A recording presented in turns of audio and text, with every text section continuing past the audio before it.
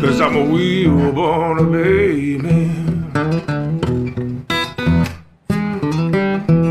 Always burn down the road.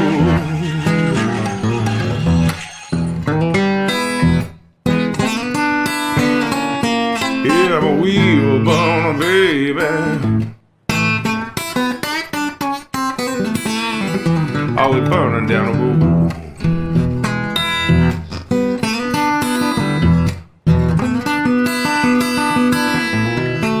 I'm a wheel-born baby. This life never gets old.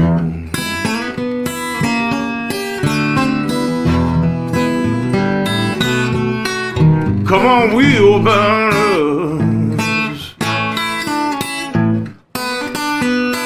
yeah, burn with me.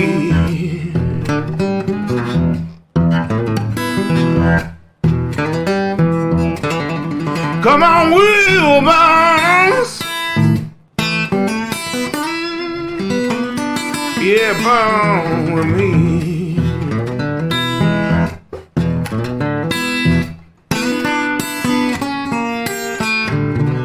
Oh, take a ride now on the Wheel-Burner Express.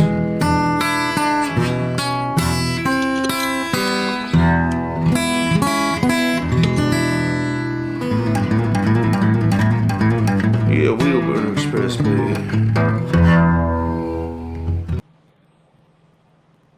Hey, what's going on, guys? Hope everybody had a good Christmas. Merry effing Christmas to each and every one of you, man. Hope everybody did well. Hopefully everybody got home. I know most of you did, and those of you that didn't get home for the day got home shortly thereafter. So hope everybody's doing good. We got nothing big going on tonight. I'm out in where the hell am I? I had to think about this. I'm in Columbia, New Jersey. Columbia. I'm at the TA in Columbia, New Jersey. Shit. I mean, it's a nice shit. My God. Dude, chaos, it's 14 degrees down here. You could probably go out and mow the lawn. There's no snow. Absolutely no snow. Nothing going on. Sorry, I just got to roll the window. I got the windows down. Like I'm wearing a hoodie and a pair of jeans, but there's nothing going on. There's no breeze, no nothing. It's dark, but other than that, I can see stars. It's a clear night, and it's 14 degrees. Let's see what we got. Let's throw some shouts before we get going here. Yeah, Dar's sleeping. Yeah, okay, that was us eating. Curtis is in the house. What's going on? Grafton, how are you? Curtis, hello, Grandpa Brian. Son, you're gonna just take a beating when I get home. Can't wait for Father Josh. Lady Boomer, I am here. Well, I am glad you are here, Boomer. Thank God, everybody. Boomer's here. Okay, turn the shit off now. Boomer's here. Bull of the Woods, TJ's in the house. What's going on, TJ? Love what you've been doing lately, brother. Love what you've been doing. Following you closely. Curtis retracted. Snorlord, the Metalhead Viking Caveman Trucker. Woo! Happy New Year. Woo! What the hell is going on in here? Arg. You can't keep it short like, hi. How's it going? Yeah, I come into your streams. It's like, hi, I'm here. Sorry, I'm late. I read your comments, Steve. I got to put on a whole display here, a whole show. Everyone have a good Christmas. Truck Yourself wants to know. 21's in the house. There's a good man. 21 and Go Truck Yourself are both members. Glad you guys are both here. Sterling's going back to bed, was having dreams about work and woke up angry as hell. Well, go get at it there, son. See you in the morning, Sterling. How was the road? Chaos already answered. It was good talking to Brian this morning. He helped me get home safely. Well, dude, that's what we're all here for. You know what? If we can talk on the phone for a couple of hours and kill a couple 100 miles, what the hell? Happy Christmas, Merry New Year. Only coming from you, brother. Only coming from you. For lease, never did anybody. Never did anybody I know any good, tell you the honest truth. Fate, boom. How we doing, Fate? Another guy I follow really closely. Love the video you put out yesterday on your costs, showing what you did for the week. Really good job on that, bro. Really enjoyed that.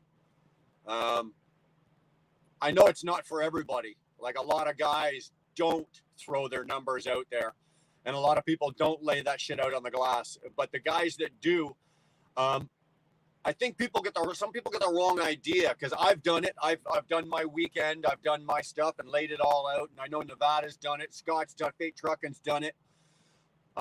Guys, don't get the wrong idea. We're not doing it because we're bragging about money, how much money. I've done it when I've had a poor week.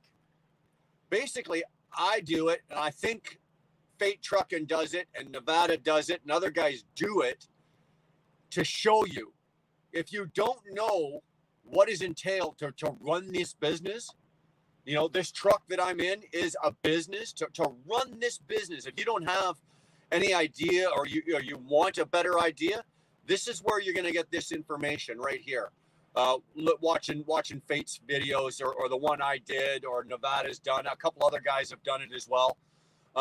Believe me, we're not doing it to brag. I'm not out here making $1 million fucking a week. If I was, you wouldn't see all this gorgeousness sitting in front of you on a YouTube screen. Believe me. Truck yourself. Yeah, most are shitholes. You're absolutely right. Jeremy, how you doing, brother? Long time no talk. I got in and out. I got in there and I had an hour and 20. And I was looking at the map, and I was looking at the truck stop here, and I just went, fuck it. Right? I already had the switch done. I was already done, ready to go, and I still had an hour and 20, and I went, I could hear your voice going, no, you'll never make it, the traffic. And I'm going, yeah, hold my beer. And I went. And I made it in here with 14 minutes. 14 minutes, Junior. That's how it's done. Old man, young man. Old wise Jedi, young Padawan. Tell me it can't be done. Don't tell me it can't. Fuck you. Did it. Done. Organized. I was meaning, how's the road as your week, not the weather. I had a really weird week, be honest with you, bro. It was one of those weeks that, because of the holiday, it screwed a lot of shit up for reloads from the States coming back up. So we had dedicated freight going down, right? It's contract freight going down. And all of our, for the most part, most of our contract freight coming back this week were either closed or they didn't open until too late in the week. So everything I've done, I've run all the way down. I've made this will be my third round trip down. I did 3 jerseys this week. Well, I did one PA. Where the hell did I go? I did one PA, King of Prussia PA, and then I've done 2 Berlins. And with the exception of the one I'm on right now, this one had a reload. I had to go over to Fairfield, New Jersey for the reload for that. That was 100 miles out. The other 2, I went back empty. There was no reloads going back. So it's still a good week. It's good for fuel because the loads coming down were only 12,000, 13,000, and 18,000 coming down, 18,000 pounds. So all 3 loads coming down were under 20 grand. And I went back empty on 2 of them. And this one here is only 14,000 I've got in the box right now. So good for fuel. But hey, you know what? It's worked into the budget because we know we've done this year after year after year. We knew that we weren't going to be having any loaded miles coming back up to Canada. So it's not bad. You know what? I'm still going to come out with about 20. If you run the whole thing out, it comes out about 25 probably about 2,600 miles. 2,600 miles for the week. Not bad. It still paid the bills. It paid the bills. All the bills got paid. The lights are on. Roof is still over the house. Everything got paid, and there was a little left over. Wasn't as much as usual. Not what I would like to see in the bank, but there's still some left over. I'm good with that. Dar, hey Jer, Jer, hey Dar. Boomer is laughing.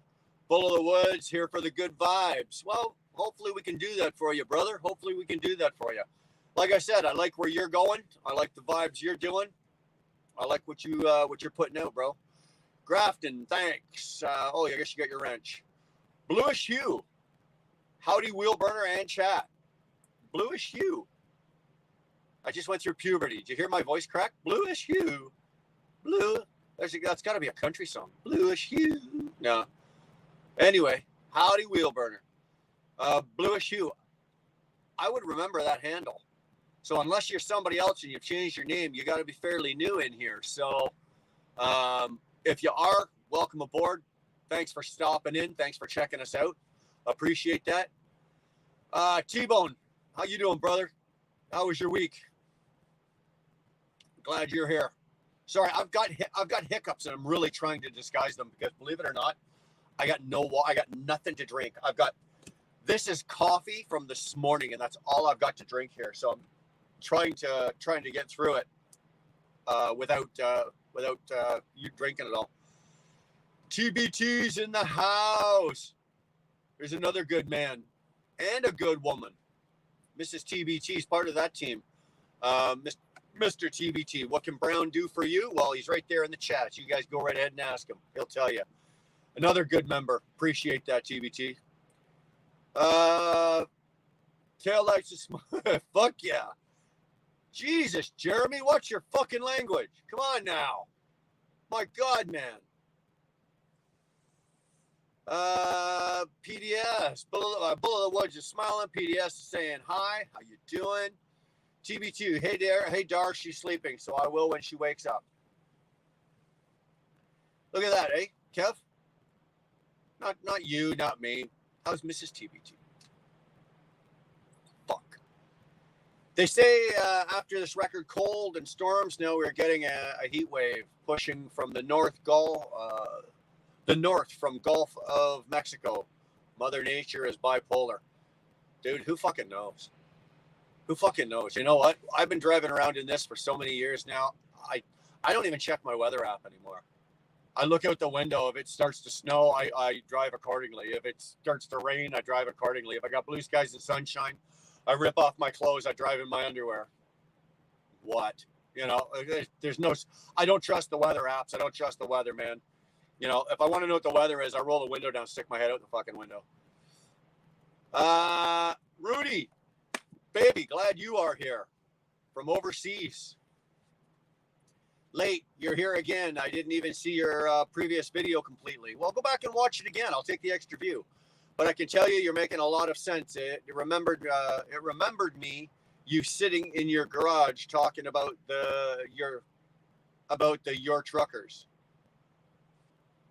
Rudy, don't make me have to get a translator.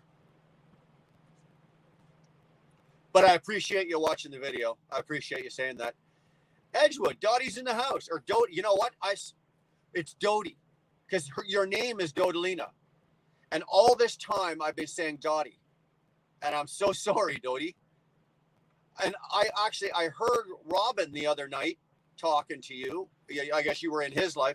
And he was going, Dodie this, Dodie that. And I was like, why is he calling her Dodie? And then, I don't know, it was today, something clued in. Your name is Dodalina, so why would your name be Dottie?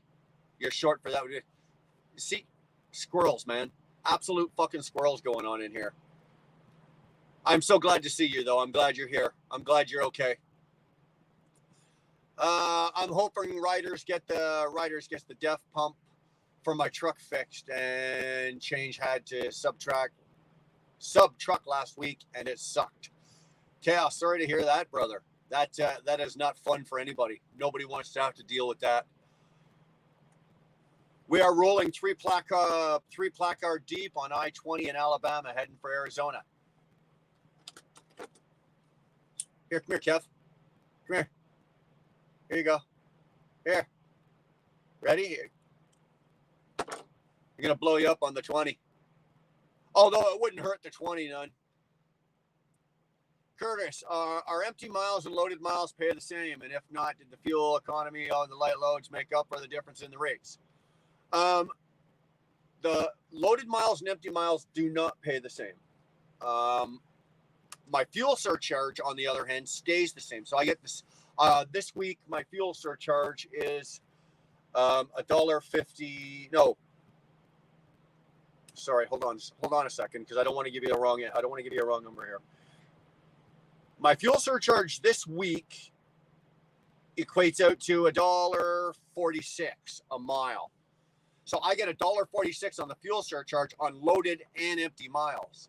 On my loaded miles, I get $1.55 a mile. On my empty miles, I get $1.25. But if you take $1.25 and add $1.46, that's my mileage on my empty, and then you take $1.50 and you add $1.46. Right, that's my loaded miles. It still comes out, and then the loaded miles on the trips down, I was at about 8.3, 8.4 miles per gallon, but coming back up, I was almost at 9. Now, mind you, you guys all got to remember, and I was having a talk with a guy the other day, and he was complaining that his truck runs 8.5 steady all the time, 8.5, and it's a new truck. This is his first year with it. He got it last spring. And his truck runs 8.5 steady. And in the last 4 weeks, he's running 8, like 7.8 to 8. And he can't figure out why. And he's calling Freightliner, and he's losing his shit. And it took me 10 seconds to figure it out for him, because I go through the same thing we all do. It's cold. And you're using winter fuel. Winter fuel has an additive to it. You automatically... This truck here, I lose almost half a mile per gallon, 3/4 of a mile per gallon. I lose in the wintertime, right? And it's just the cold air, and it's the winter fuel in combination. So don't lose your shit if you're fairly new at this, and all of a sudden your fuel mileage, you think, oh my God, my fuel mileage is tanking. Don't start losing your shit. If you're losing as much as 3/4 of a mile per gallon, it's just the cold air. If you're running around and it's below freezing and you've got winter fuel in your truck, that's why your fuel mileage is tanking. So my fuel mileage, I guess on the whole thing, I got to wait till I get back up tomorrow, Curtis, and wait till I get rolling or get home tomorrow. And then, of course, I break out the computer and do all the math on it for the money and the fuel and all the shit. But just roughly guesstimating, I'm probably going to average probably about 8.4, 8.5 miles per gallon on the 3 rounders. And with the added fuel mileage of going back, my empty rate is $1.25 plus the fuel surcharge. But when you're running 9 miles per gallon, it's probably equivalent to making about $1.35 a mile. So that's why I say it's not hurting me any. It really is. It's not. The only hike. Hey, I got to look at that on 4 different angles. I went through this last week with your name, bro. Bluish hue. Right on. Thank you. You're welcome. Am I right? Are you new to the channel? If you are, throw a thumbs up in there and let us know, man. Where's all the pop? I don't know what you're talking about, Dar. You need some trucker water. Yeah, well, you know what?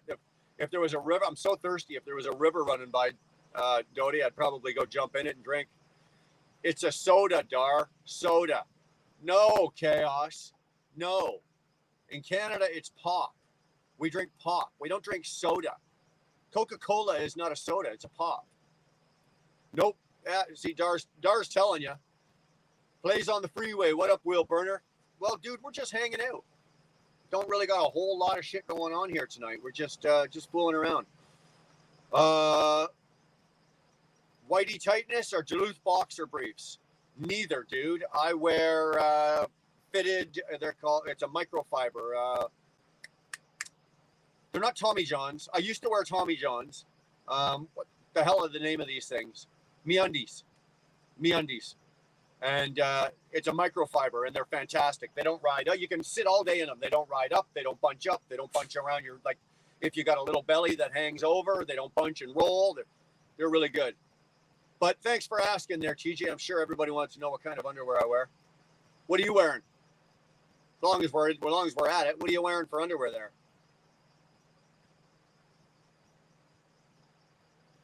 Well, based on that statement, I hope that you're not happy that I got good weather, eh? Boxers. Nobody wears boxers anymore. Amen, Dar. I hate people that call all soda Coke. Are you guys agreeing on something? You guys knock that shit off, please. Those are boxers, bro. No, they're not boxers. Boxers are baggy. They're brief. These are briefs. They're called briefs. Now, Dar and Curtis right now are feverishly Googling to find out what they are. I personally don't give a shit. They're comfortable, so I don't care. It's both soda and pop. Well, remember back, I think it would have been in the 60s, it was called soda pop, right? When you went to like one of those drive-in diners or drive-up diners, it was called soda pop. So boomers got it both right. Everybody's wrong. The boomers right. It's both soda and pop. Organized chaos. I've heard it's better to pay for the hazmat at TBT. Chris Freestone's, hey guys, Chris is commando. Anybody? Chris is commando. Gar, anybody? Sorry, Chris, tried to hook you up, bro, but nobody's biting. A pop is my dad. A Coke is a soda. You got it. T21. Go get Dr. Pepper and a Coca-Cola. Well, dude, I'm not about to leave the line. You know what? I didn't have enough time. From the time I got parked here to the building's got to be at least a quarter mile away.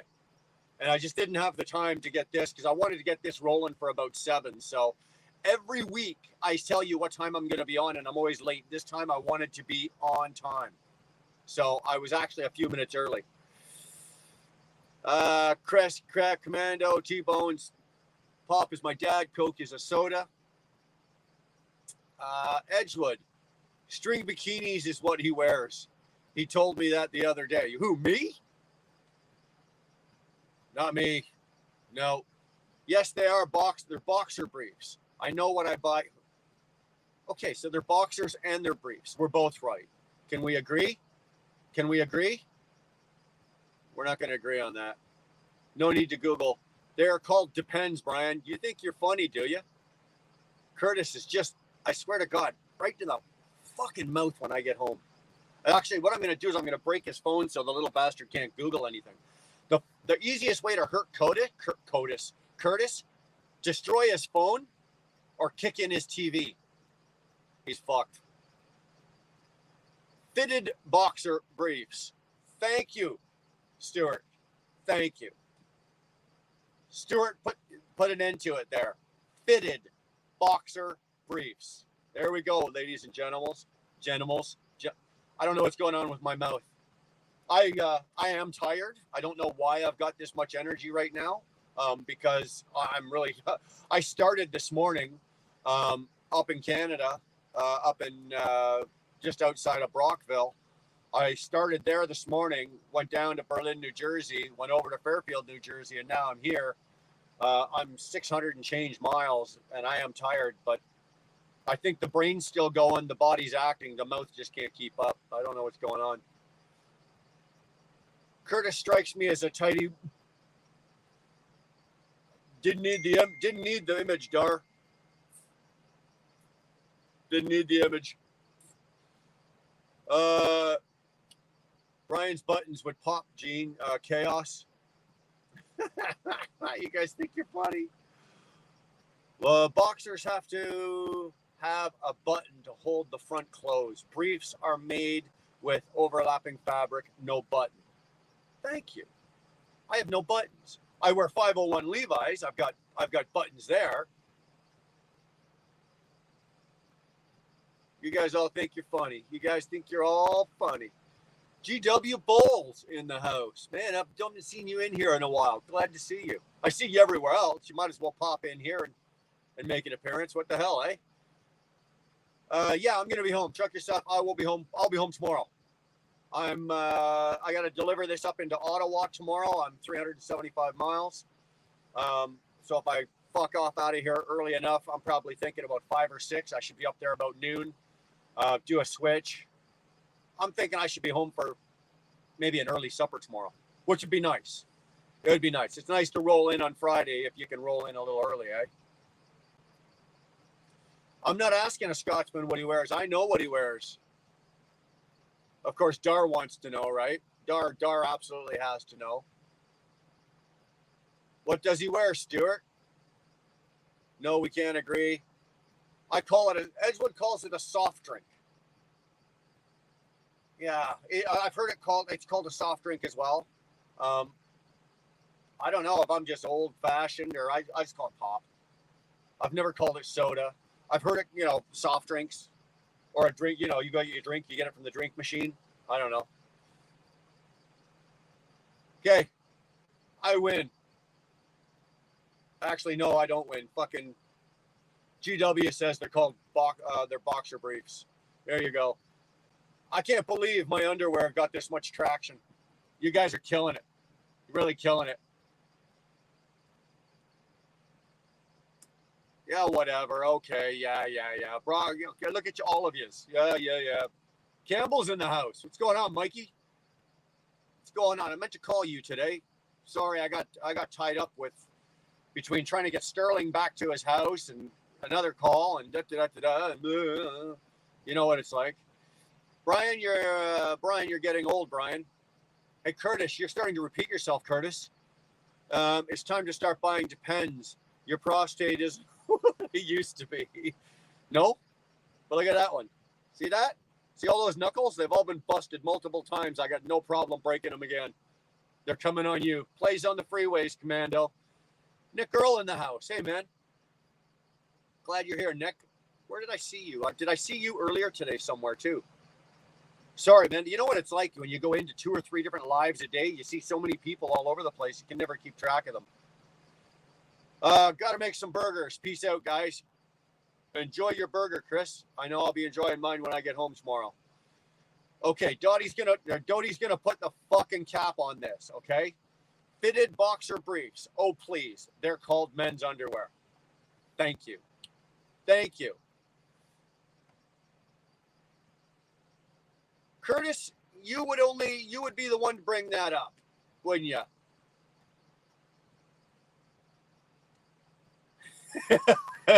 I was waiting for you to show up.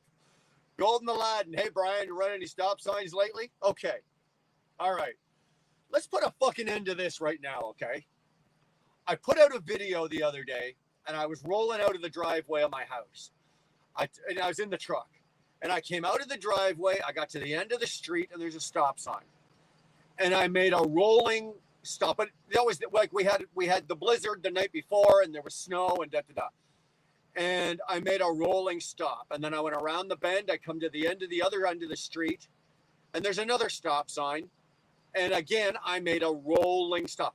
And I don't know how much fucking grief I caught for 3 rolling stop signs. Guys, I was in the truck. I was bobtail. I had no trailer. If I would have stopped on 2 of them, I was on an incline going up. If I would have stopped the truck, I would have not got rolling again. I would have probably just started spinning and rolling backwards. So, in my defense, I'll take shit for one, the very first one. The other 2, you guys can suck a bag of dicks. Besides, I live there. I know, like, I wouldn't have done that if I was in your neighborhood or something like that. That's the neighborhood I live in. Everybody knows the truck. Everybody knows who I am. And there's not a cop in the county that would have pulled me over or stopped me or given me a ticket for doing that. So, anyway, thanks for bringing that up, Rick. I love having to explain myself. Yeah, Dar's liking this. Oh, wow. How do you wear 501s? So hard to unbutton to pee. No, dude. Pinch. You pinch the top, undo the top button. You pinch and just pull it sideways. So you pinch it and just pull it, and they all go pop, pop, pop, pop, pop. They're only hard to unbutton the first couple of times. Once you've washed them a couple of times, Dude, I can unbutton these and be out of these faster than you can pull your zipper down. Guarantee you. Guarantee you. And if you want to race, I'll race you. Chris is out. Dar, don't cake home too early. She's saying don't come home too early. Yeah, well, I got to make sure Chicken Hawk's not there, right? Make sure my side of the bed's all nice and cooled down. There's no indention. Make sure you get him out of the house, eh? Holy fuck balls. Look who showed up. Jesus, Age Jumping Murphy. He hasn't been here in so long. Hold on, we got something for you, James. OTJB, a legend in his own mind. OTJB. I don't have a clue what the fuck just happened there. In his own mind. OTJB. That's what you get when you have faulty equipment. A legend. Whatever. OTJB, James Best is in the house. How we doing, bro? Haven't seen you around in a while. Looking forward to seeing you spit something out. James used to be an underwear model. Yeah, I could see that. That's a lot of fucking Illinois sexiness over there, coming out of that town. Can't blame him. All right, well, are we still on this on underwear? Really?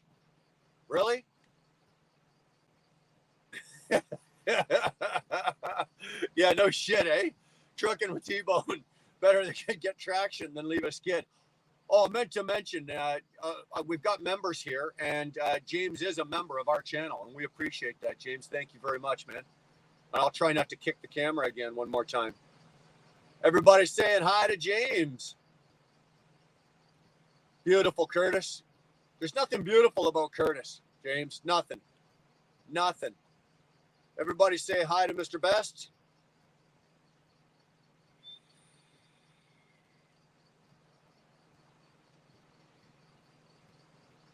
What's up, Stuart? Stuart's in. This guy trucks. My boy.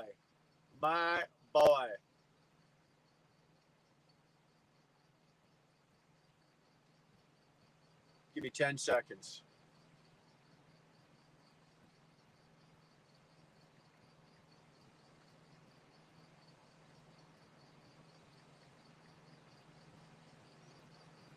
Ten seconds. Start counting. 9, 8, 7, 6, 5. Stuart, 21. Curtis, wow. Brian running stop signs. Very unsafe. Wow, yeah. You don't want me training you, man. Let me tell you. Although I did have Mr. Bees. Mr. Bees was in here and he picked it off as well, and he was chewing me a new ass. And I told him, I said, there was 3 stop signs and only one of them had that white trim around it. And I told him, in Canada, stop signs that have the white trim around it are optional. He believed me. And I was like, then he goes, I was just busting your ass. I says, man, I'm just busting yours. Josh is in the house. It's Father Josh. Hey, Curtis. Yo, tell that story to the judge. The judge.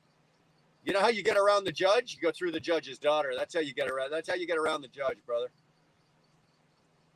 How's the schooling going, Josh? Ladies and gentlemen, you're probably going to find out in a few minutes. GW, the other trucker, James Best. Wait till you see the puppet of Willie I ordered.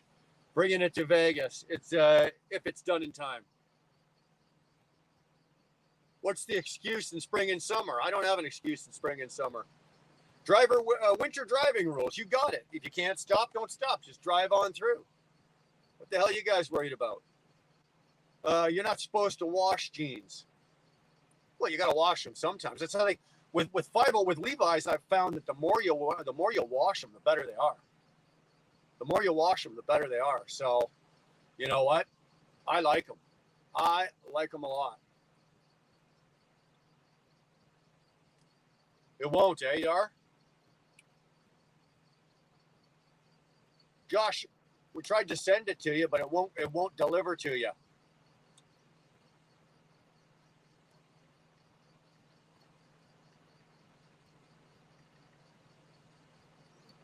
Oh, well. Oh, well. Greg, I got cutoff combines with suspenders. That is sexy, Greg. That is sexy. I love seeing old guys running around with cutoff jeans, suspenders, and a dress shirt with long sleeves. That is hot. Your side of the bed is hairy because the dogs have been sleeping there. No, that's that big old fat Greek guy you've been fooling around with, lady. You know it. I know it. Yeah, Dark. Yeah. I need that for my buttons. Curtis, you unbuttoning your underwear and GW Bowles unzipping himself. That's a bit gay, Brian. That's what you're here for, Curtis. That's what you're here for. Curtis is here for the gay. Just so you guys know. That would be a crazy race to see who can pull out their weenie first. It wouldn't be a crazy race. Bam, it would just happen. You pull those buttons, it's an explosion, let me tell you. Sounds like a docking fest. No, that goes on other channels. I wish I had Curtis in my basement. James, I'd be happy to give him to you. You know what? I got a shirt and shit. I'm sending you this week, and if I could stuff Curtis in there with it, I fucking would. If I could stuff Curtis in there with it and send him down to you, bro, he's all yours. I can give 501 unbuttoning lessons. I used to sell them. Well, I've worn them. That's all I've worn since I was 19. It's the only pair of jeans I really wear. I've had a couple other pairs of jeans that were a little dressier, but 501 Levi's is all I wear. That's all I wear. I don't want to jinx it, but has anyone heard from local guy recently? I have not. I've been around for a while, doing a lot of lives in the last couple of days, and I really haven't. James, I'd be drinking with you, brother. Yeah, you guys would be doing belly. You guys would be docking your belly buttons. Never mind your dicks. You two would be having your shirts off with your nipples touching, trying to see who can make that suction. And you know that noise. That's what you'd be getting. You're slapping James and fucking Curtis belly buttons together. That's what's going on there. Both of them are sitting there fucking happy and horny. I have seen Nomadic Brit. You have seen him or you have not seen him? GW, fuck local guy. Well, if you feel that way. Yeah, James James belly shots. How is Brit? Haven't heard from him in a bit. As far as I know, he's okay. He sent me a text message yesterday, so I know he's alive. Back and forth, so I know he's working, he's breathing. Oh, you gonna behave?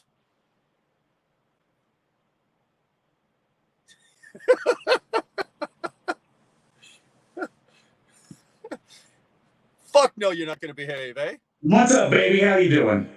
Not too bad. What is wrong with your mic? You sound like you're coming through. You sound like you're coming through like an equalizer. Oh wait, I forgot I had this thing on. Hold on, is it Better. We got a bogey on our 6. Bogey on our 6. All right. Let me go ahead and fix that up. Sorry about that. How about now? Now you're sounding good. All right, there we go. You're sounding better than you look. Fuck, that's yeah, that's not a high bar. What's up, brother? not a whole lot, man. Not a whole lot. I am glad to see you. No, I'm glad to see you too. I was bored with not being on YouTube, and I've been harassing James Best for like a week. Bro, Have will you? you go live so I can hang out with you? And he's like, yeah, we'll totally do that. And then Old Faithful Wilburner comes through and gets me to hang out with him. So love it. Notice, ladies and gentlemen, notice how Josh says old, right? Old Yeah, Faithful. always. Old Yeah. Faithful.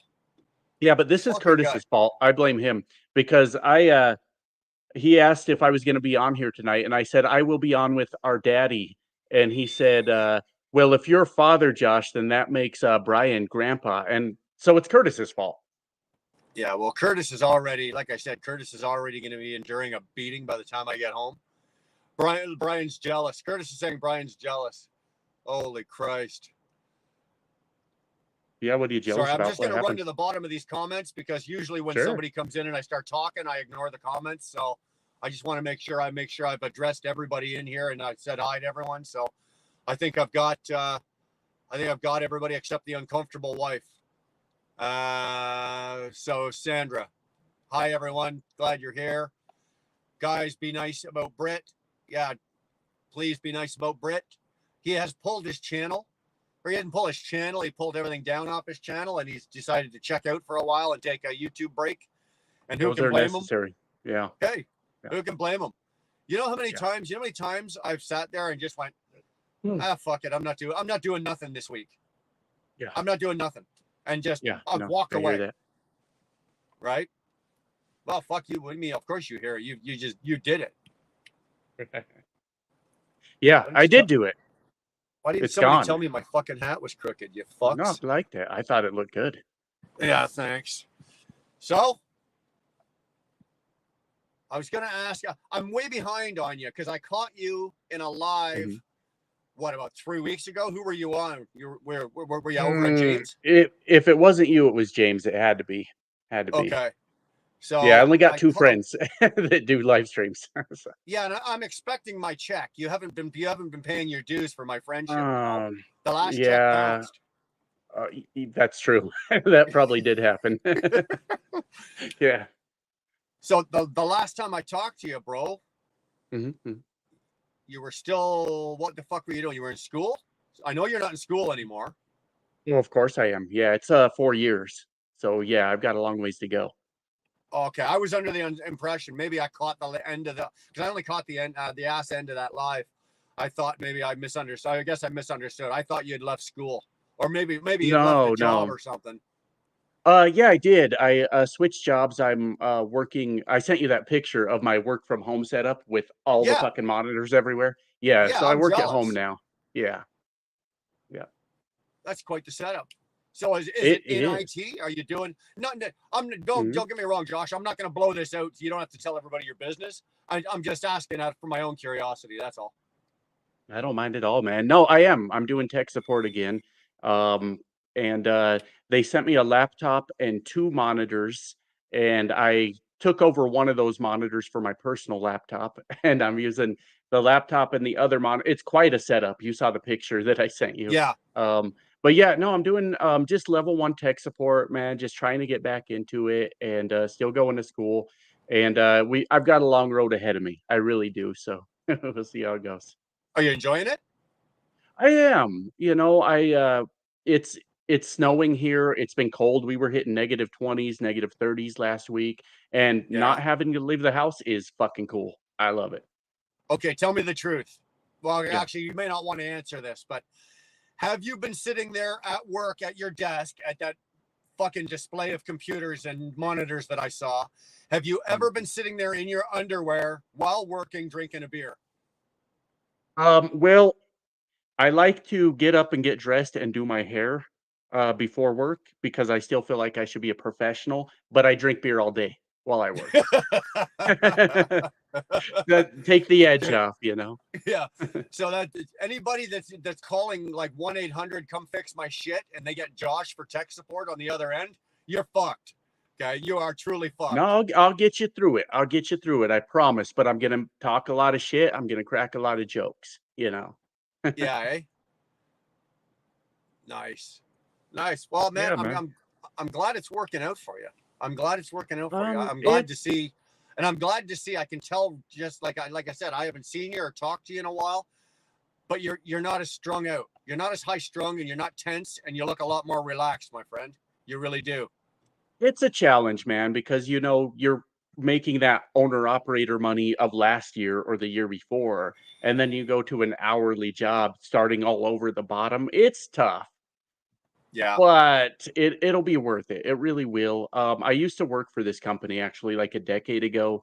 They're interested in promoting me and all that nonsense. It's a challenge. But I want to ask you something. Sure. I was looking at, let me find it. Let me pop up something on one of these fucking monitors because I got so many. You have a video that I haven't watched actually from yesterday that said, "I failed as an owner op. It's time to get out." So I haven't watched the video. What happened? Are you good or? Go watch the video. Okay, fair enough. All right, see you later. I'm No, I'm just I'm kidding. good. I'm good. I'll tell you honestly, 100%. The title, clickbait. Mhm. It Okay, worked. fair enough. It That's fucking good. worked, No, right? no, you have to.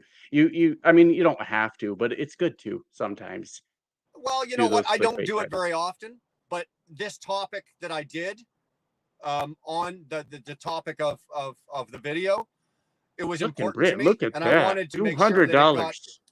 got as much views. Yeah. But let's talk Holy about Brit for a minute. Yeah. fuck me. Go truck yourself. No meltdown. I just Yeah, watch yeah. 4 channels now, and this is one of them. Brits kick everyone's ass at tanker driving. Yeah, he did. Ladies And kicked and everyone's gentlemen, ass at super chats too. Good well, lord. we've got royalty in the house because we have the highest earning tanker driver in Schneider, working for Schneider right now in our presence. The highest earning for the 2022 fiscal year, the highest earning driver for Schneider tanker division, Nomadic Brit. Yeah, Is that a whatever. fact or is No, that that is a fact. That is a fact. really? Yeah, Oh, that's I no mean, shit. That is a Schneider's fact. huge. That's impressive. Yeah. Yeah, That's cool. Nice.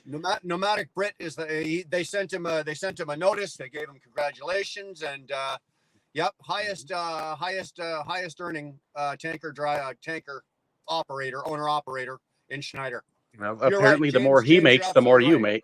make. Yeah. So- He's a fucking James says he's a machine, and he's absolutely Yeah, right. yeah. Fucking That's Brit is awesome. great, and you guys are right. So Brit is great people, and just so everybody in this place knows, he's one of my friends. I consider him a friend. I talk to him on the phone. I text him. I email. Well, I don't email him. I really don't email anybody. But I was very happy with his good news. I was, and to be honest with you, this as goofy as this sounds, I was proud of him, considering the fucking year that man has had in regards to his personal life and everything that's going on with that guy. To pull that off, better man than me. I'd have been digging holes and laying out bodies. Brit, he went out and made money. Fuck yeah. No, that's impressive to do that at Schneider. Wow. I mean, they're Yeah. huge. No, Yeah. that's super impressive. But here's another fact for you guys, and this is gonna piss off the Americans, right? An Englishman is the top fucking driver for a major U.S. carrier, a large U.S. carrier, an Englishman. You got some truckers pissed off saying that. Be Well, yeah. careful. Well, there's a kicker in the here's a kick in the ass. Everybody knows who Mercer Transport is, right? Out of Louisville, Mhm. Kentucky. It's all owner operators. The top Mhm. earning driver the last 3 years in a row is a Canadian for Mercer. 3 years in a row, Gordy's been the top earning driver for Mercer Transportation or Mercer Transport. Nice. Hell Not yeah. bad. You guys Not are bad. getting your asses handed to you by foreigners. What's going on? Well, a lot of times I'm trying to figure out how to word this because it's about where you're from, Will Burner. Like you're from Canada, so does anything fucking scare you as far as road conditions go? No, Who not a whole cares, lot. right? Yeah. I'm from Colorado. I've lived here my whole life, and you get the guys from like Tennessee or Texas, and they're like, I don't even drive on snow. Of course you're gonna do better. Of course you are. Yeah. You know, Yeah. that shit don't scare you. You ain't afraid of that shit, not even a little bit. Yeah, my options are so much more as for what I'll do with weather conditions than other guys, right? Mm-hmm. When some people pull over, Brit just drives on by, gives them a little wave and a honk, and shows his Union Jack and goes, bye. Throws those chains on and keeps rolling. Hell yeah, fuck yeah, You Brit. know what, Josh? That's something I don't do, dude. I do not throw Really? chains. Nope. We got to talk about this. A Canadian that doesn't throw chains? No. What the You know fuck? what? If the weather is bad enough that I have to throw chains, I'll pull the brakes and go to bed. Nothing's worth it. There's not a single load, in my opinion. This is just me.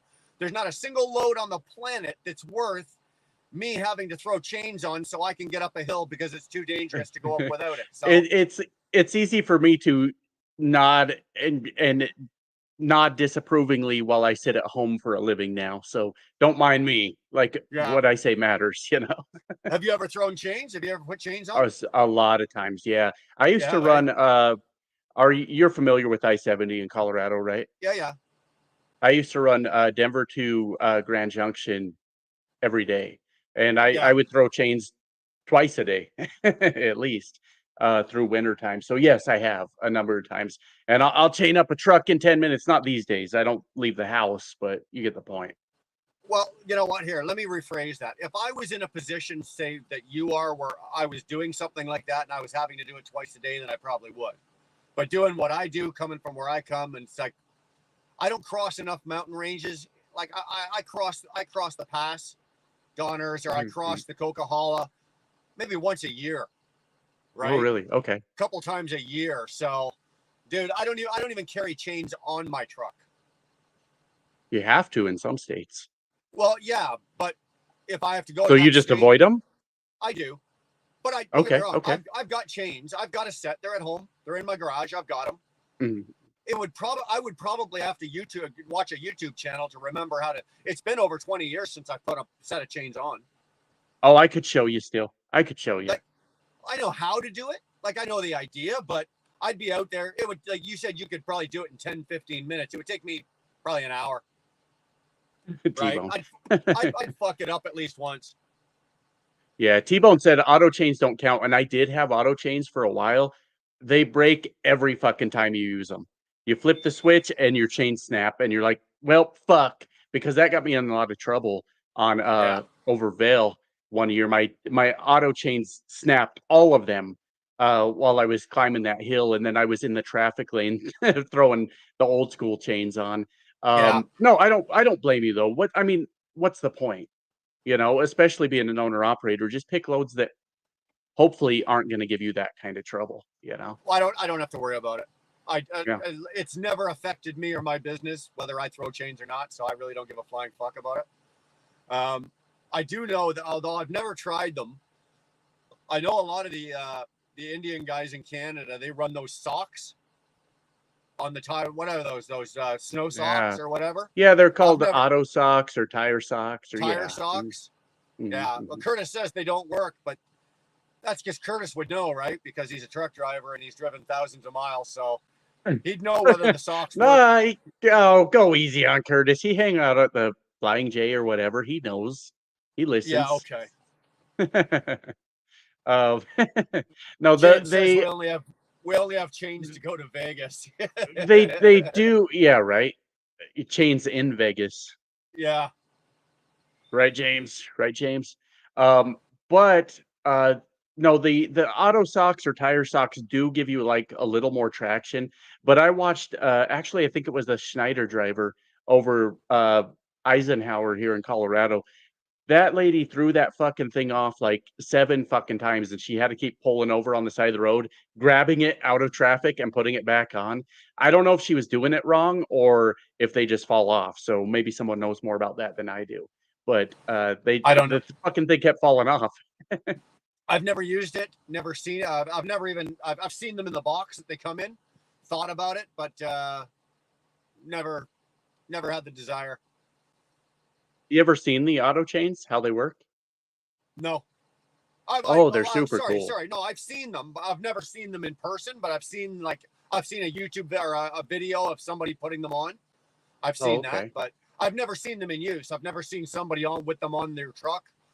Dude, they are so cool. They're flawed. Don't get me wrong. They break real easy, but they're chains hanging from a disc, right? You got a disc, and then there's just chains hanging from it. And you push the button and it swings the disc into the like sidewall of the tire. And when it hits the sidewall of the tire, it makes the disc spin and swings the chains under your tire as you're going. It's super cool. They break a lot, but it's a super cool idea. So then why have them if they break so easily? Are they supposed to be like a short-term solution, or it's not a perfect idea yet, you know? Yeah. So why have them? because maybe for a day you don't have to get out and chain up, I guess. I don't know. It wasn't my money. It was I worked for a company then, and they paid for them every time they broke. So if I was doing it from a owner operator point of view, you're right. Why have them? Yeah. I'm not carrying them. I'm not gonna. I never will. I'll be retired. I will retire before I put a set of chains on my truck, so I'm not worried about it. Fair enough. Hold on. Oh, I've had chili for dinner 2 nights in a row. Oh, I don't know. Second night's not agreeing with me here. Yeah, probably don't smell great in that truck. I've been there. Well, we're not there yet, but yeah, I don't know what I'm gonna go to sleep with the windows open. I know that. That's for sure. Yeah, you're gonna have like that 3 a.m. sprint to the fucking bathroom. Been there too. Yeah. No, there's it won't make it. I'm telling you right now. I'm at the TA in Columbia, New Jersey, and I'm at the there's 2 parking lots, right? One at the main area and then one way out in the back 40. And if I had to walk to the building right now, it would probably take me 15 minutes just to walk to the building. So if I'm sprinting for a shitter, there's bushes back there. Okay. It's bushes. Cool. The rolls of toilet paper are right up there, and the bushes are right back there. Sorry. What can I do? Yeah, I've been there. I've shit in the bushes and in bags, and I used to be a trucker, believe it or not. So I've been there. You've driven a truck, you say?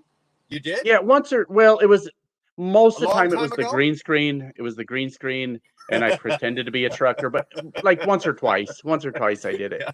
Yeah. You had a little guy sitting beside you over here making truck noises while you were driving down the road, right? Yeah, that was a thing too. Yeah, I always laughed at that when I was making videos driving a truck, and I never drove. How long you been driving? 31. Wow, that's a long time. I did 9 years. But I would have like 5-year truckers being like, "This guy trucks isn't even a real trucker," and it's like, bro, I'm in a truck. And drove twice the amount of time you have, but I don't care anymore. But I always thought that comment was kind of funny when people Well, here, say let's that. put that in perspective for a second, okay? Yeah. 9 years. It takes the average driver, Mhm. 8 years to hit 1 million miles. You know anybody that would ever make fun of a 1 million mile driver? I don't. No, not at all. They would never say Not a at word all. about it. Never. Exactly. Anybody out there that's got 1 million miles under their belt, to me, you've got your chops. So Right. you got 9 years. Chances are you broke 1 million, unless you were a lazy fuck. Yeah, it could go either way. It could go either way with that. You're close. Yeah, I gotta be. Yeah, I never kept track. Really. So I don't know. I have no idea. I don't keep track of it either. But you think about it, right? I'm The glad you average don't. driver. Yeah. If you were the guy that like talked about how many millions of miles you drove, I wouldn't hang out with you. I'd be like, fuck this guy. He's on about his miles.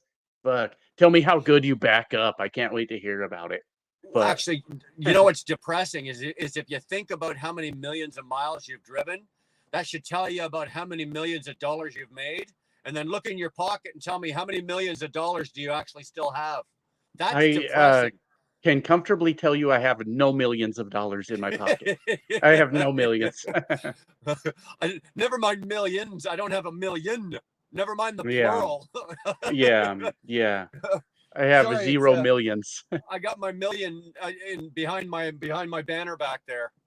Yeah, right. It's hiding right there. Yeah. No, I've thought about that so many times because let's say right now, and I don't know what a company driver makes, but let's call it 50 cents. You ran 1 million miles, you should have a $500,000 in your pocket. Obviously, you got bills to pay. But most guys, do we have anything to show for it? I'm not sure we do. I don't have so much to show for it. I live indoors, and that's good. Well, yeah, I have plumbing. How's that?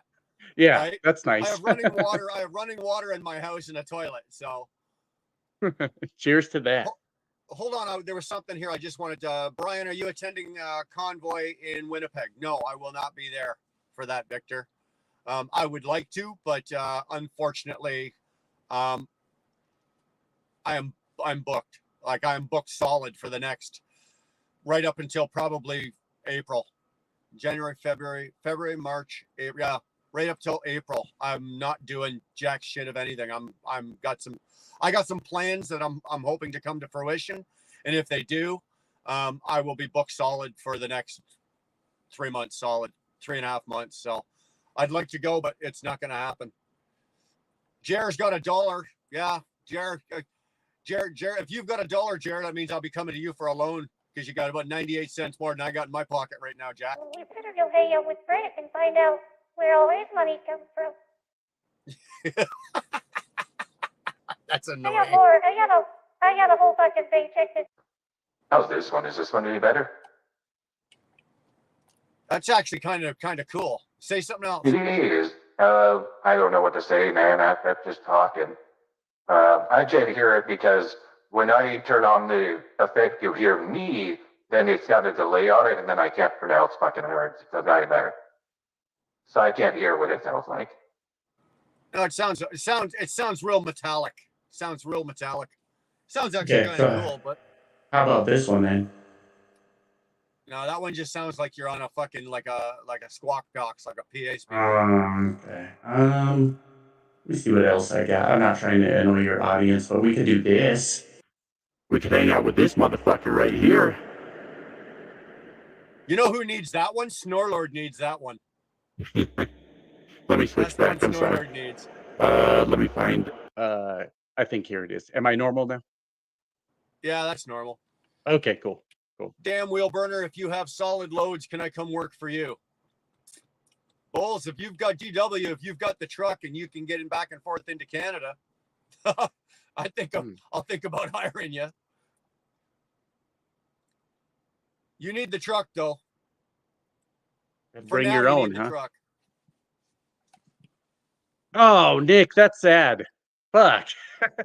Nick worked his ass off for that. Damn it, Nick. Fuck. Now I feel bad. I'll drink for Nick. Yeah. Yeah, this is Nick's fault if I get drunk. I'm not feeling too bad about myself after reading that. Yeah. I don't drink, Nick, but I'll drink cold coffee for you. I'll punish there you go. myself with cold coffee to make you feel better, Nick. Yeah, it's like that though. When you get into that kind of lifestyle, a failed marriage, fuck, that happens. It absolutely does. But what else did he say? Failed engagement, 2 car repos, and a bankruptcy. Well, Nick, you got to pay the bills. You got to pay the bills. But yeah, like trucking, unfortunately, is a lifestyle. So you will have failed relationships in most cases when you do that. Yeah. Sorry. Well, if you think about it, think of all the friends that you know that are truck drivers and ask them, or you probably already know, how many of those guys are still on their first wife? No, that's super rare. I'm not. Yeah. Fucking most guys I know, my best friend Jer, he's in here to tail lights and smoke. He's not on, he's on his, what's that, Jer? Your 12th, 13th Ours just wife, broke up something like with you. that. That's Yeah, it. I mean, Dar says now we're breaking up. That's good. yeah. That's good. Now Well, James can come up shit. to Canada and he's got a place to sleep. There you go. He's in southern Canada already. Yeah, actually he is. He's in Yeah. Illinois. No, it's a very rare thing, man. Like I drove a truck for just about 9 years, and I've been married for 16, I think. Yeah. That's super rare. It's not really a thing that happens. Yeah, I don't know. I I feel bad about what he said. You're probably the only one I know then that's on his original. Plays on the freeway. There I just Well, said, no, I'm still I on my was first wife. I was married actually once before this, but this was years ago. Like I was 21, 22. And I met a girl. I knew her for about a week, and we went to the courthouse and got married, and it lasted like 2 years. And then then she was like, "Get the fuck out of my house." But this is actually my second wife, believe it or not. But it's been nearly 2 decades now. That's Yeah. crazy. Yeah, but this is your first wife that's been involved in the trucking. Your first wife Yeah. obviously wasn't trucking related. This industry Right. chews up. This industry just chews up marriages. Oh no, it does. It Like absolutely it does. just chews up fucking marriages. And if tomorrow I decided to jump in the truck again, she would hate it, but she would still support it. You know, she would. Actually, I was going to ask you that. If you Yeah. decided to go, if I bought a truck tomorrow and said, "Hey, Josh, come drive my truck for me. I'll pay you, 120 grand a year salary, and I'll pay your fucking medical." Would you? Well, then I would have to take that deal. Yeah. Yeah. Yeah, but would she be happy about it? Would she be happy? That's probably a negative, but would she feel comfortable because of 120 grand with medical benefits? Of course she would. Yeah, it's So, funny. It's kind of, isn't it kind of funny how the dollar value decides how your wife's level of unhappiness? well, interesting question. I don't know if it's that. Um, but my wife is huge on medical insurance. We got to have medical benefits. We're not Canadian, so it costs all your money to go to the doctor, right? I hear you. So she's huge on that. So if we have, and Dar says security equals happiness, which is a thing too. And It there is. was a time where it didn't matter what her or the kids wanted. I said, go buy it. I don't care. I don't give a fuck. And we're kind of in an adjustment phase now because I'm starting all over in the IT field. So it's different.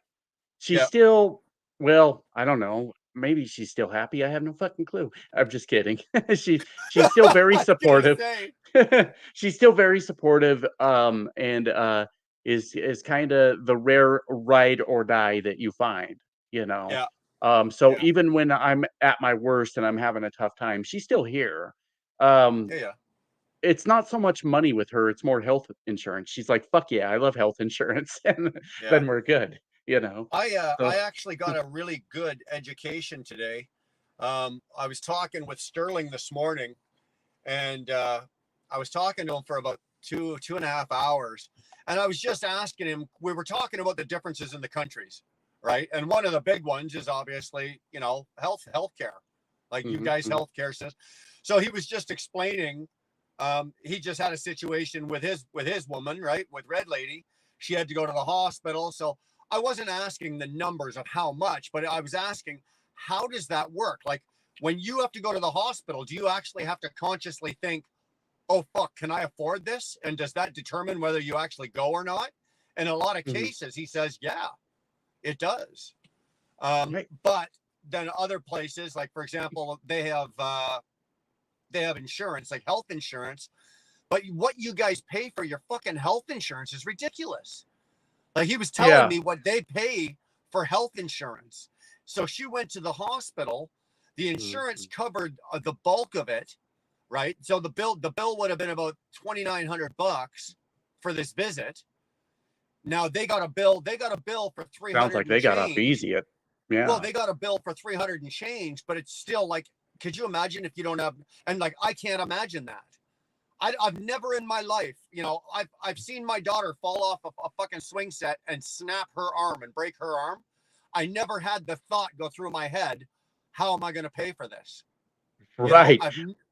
Bro, you have no idea how protective I am of my kids because I'm like, don't get hurt because that will literally send us into bankruptcy. We'll live outside if Well, you break your arm, you know? exactly, Yeah. exactly. How do the people in the U.S. that aren't fortunate enough to be able to even afford because like he told me what he paid in health insurance for a month, and I'm like, fuck, man, that's like 2 car payments, right? Yeah. That's two. That's And like I having got 2 fucking cars. no, you're right. I got lucky where I'm at now. My health insurance is about 400 a month. That includes medical, dental, vision, right? But dude, when I Now, was trucking, hold on, go Josh, ahead. is that for the whole family or is that just for you? Yeah, that's for the family. Oh, So okay. it's not bad. But when I was trucking, everybody, here's a thing, Will Burner, that people always said about trucking. Don't work for mega carriers. Go work for the small companies.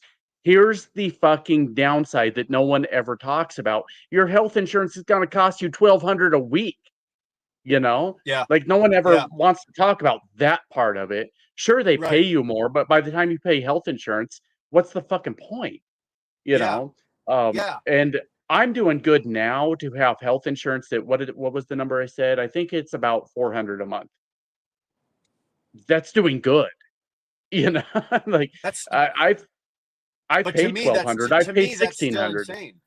To Right, me that's still and it should insane. be I don't get right. like we go to the hospital, your wife gets pregnant, you go to the hospital, you have a baby, they give you flowers, they give you candy, they send you fucking home.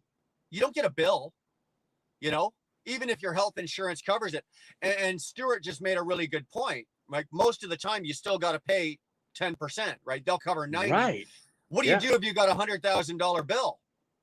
Right? You go You're on the hook bankrupt. for Like you're on the hook for 10 grand. You know, unless you've got right. 10 grand laying around. And most people don't. You know, my No. grandfather died. My grandparents were snowbirds, and he died while he was in Florida, a snowbird in Florida. And the bills for the heart, like he had a heart attack, and then he had open heart surgery. The bill itself would have been almost $500,000. My grandmother would have had to pay, but they had out of country insurance, and it was all covered. But Right. $500,000, Right. $500,000. What if you got nothing? Like, Right. Yeah. if you have a heart attack and you've got like, and let's just say you've got the insurance, okay, you still got to pay 10%, 50 grand, dude. You're going to the bank and taking out a fucking loan to pay your Right. medical bill. No, it's a very real thing here. My wife has strict fucking orders. If I have a heart attack, don't call for help because we can't afford that. I'm worth 80 grand dead. My company gives me like a free life insurance policy that's 80,000. Don't call for help. Don't call for help. I'm worth more money fucking dead. Just Yeah. take the money. Take the money and run. Don't cry for me. Just Yeah. get your fucking money, you know. Well, I'm almost there with Dar, right? My life insurance policy is for it's a lot more than 80 grand, but right now my earning potential still outweighs my life insurance policy. So once my earning potential, like I start getting a little older and my earning potential, you know, but once the scales tip the other way, I got to start looking over my shoulder. Just pull the plug, yeah. Right. I'll be looking for a fast moving red Honda coming down the driveway while I'm down at the end of the driveway, right? Exactly. Yeah. I've told my wife that. I'm like, if I get fucking cancer, there ain't gonna be no fucking chemo. That's too expensive. Yeah. Okay. We'll just let me die and collect that check and pay off the bills. Okay. Just do that. Yeah. Well, Boomer says you have to let it go to collections. Right. Now here's a question. Maybe you can answer for me. If you go bankrupt and you owe 10 grand to the hospital, can you go bankrupt on that, or do they still come after you? Let me. You know me. I like to look stuff up. So I know, that's why I let asked me you. Google that because, like, education you can't write off in a bankruptcy. How would I type that? Can you claim medical bills in a bankruptcy? But what I do know is that they never actually collect. They'll call. They are a type of debt most likely to be discharged or wiped clean in a bankruptcy. That's the first thing I saw on Google, so take that for what you will. I don't know if Okay. that's fact or not, but it sounds like you can claim bankruptcy on the medical bills, but like student loans, forget about it. Like you can't. You just can't. Anyways, I gotta piss, so I'll be back. Hey, knock yourself What out. Enjoy yourself. whatever questions you got, keep them in mind because we can talk about this shit. Yeah, all right. What's Bull saying? GW, most health insurance in the States is your monthly premium plus about $9,100 a year out of pocket max, or $15,000 max for the whole family. See, it's just so complicated. You guys got to, you remember in Canada, and when I was talking to Sterling about this, that there is a drawback to having the insurance that we have. Canada is, I think, the second or third highest tax country in the world. Like, we pay the most in we pay like as compared to, say, the United States. We pay more than you guys in income tax, our property taxes, all of our taxes and everything that we pay are significantly more than you guys. So that probably would balance out some that support our medical system. Hold on, Josh had to piss, and I got to turn the heat on.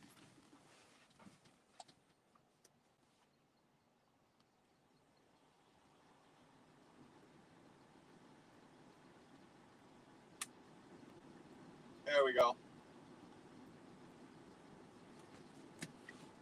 So there is a balance. Like I said, the payment of, we pay higher taxes. So because we pay higher taxes, that does cover a lot of our medical and our insurances and shit like that. You'll never hear me bitch about how much tax we have to pay in Canada.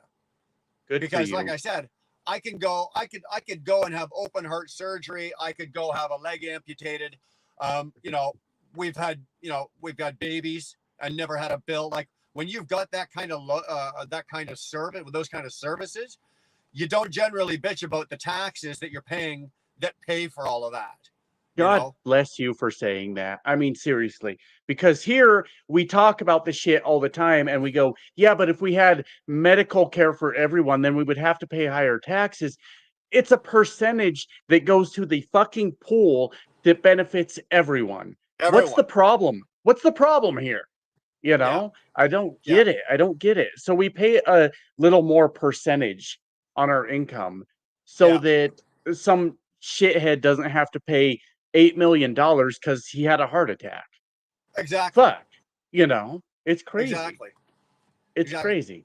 Now, like, I live in the province of Ontario, right? So the provincial government in Ontario, a few years back, they did start to, I guess, trim it down a bit. Like, for example, when I go for my DOT physicals, it costs me $100, right? I pay $100 for that. They cover the rest of it, but I pay $100. And like, for doctor's notes, it used to be free. Now you got to pay, I think it's like $25 for a doctor's note. Ooh. Your healthcare system is starting to fail too, I think. Well, I don't consider that a failure. I consider that as, when you've got shit like that, you got people take advantage of it, right? Then you're paying out money. Then the system's paying out money for stupid shit, taking money away from people that, for example, like, you have a heart attack and you need, you need it. I got no problem paying $100 for my medical. I really don't. I'm doing it every 3 years.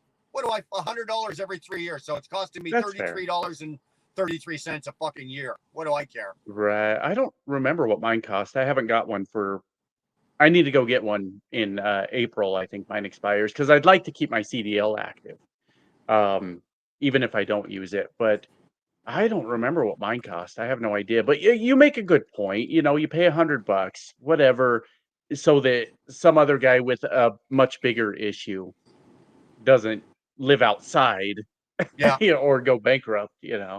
So okay, that's a fair point. Fuck it, I like it. I'm good with it. Well, here, Dar just put it up on the screen, right?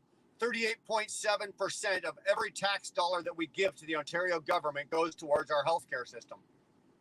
Here's what Americans say about Canadian healthcare, and correct me or tell me I'm right. I don't care.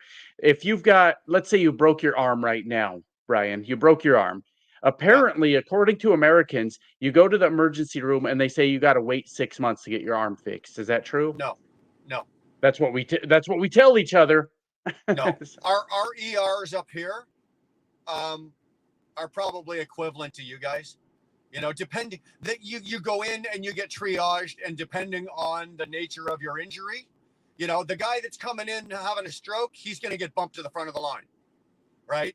As to the guy that's come in that, maybe put a nail through his hand or something, but do you wait like atrocious hours? No, I've never waited, anything that was unrealistic in my life for medical care to go to a hospital. Yeah, I don't know how much we're boring the viewers, but I'm incredibly passionate about the discussion about healthcare because we're fucking up. We're doing it wrong. And why we keep arguing against ourselves blows my fucking mind. I don't get it. No, well, I don't know what the answer is for you guys, because you got to remember, you guys are a country, and I say you guys, but here I'm sitting in the United States right now, but you guys are a country of what? You sure like our 300 highways, don't you, boy? Oh, fucking love your highways, Josh. Love your Yeah, highways, right. yeah. Yeah. What are you in You guys Illinois, are a country of Indiana what, right now? 335 million people, I could something look like it up, that. but that sounds fair. Yeah. Right, 335 million people crammed into the country of the United States. Canada's got 37 million people. Like the state of California's got more fucking people in it than all of Canada, man. Mm-hmm. Right. So for us to get taxed higher to get free medical care, is that a solution for you guys? You've got the population to do it, I think. Oh God, I don't know. Like we've got by far the largest military budget on the planet, right? And sure, we all want to feel safe, of course we do. But do you need to feel really? $1 trillion a year safe though? Right. Good point. That was exactly where I was going with it. Can we put a little bit of that towards medical care, school lunches? That's a whole debate. In where I live, we just voted to increase our taxes by literally 0.01% to make sure that schools could provide free lunches to everyone. And Right. people are pissed about it. I voted for it because why not feed our kids? We talk about how we're the richest country in the goddamn world. Feed the kids. What the fuck? Why is this even a debate? Dude, you know? There's no, in my mind, like thinking dollar cents and business, there's no reason why a country the size of the United States with the population that you have, or even a country the size of Canada with our population, there should be nobody going hungry. There should be nobody. It doesn't make sense. Kids or anybody, right? It doesn't matter. There should be nobody fucking going hungry. I'm in the same opinion. There should never be a vet that is fucking a military vet that is without medical care, that is not without, any vet that has served his country, anything like that, should never have to fucking, be crying for medical care or food ever again for the rest of their life. Right. I'm not even a war guy, but if you supported your country and you went to war for them, defended your country, whatever the fuck you did, why are you standing on a street corner holding a fucking sign asking for money? Your country owes it to you at that point to make sure you don't have to do that. Exactly. What the fuck? It's crazy. And again, you have the population down here to support that. I think if the U.S. military could maybe trim its budget by say 2 submarines and 1 aircraft carrier, well, dude, you just fed all the homeless people, right? 1 aircraft carrier is $3 billion, or 1 submarine is $3 billion. Right? Should we do without 1 submarine, maybe? Well, you've only got 24 of them. You've got 20. Oh, you guys got 24 Ohio-class fucking submarines. Would we get by with 23? I think it's scraping the bottom of the barrel, but I think you could probably get by. Yeah, we might get by. I'm not really sure, but no, it's crazy. Like, obviously, we want to feel protected in our country and that people can't just invade us at any moment. But, bro, we could destroy the fucking planet in the blink of an eye, and that makes no sense at all. Yeah. TBT's got a good point, Kevin. I do appreciate that. We also have the laziest population on the planet. You know what? Canada is not far off that either. Like if you do the the percentages wise, our population is 1/10 of yours. But let's just say 15 or 20% of your population is lazy, so is ours. Canada's in the same. We do have a lot of lazy people that just do not want to work, or we have a lot of self-entitled people running around thinking that they should be given a whole bunch more than they're given. They're not willing to go to work for it. I don't know how to feel about that, Will Burner, if I'm being honest. Because people talk about that, like I'm a millennial, Will Burner, and they say millennials are fucking lazy. They don't want to do shit. And I mean, fuck all the whole thing about how I trucked for 9 years. Who gives a shit? I literally sit in my house and I provide tech support to people. My commute is like 10 steps from my room, right? Yeah. To most people, this would be considered very lazy, but I support businesses that need me, my expertise, my knowledge to keep them running. Am I lazy? Or am I just saying, kind of playing the system? I'm not sure, you know? Well, I that's not considered laziness, right? That's not considered laziness. That's, that you're doing what you're doing based on what the company that you're working for, that's the way they've structured their business, and that's the way that you have to work. My idea of laziness is people that are begging for money, that are on welfare, that are on social assistance, that are healthy, educated, and able-bodied, and they're still choosing not to do it. That's And lazy. I'll agree with that. I will agree with that completely. If you're healthy and educated and you're still looking for government assistance, what the fuck are you doing? Because Exactly. I'm only kind of healthy and I'm only kind of educated and I'm still trying, Hey, but dude, it's that's a good point. I'll take that. I That's fair. I've got a high school education. That's it. Like, high school education. I've busted every bone in my body doing what I do for a living. I've everything like that, and I'm still going. I'm not going as strong as I obviously used to, but I'm still fucking going. And a lot of other guys out here, whether they're truck drivers or plumbers or fucking whatever, are in the same position, and they're still working. They're going to work. They get up every day. They're working. There's a lot of people in my country, and I think same in yours, that are able-bodied. They are healthy. They have an education, and they are choosing not to. They're going, oh, I can't find a job. No, you can't find the job that you absolutely want. You know what? Take a job. Right. Take a job that'll get you by until you find the job you want. But take Good the fucking fucking point. job. There's no shortage of point. employment in the United States.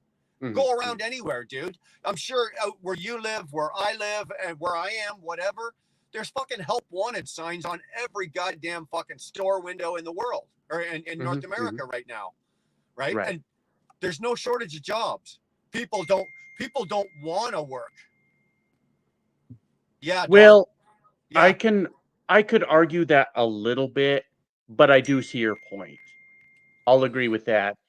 People don't want to work for shit wages. I think we both could agree to that. I can agree to that. Fair. But will I work But for a shit wage to get me by until I can find yes. the wage that I want or the wage that I Right. need? Mhm, mhm. Yes, I'm willing to do that. And that's exactly what I'm doing, Brian. That's exactly what I'm doing because I'm in school. I'm doing my college classes, and I have a 4.0. I was going to show the screen, but it shows my full name. I was going to Yeah. provide proof, and I'm not trying to Yeah. dox myself, but I'm doing a level 1 tech support job right now just to add to my resume. So what I'm trying to say is I agree with you. Like, take Yeah. the low end job and establish yourself and go from there, build from there, right? Now, we do have a fucked up system because for some reason America thinks that $7 an hour is a livable wage. I don't fucking know why. I have no No. idea why. No. But But that's your point is still valid, is what I'm trying to say. It's very yeah. valid. Yeah. Yeah. I understand that. Like, you can't live on $7. You can't live on $10, dude. You can't. You think about it, 15 or 15.50 an hour. You average that out. No. That's 30 grand a year if you work a Mhm. 45-hour week, right? Right. Ballpark, give or take. Mhm, 30 mhm. grand a year, you can't live on. Can't do At it. least in Canada. At least in Canada, you can't live on that. Sorry, Josh. We're gonna bring Kevin or TBT in because he's got something important. Hell yeah, let's hear it. Let's hear it. How you doing, brother? Hey, what's going on, Brian? How you been? I'm doing well, man. Had a good Christmas. You? Oh yeah, not bad, not bad. We got home around 4 a.m. Christmas Eve, so we made it by the skin of our teeth, but we made it. Good, good. So what's your take on this? Well, I mean, I've always had this take on the fact that, and I don't care if the millennials or whatever you want to put them, I can give a shit about what generation you're born. I think it's just simply how you're brought up and what your work ethic is complete. It's has nothing. One has nothing to do with the other. But I mean, I had my windshield cracked again for freaking like the second time in 2 weeks. So the other day I'm getting it replaced, and I'm talking to this guy who's popping my windshield in, and he said he's had this business for 20 years, and he says, you want to buy a glass company because I'm kind of tired and I'm over it and I'm tired of working all the time, and I'm like, are you having a hard time getting people? Because I can't get anybody to come work. I've offered $25 an hour, and people are just kind of like, nah. He had one guy literally told me, he goes, well, I could just sit home and collect unemployment and get that or somewhat close and not really work. So, I mean, that just drove me freaking bonkers. I hate fucking people like that. But and I even had that in my own, in my previous job when I was a project manager and I had 300 staff members, and we were trying to hire people during the COVID. So we laid a bunch of people off during the project. And then when we wanted to bring them back, we had plenty of people going, well, no, I can just make money by getting unemployment, or why the COVID's going on. We get COVID pay. So no. And I said, but I'm going to bring you back full time. You're going to make more than what you're getting. Yeah, but then I still actually have to work. They literally told me that over the phone. Yeah. And I'm like, okay, well, just to let you know, you're terminated then. Yeah. So I'm just going to bring all your stuff back in. I need your ID cards and all that kind of stuff. And since you're refusing to work after we brought you back because we laid you off, we're just going to terminate your employment. And they were like, okay. So it was like, people don't care about working. I mean, just like you said, how many times you go anywhere, you can throw a rock and there's a help wanted sign. Oh, absolutely. It's like, and it's not about a decent wage. People are paying a decent wage. People just don't want to work. Right. I disagree with that. If you don't mind, TBT, it's all respectful. We're going to disagree on some things. If you don't mind, tell me like an approximate wage and approximate location if you want. It's okay if you don't. What do you mean? Like you were hiring people or you employed people. Where did they live and what were you paying roughly? From my particular job? Yeah. When I was a project manager? Lower entry, first coming on board, $18 an hour. Okay. And Florida. In Florida. Well, that Correct. actually doesn't sound bad. No, for Florida. It's not bad because it's $18 an hour, full time with benefits, blah blah blah. But I mean, and for what you're doing, I mean, it's not that it wasn't whatever. But yeah, I had a guy once again. I was in Florida getting my glass done, and he's saying $25 an hour to freaking replace glass, and he can't get anybody to come work. That's where he wants to sell his business because he's tired of working 7 days a week. I'll tell you, if someone offered me $25 an hour right now, I would take it.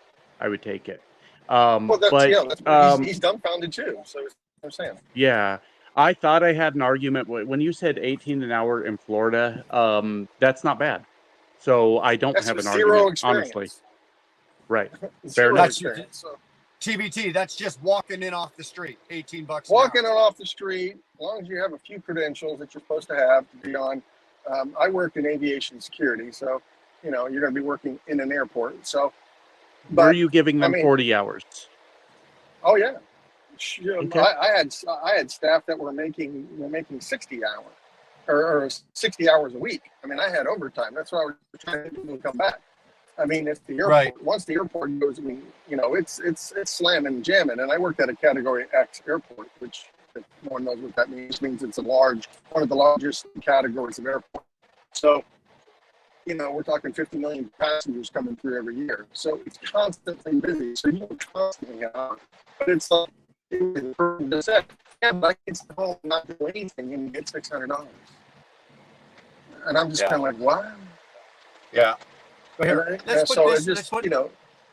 let me put this into perspective for you, okay? The town nearest to me where I live is called Napanee. Okay. It's got all the typical little stores, and it's got all the fast food chains, you know, McDonald's, Wendy's, Harvey's, A&W, blah, blah, blah. It just opened a Burger King. The very first Burger King in fucking Napanee.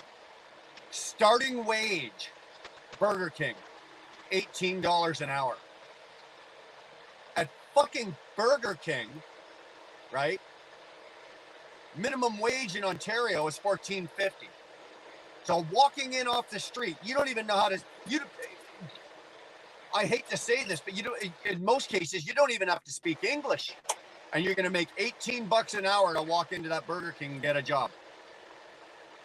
And they're having that place there is not having a problem, but other places are having a problem getting people to work at those kind of wages for. We're talking jobs of, you know, that used to be a $10 an hour job, but because they can't get people to work, they're having to dole out $18 an hour to stand there and say, "Do you want fries with that?" Well, rent is like $2,500. Go ahead, TPT. I was in Josh's neck of the woods a little while ago. And, you know, Boulder, Colorado, and they were hiring people at fast food restaurants for $18 an hour. And I'm like, wow, okay, that's pretty big for, for fast food. But what kind of kills me on that is, and it's happened so many times, you sit there and your order's constantly wrong. And I'm looking at these people, you want more money, but you can't even get me a cheeseburger and fries and a Coke correctly. What's the problem? You just want more. I would look deeper into that. Look at how they set these stores up. It's not so much human error. You've got 2 drive-through lanes, you've got multiple drive-through windows, and then you blame the human for the error that happened. There's a lot fucking going on, because that's actually what I work in now. I don't work in fast food, but I am technical support for fast food. So there's a lot happening that people don't realize. And it's not always that the person got your order wrong. It's that the automation, the system actually fucked up your order. And then you're taking it out on the person and saying, why do you want more money? Just food for thought. That's all.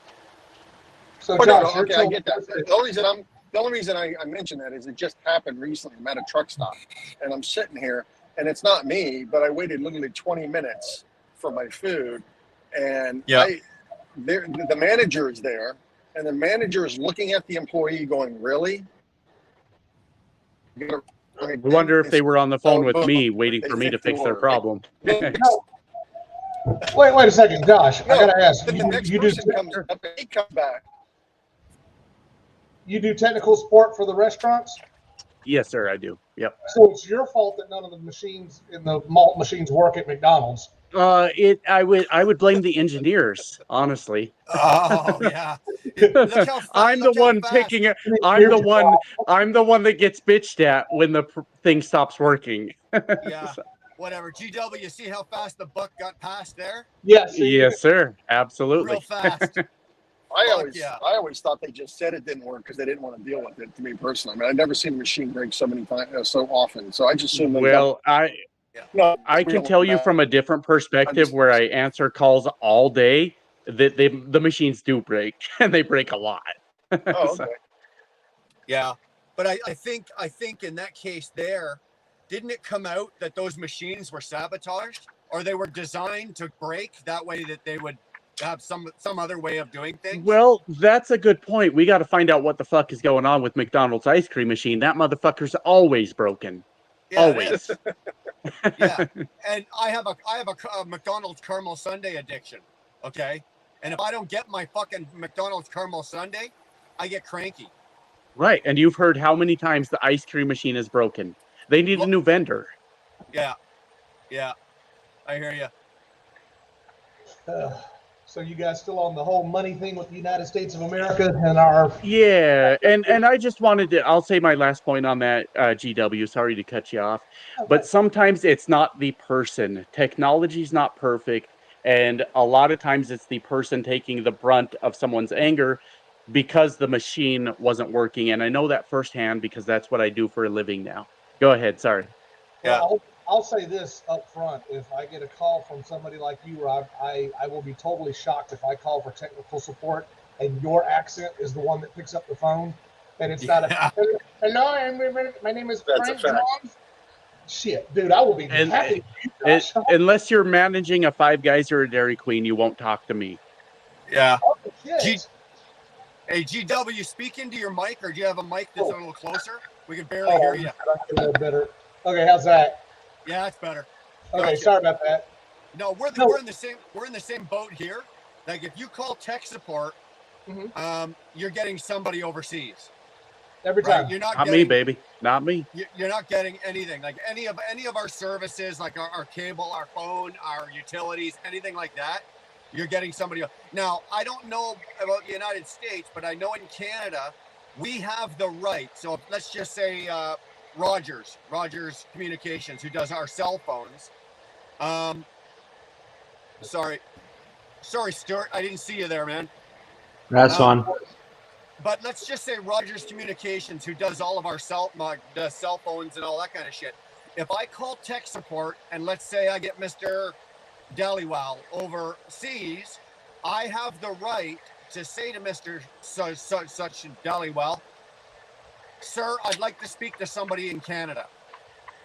I have to ask him. I said, are you in Canada? And they have to tell me yes or no. And if they're not in Canada, I'm allowed to ask them, I'd like to speak to somebody in Canada. And they have no choice. They have to put me through to a support person or whatever I'm calling about. They have to put me through to somebody in Canada. The problem we've got, or I usually run into, is 99% of the time they're in Montreal. So now I've gone from, thank you for calling Rogers, to, yeah, but I can't understand a fucking French guy, so I can't win. So then I got to say to him, is there somebody in Ontario other than in Quebec that I can speak? No. Fuck it, keep my money, drop the call, fuck it, I don't care. I hang up the phone. Well, can I ask Josh a question? Sure, that's a legit concern, though. When I answer the phone, it's this voice. But go ahead, TBT. I got to ask this because this drives me completely freaking insane. It's not like I don't know if IT people think that the people that call in are completely nimrods. Like we haven't restarted our computer 6,000 fucking times or turned off our phone 6,000 times. But every time you call in, the very first thing is, what I want you to do is I want you to restart your machine. Motherfucker, don't you think I've done that 7 times before I got the phone and called you? Yeah, that isn't the problem. But why do IT people immediately do that? We're very aware that, we're very aware that you've probably already tried that, but we need to go through the process because what we find a lot, TBT, is we'll ask someone, let's say hypothetically, someone calls and says, my printer, it won't turn on. I've got a printer that won't turn on. What do I do? And if you go through the more difficult troubleshooting steps, when you get to the part where is it plugged in, then they hang up on you because they don't want to admit the fucking thing wasn't plugged in the whole time. So we start at the bottom and we work from there. So you have to start at the bottom to work out the douche canoes so you can actually find the problem. Exactly, because there is the Stewarts of the world that didn't plug the fucking printer in. Stuart. Come on, Stuart. I've been there. So. Yeah. Hey man, I had this morning, you know the little box on your E-Log? Like there's always a little box, everything's wired and plugged in, and then you got the little box. I lost connection from my device to the truck, and of course I couldn't roll the truck because it wasn't working properly and blah blah blah. So I called the office, and it's funny you said that. The first thing the girl on the other end said to me, "Is it plugged in?" Well, yeah, it's fucking plugged in. Oh, wait a minute. It wasn't. Right. Well, that's why TBT. Does that answer your question? I'm saying that on purpose because TBT said that. Because the little box that they have, usually they install it behind the dash, right? So it's not. But unfortunately, on my truck, there was nowhere behind the dash they could start. So it's just sitting on like they put the two-sided, that Velcro shit. So they put it on the dash, and they put it in a real safe place on the dash up at the front, and they mounted it so it doesn't move. But I guess the vibration, it's got the two little screws where the plug is, right? To plug it in, then you tighten the two little screws. I guess over the year, the vibration has rattled the screws loose, and the plug actually, now it wasn't hanging out, but it wasn't connected properly. And I'm looking right at it, and I'm talking to her on the phone. I'm going, well, fuck yeah, of course it's plugged in. And I grabbed the fucking thing, and I pushed. All of a sudden, the thing lit up, and I'm like, oh, she goes, oh, I got you. Like, she can see on her end, right? The device is working again, right? I'm like, all right. Well, the reason it came up, because we called, and we're running hazmat. And with my company, we're not allowed to use our Rand McNally or anything when you run hazmat. You have to use the Qualcomm because that's the designated route they want you to run for the hazmat. But the address wasn't popping up. It just kept saying failure, failure, failure. And so we ended up calling breakdown and waited forever for that. And then the first thing out of our mouth, well, did you try restarting it? I'm like, yes, I tried restarting it. I restarted it twice. It's still not working. And they, so I was on hold for another 30 minutes. And then they finally said, well, restart it one more time. And I'm like, fine. So they must have done something on their end. I restarted it for the third time. And then all of a sudden the address comes up. So I don't know if it's fixed something on their end and whatever. But I'm glad you're asking the questions. I'm glad you're asking the questions because that's important. With situations like Wilburner's where is it plugged in? And he's like, yeah, you fucking idiot, it's plugged in. We actually don't think you're an idiot because it wasn't plugged in, because we're gauged on statistics all the time. So when it wasn't plugged in, we love it. Easy close, we got it taken care of. But TBT, when you're on hold for a half hour, it's because we're actually dialed in, we're working on shit, and you may think you're just sitting on hold, but we're fixing your shit the whole time. Oh yeah, no. I was happy. I was happy if I was on hold for a half hour, because when she told me to restart it and it worked, it started working again. I was like, oh, okay, it's working now. Thank you. I didn't really care. I'll sit on hold forever as long as my problem gets fixed. I don't care about that part. I call bullshit on that, Josh. What's that? When I'm on hold for half an hour, I know for a fact the guy went to the bathroom, grabbed a snack, he's gone out for a smoke. Okay, and how do you prove it? How do you prove it? He's sitting there playing Candy Crush on his fucking phone. How fucking well, I'm normally on the subreddit. Dad would be proud. That's my favorite subreddit. While I'm supposed to be fixing your fucking problems, it's girls that like to show their buttholes. In case any wasn't sure, that's what I'm looking at while I'm supposed to be fixing your fucking problems. That's right. That's right. And then in the 29th minute, you reach over and you push that little button on your keypad, and my shit miraculously works. That's correct. I have a magic keypad. You got me figured out. Hey, you do. You guys all do. You got that little magic keypad, and all you got to do is push that. It's like, for example, I was fucking around with Sirius Satellite, right? I lost my signal. Something went on. It wouldn't come back on. And I'm sitting there going, like, just hit the fucking button. Like, I'm getting impatient with this guy, right? Hit the fucking button. Turn it on. Like, come on, just send the signal up to the satellite, and fucking it'll come down here, and I'll be able to listen to my music. Yeah, like your standard keyboard is, the QWERTY keyboard, the whole thing. My work keyboard is a big button that says do magic, and eventually I just smash the button and I go about my business. You're an asshole. That's true. That's true too. Could you teach my repairman how to fix everything with just a push of a button? I'm going to get him that keyboard. I'll send it over. It says do magic, and you just smash the fucker after 29 minutes of you being on hold. Yeah, that's what it is.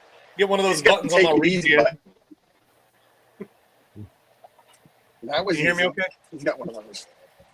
Can y'all hear me okay? I did have one of those. Yeah, we can. I did have one of those. When I would have an easy problem, I would push it, and it would say that was easy into the phone for my customers to hear that. But that was years ago. Yeah. Or the one I'm waiting for is the one day I'm going to phone in. They're going to fix the problem. And before they hang up the receiver, I'm going to hear the guy go, what a fucking moron. And as he's hanging up, right? Like, I've never heard somebody and it do will that, be but me. I know that day is coming. Yeah. No, we actually, I can't speak for everyone, but honestly, when it's an easy solution, we don't really go like, hey, that guy's a fucking idiot, because we're gauged on our metrics all the time. That's our job performance. So if it was just not plugged in, we're happy. We're happy with that. I mean, I Yeah. might talk Okay, crap here I got a about IT people, but there's a lot of them that are really, really good. You know, I mean, I had one guy that was on the phone for 4 hours with me trying to figure out how to link my computer along with my phone, with my authenticator, along with my printer. You know, when I was in the corporate world, and it was all just screwed up, along with my satellite printer and everything else. But the guy stood on there for 4 hours and he got it all fixed. But it was just a nightmare. But so, I mean, a lot of them do really, really good jobs. So, No, and that's okay. That's a thing that I hate in this business also, is when a guy on the phone starts over explaining things to you. It's for his own ego. It has nothing to do with you. He's just Yeah. trying to talk about how smart he is the whole time. I don't like it. I hate it. Okay, here, Josh, answer this question. When you're on tech, so if you're the tech support and I call in and you put me on hold and you're working on the problem, can you still hear me on the phone? It depends what button I push.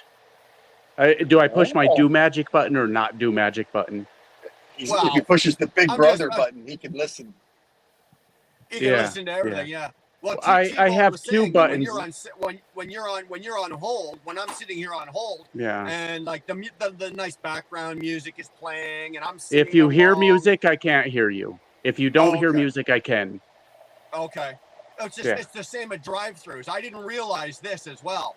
When you roll up to a drive-through window, when you finish talking and you place your order, and as you're driving away, if you ever and I've been guilty of this, right?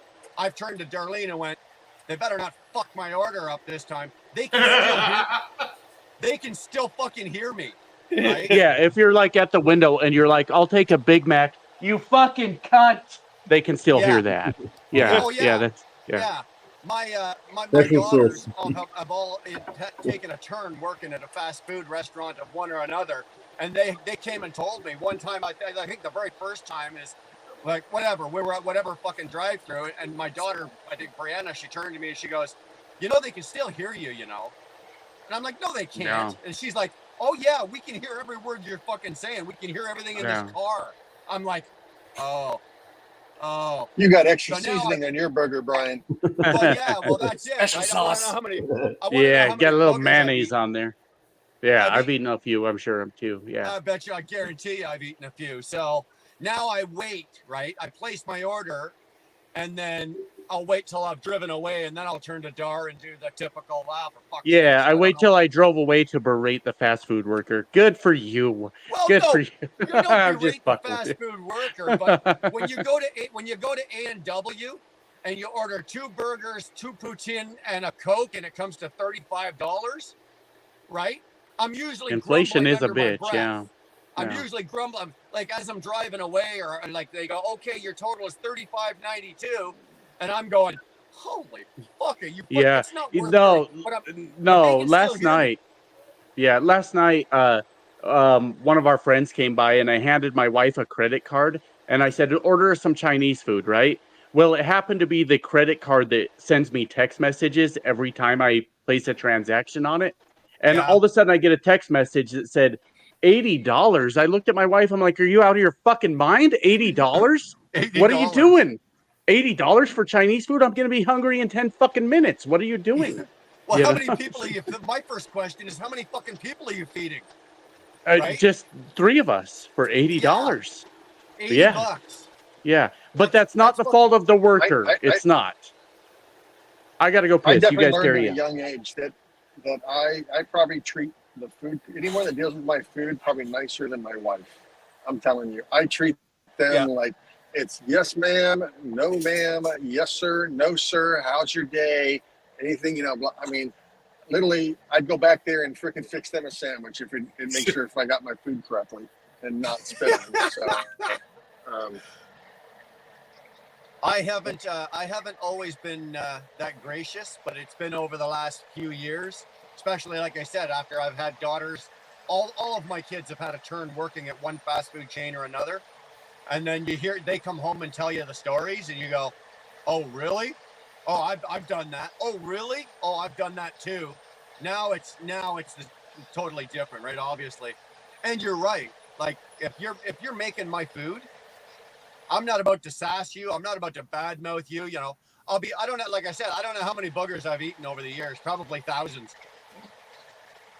It's like that movie. And sometimes I'll be just extra nice because I'll look at them. You know, you just look at them and they got that face like I want to kill myself. It's like then you feel bad. You're kind of like, man, you're having a rough day.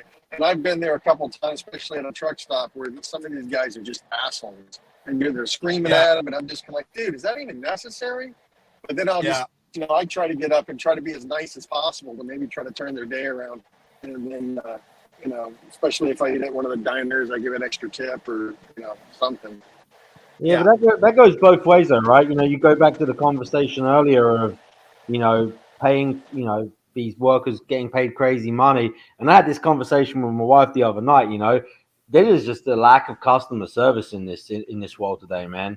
You know, from the food service industry to I mean, even the trucking industry, customer service is out the fucking window, man. It doesn't exist because, you know, tell me how my wife can go and charge 3 times the amount for a steak and mashed potatoes and broccoli versus the place across the road. They buy it from near enough the damn same supplier, but the customer service experience is totally different, and that's what you pay for. I agree. It's all it is, you know. There's really no difference to it. It's an experience, you know. But how do you expect to get good quality customer service from a 17-year-old working at a McDonald's drive-thru? The incentive isn't there because the kid doesn't want to be there. But they want the paycheck, right? And that's why I'm a big believer. Like tip based work is a good skill, you know, a good thing in life because it teaches you. If there is, I'm not saying you live off of it. There is an element of where look. Tell me how my wife's employees, okay, can go in one night make $500. Right. Because of the customer service. You know, is it something that you want to live the rest of your life off of? Probably not. But there's an element of learning customer service is, you know, people will pay for good customer service. They did. God damn it. Well, I guess the kids did drop the beer on the way in the house earlier. Shit. Good customer service, see? Yeah. How much you paying them kids, though? Nothing. Hey, you know what? They got a place to live. I adopted them. Screw them. Fair enough. They pay me to live here. No. But back to your point, Stuart. The tipping culture is completely fucked. Where employers can pay their employees $2 an hour and expect you to foot the bill for that, I think it's a bad system. I could probably elaborate, but I've been drinking since 10 this morning, so I probably can't. I will. Shit. Let me go. But the customer is always right culture that we built in this country is completely fucked. And that's why we have Karens now that think that they need to be treated a certain kind of way because they're the customer. And the customer's not always right. Sometimes the customer's a shithead every once in a while. I agree. And I'm going to tell you right now, if you go into a restaurant with a bunch of people, or let's say even a family of 5 or 6 or something like that, you order over $100 worth of food, but the waitress busts her ass, everybody has their drinks filled all the time, and just make sure everybody got what they need and their order is perfect. The kids got napkins. And God forbid you spill something and the lady's right there to clean it up. And then at the end, you leave a $5 or $6 tip. Fuck you. You're an asshole. You know? I agree. You've been there for and that's the problem with these employers expecting the customers to pay a living wage to their employees. Let's just get rid of tipping culture. Fuck it. Let's be done with it. Well, hey, you go to Japan, you go to Korea, you go to a lot of other countries. There's no tipping. They do not tip. They're insulted. They take that as an insult if you tip. Thank you for saying that. I've heard a lot of cultures are insulted by tips. I've heard that. They are. Because you know why? Because the employer pays a livable wage. Yeah, but that's also the same. That's also the same country that when you go to get a massage, they'll lick your butthole for an extra $4. No, well, $4 is $4, baby. Hold on, baby. Hold on. Where's my? What country is that? Write this down. No, but you talk about tipping culture, right? So I went back to England, and obviously I've got my own crazy accent going. I go back; they think I've been in Australia. Well, I guess the server back in England heard that I sounded American, right? she expected a tip from me because she heard the accent, even though I knew it's not a tipping culture there. And it was like, and she did a great job, but just on sheer principle of her, well, I can keep the change, right? And it was like a £30 or something. It was like a ridiculous amount of money. It was just like, just because on sheer principle, I was like, no, you're not. If she hadn't have asked for it, I would have given it to her, you know? Right. So, but I think it goes both ways. I do agree with what you're saying, though, Josh. These companies which, you know, expecting the customer to burden the cost of paying the I do agree with that. There should be some accountability on that end, as far as, you know, and I'm going to loosely use the term livable wage, you know. Yeah. But if it's that type of that tip-based environment, you know, not $2, $3, $4 an hour, that ain't going to cut it from an employer. They should be at least, you know, knocking on the door double digits, at least increase. Yeah, and that's my point. How much profit are these companies making off of paying their wait staff $2 an hour and expecting you to foot the bill? At what point do we stop supporting billionaires and start saying maybe we deserve a piece of the pie also? Is all I'm saying. No, I agree.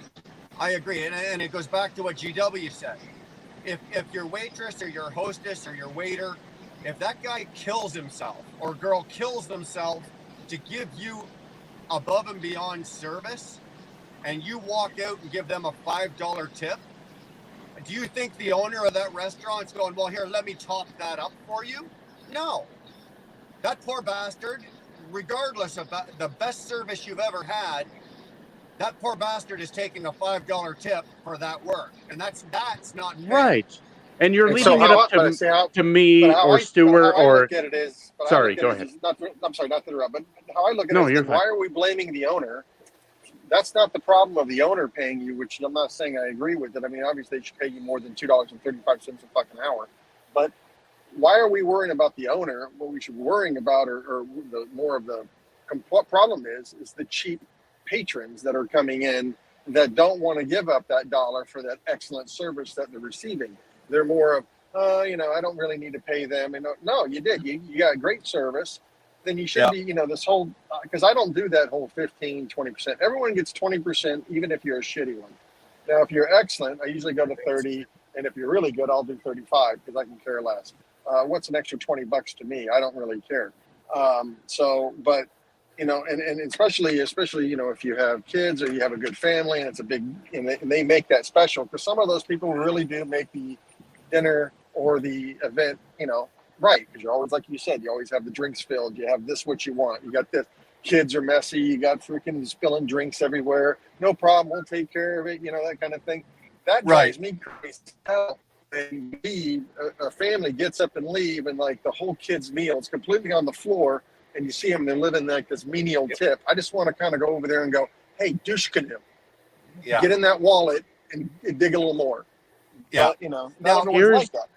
Are you? I'll wait my turn, but I do have a response. TBT, would you be in favor of, like, when you walk into a restaurant, there's a sign on the door saying there will be a 25% tip automatically added to your bill? Would you have an issue with that? I would only have an issue with it if I get a shitty waitress. You know, if I don't get my drinks filled, or they just do a horrible job or whatever. But if they do the minimum thing, my drinks are done, my food, I got my right food and all that kind of jazz. Even if my food can be a little bit off, I mean, I don't really care, because I mean, obviously, like, I've ordered green beans and got something else. You know, whatever. I'll live with that. That's not what I'm worried about. But besides that, no, I wouldn't have a problem at all. I usually tip well over 25 anyway. Okay, that's you know, that's if they had, say, a standard line of, say, let's say maybe not 25%, let's say 20%. A standard line of 20% is going to be added to your bill no matter what regardless. Yeah. Above and beyond that, you're welcome to tip more, but there's going to be a minimum standard 20%. I wouldn't have a problem with that. How many people are going to complain about that? Oh, a lot of people. Because I'm going to ask the first question. Why don't you just put your food prices up more instead of making it a gratuity line and just have it increase? Because it's a cost. Paying your employees a cost of doing business. Why don't you just mark up your food cost of your food more? Because So in what? the There's so much Americas, to then you're say. going to have people complain that I'm going to, If now you- you got the food jacked up and I'm going to have to tip. Because And you, everyone's got and that you know what? tipping culture. But you're still going to have the same people that bitch. Why? We're a party of two. Why are you automatically adding gratitude to us? Trust me, I hear it all the time from my wife. Look, I've had my wife tell me that they've had people fucking eat the whole damn steak and they come with one little square left. The steak was terrible. I'm not paying for it. Or it had a hair. Wow. Wow. I Those are got a people you're lot gonna to get, I say on guess. this. I'm trying to wait my turn, so sorry. Go shoot. Okay. away, Josh. Well, when we talk about like, let's acknowledge that every one of us here believes that good service deserves a good tip, right? We've all said that. Agreed. Do you understand that there's people out there that are not like us, that are not going to tip, period, at all? And somebody, I don't remember who, said, why are we blaming the owner? Because the owner's paying that employee $2 an hour and hoping out of the kindness of our hearts as customers, we're going to subsidize their income and make sure they can afford to feed themselves and have a place to live. And that's where the owner fails miserably at that point. Well, like I said, I'm the one who said that. But like I said, I mean, the owner, I'm assuming they started with this whole tipping process to obviously support customer service. Obviously, there's also helps on the business model for you paying less hourly. I get that. But I've noticed that Yes, there thank are you. a lot of them that's up from $5 an hour, and then you can tip. And there's some obviously business models and restaurants that are doing that now. But I think that's where it should go, especially if you're going to be getting tipped. But like you said, that's the problem, is that some of the people that go to these restaurants are cheap as hell, and they don't want to do that tip. They think that's an option. But if it's not like everywhere else where they get a decent wage, that is part of their wage. So, I mean, there's obviously bartenders that make a crap load of money during the tipping wage. I think they make in the waitresses probably don't have a problem with it since they walk out with $500 a night, in their pockets. So I think it just kind of depends. Can you back that up with fact that they walk away with $500 per night? Because I don't know that to be true. I do. Okay, let's just say back It's in the day when I used to work in the clubs, and this is many moons ago, because obviously I'm old. Right. But when I worked in the clubs, Fair enough. bartenders at the clubs I worked at walked around with $500 a night in their pockets. Yeah. And I also Yeah, worked you- in a large popular club, but let's also put it this way: my brother-in-law, way back in the day, and my sister both worked at a restaurant. And it was Miller's Ale House, which some may know, may not know, whatever the case. It's a sports bar. Yeah. He was a bar back, she was a waitress, and they walked out with $300 to $400 a night. Yeah. So I guess it just depends. Yeah. Listen, And I get that's fair. My two oldest daughters have both worked in service industry. But my second oldest daughter, she worked in some of the nicer restaurants in downtown Toronto, and we're talking on a 4-hour shift, maybe a 5-hour shift, and she was walking out the door with $450, $500. I don't know about you, but that's not bad for 5 hours. No, that's not bad. And my only argument to that is that's anecdotal evidence. We can't say for sure that every server is walking out with $400 or $500 in profit per night. Of course not. It depends on the restaurant, right? A Denny's waitress Right. is not walking out after 8 hours with $500. I guarantee you that. Fact. Right? Because most people, you walk through the Denny's on your way out. You look at the table where somebody just paid a bill. The average tip is usually what, $2? Right. $2, $3? That's what they're leaving on the fucking table. That Yeah, girl's gonna have to turn over 70 tables to make fucking money, right? She's Yeah. only gonna turn over 12 in a night. Well, right. and And answer- I know strippers. I'm this guy Trucks. I used to be. I know strippers that make $200 a night, and I know strippers that make $2,000 a night, depending where they're at. So there's no standard. If you saw one person make 500, that doesn't mean everyone makes 500. We can agree No, to I that. agree. I Okay, agree. cool. Well, there's a really simple solution. There's a really simple solution for this. Okay, what you guys are talking about tipping is you're talking about tipping based on the service. 95% of the restaurants in this planet have this thing called to go. If you want the food and you're not going to pay for the service, then get your shit to go. You don't have to leave a tip at all. You pay for the food, you go eat your food somewhere the fuck else. You know. So what do you pay do the that. hourly employee then? Well, the hourly employee, I mean, you're going in and doing that, but obviously that's just, it's based on that. But the thing is, a lot of the places in the United States and all over the world, it's a tip-based society in the food service industry. You got to understand why tip basing came around. Look, if you just say 15%, right, was a standard tip, okay? The server knows it's to upsell. So the bigger the check, the bigger the tip. Right. And so then is the benefit on top of that. Not only is the owner of the establishment getting bigger revenues coming in, okay, he's now having lower wage costs because obviously, you know, the tip is covering the cost. So there's really not much that benefits the employee, I would say, other than, you know, you get people like us into the establishment which tip based on service. And then you can have, you know, really good evenings, you know, and make a lot of money. You know, Go ahead. No, I say, but then you get the opposite end of the spectrum where you get the shit bag that goes in there that it couldn't, you know, can make a dime out of two nickels, or I guess $1 out of two nickels.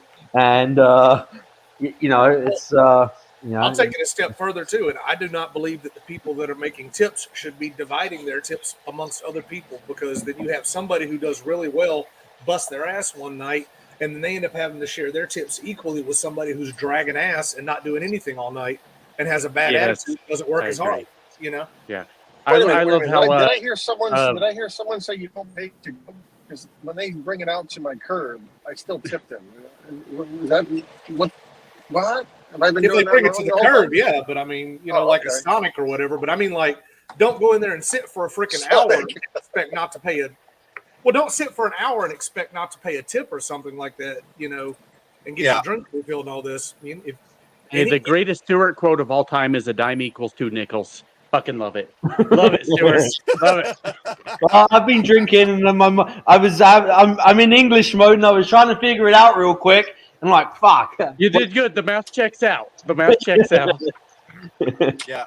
Actually, and you know what? Here, there's another thing. And Barry just put I just put it up on it. Some of the servers, and my daughters both do this as well, they don't keep 100% of their tips, right? Because now they're putting a certain percent of their tips into a tip pool for the busing staff, the cooks, and all of that. Who are making minimum wage above them. Exactly. And who's getting the profit off of all this tipping culture? One person. Me. Right. No, yes, you. Yes, that's the answer. You. Yes. Me. You. Well, I mean, and some of this kind of the mentality kind of ties back into what you guys were talking about earlier when you were saying about, you know, money for this, money for that. I know down here in our area right now, one of the big things we have, and I know I've heard James Best and some others talk about it. Man, you got people that are milking the system right now, and they're going out and, man, you're shopping at Walmart. You've already got a job where you're working for your tips, or you're working at a minimum wage job and you're busting your ass picking up trash or something like that. You go to Walmart, you drop $150 and you've got like 4 or 5 bags when you check out. Can I pause you for a second? Yeah, go ahead. Picking up trash pays fucking good. It does. But I mean, back in the 90s when I did it, I got like a flat like $110 a day, so it came out to like $10 an hour on a 12-hour shift. Yeah, nowadays. Yeah, no, I hear you. I hear you. I'd love to go back to being a trash man, but they don't throw away porn like they used to. Long story, another time. Porn free. Pornhub.com. It's super easy. I know. But here's the thing. X-Hamster, man. X-Hamster. X-Hamster blows fucking Pornhub. We're here to help. I got friends in the business, so trust me, I got subscriptions to like 20 sites. I'll let you know sometime. Sorry, I didn't mean to distract you, but I want to tell you that picking up trash does pay well, actually. And there they go making porn in the corner. Anyway, hey, no, but here's the thing. We're not paying you guys. We're not You're paying at the guys. I don't grocery give a store, fuck right? What you do? We're not paying you guys. So here's the I'm thing. not at the grocery store. I'm in my house. No, here's the thing. But you're at the grocery store, you're checking out, and you barely, because you don't qualify for anything, and you're busting your ass, maybe even as a single mom or a single dad, and you see these other fuckers in there, and this lady, she's supposed to be a single mom. She's on the system. She's got 4 or 5 kids, and they're leaving out of Walmart with like 3 fucking baskets full of shit that they just paid for on the fucking Walmart card. And then you see them out in the parking lot loading their shit up in their Escalades. Their kids got brand new clothes, got fucking cell phones and all this other shit. And you're like, fuck them, man. They're milking the system because why? Has her boyfriend living there who's not on the books.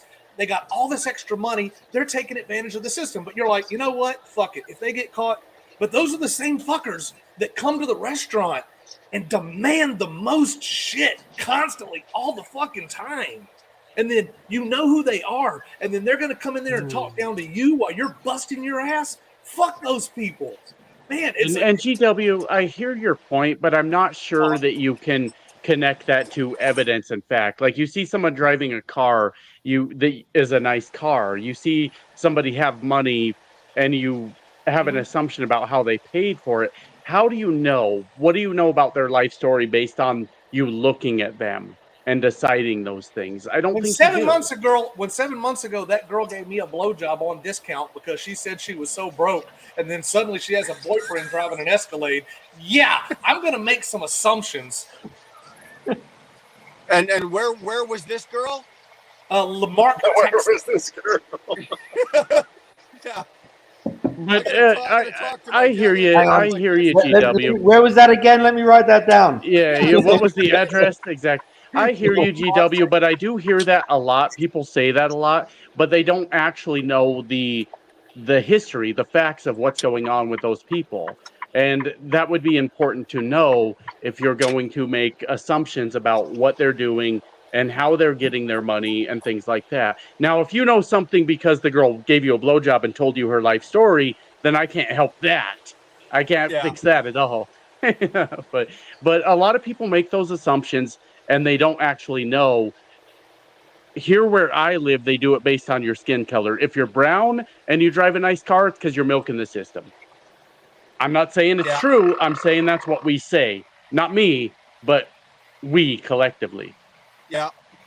Well, our big problem used to be is that the lie around Texas was that all the Mexicans are taking the jobs and they're doing this and they're doing that. Man, that's bullshit. We can't. For a while, we couldn't get enough workers around Houston, Texas. Man, we had southwest side of Houston. We had gunfights between different contractors that were trying to take the illegals from each other.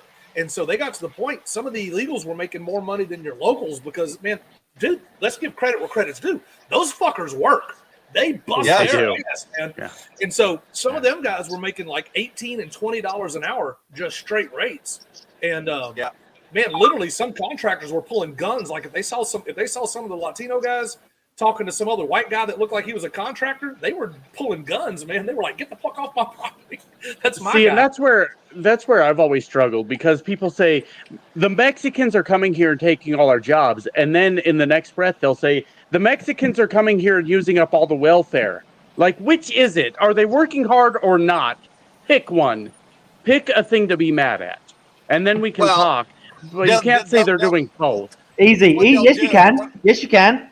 The illegals are taking all the benefits, and then the legal ones are taking all the jobs. Him. I can say this about them because I've been to England.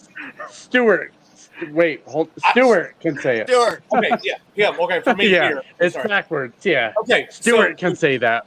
Okay, well, with him, I can tell you this: having been to London, they complain about the Polish coming across the border over there just as much as we complain about the Mexicans coming across the border down here. And Arabics, the Middle Easterns, I tell you. I've heard that too. And you talk about socialized medicine earlier. That would be the issue of socialized medicine. You'll get everyone and their damn brother coming to the country for freaking free healthcare. Yeah. But here, think about this, okay? You go back to the Mexican thing, right? You say, okay, we've got the Mexicans coming in and taking all our jobs. And then you flip it over and go, well, we've got the Mexicans coming in and taking all the welfare. what it is let's say 90% of the Mexicans who coming in are working hard and taking jobs, and they're taking jobs, let's face it, that either we don't want or we're not willing to do, and they're doing it. And it's the 10% that take the welfare, but it's the 10% that are going to get the bad name. It's the 10% that you're going to hear about. You don't hear about 90% of the Mexicans that are out there killing themselves, fucking making a good wage, working their ass off, doing a good job, you know, trying to support their family, send some money back home to their fucking grandparents or their parents. You don't hear about that. You only hear about the 10% that are milking the fucking system. Yeah. And that's the way it is. It doesn't matter whether it's Mexicans, Indians, fucking Polish, fucking, it doesn't matter. The minority of the people doing the wrong are going to make bigger noise or make bigger headlines than the majority that are doing it right? Yeah, so and that's true across the board. Yeah, it all falls back on, you know,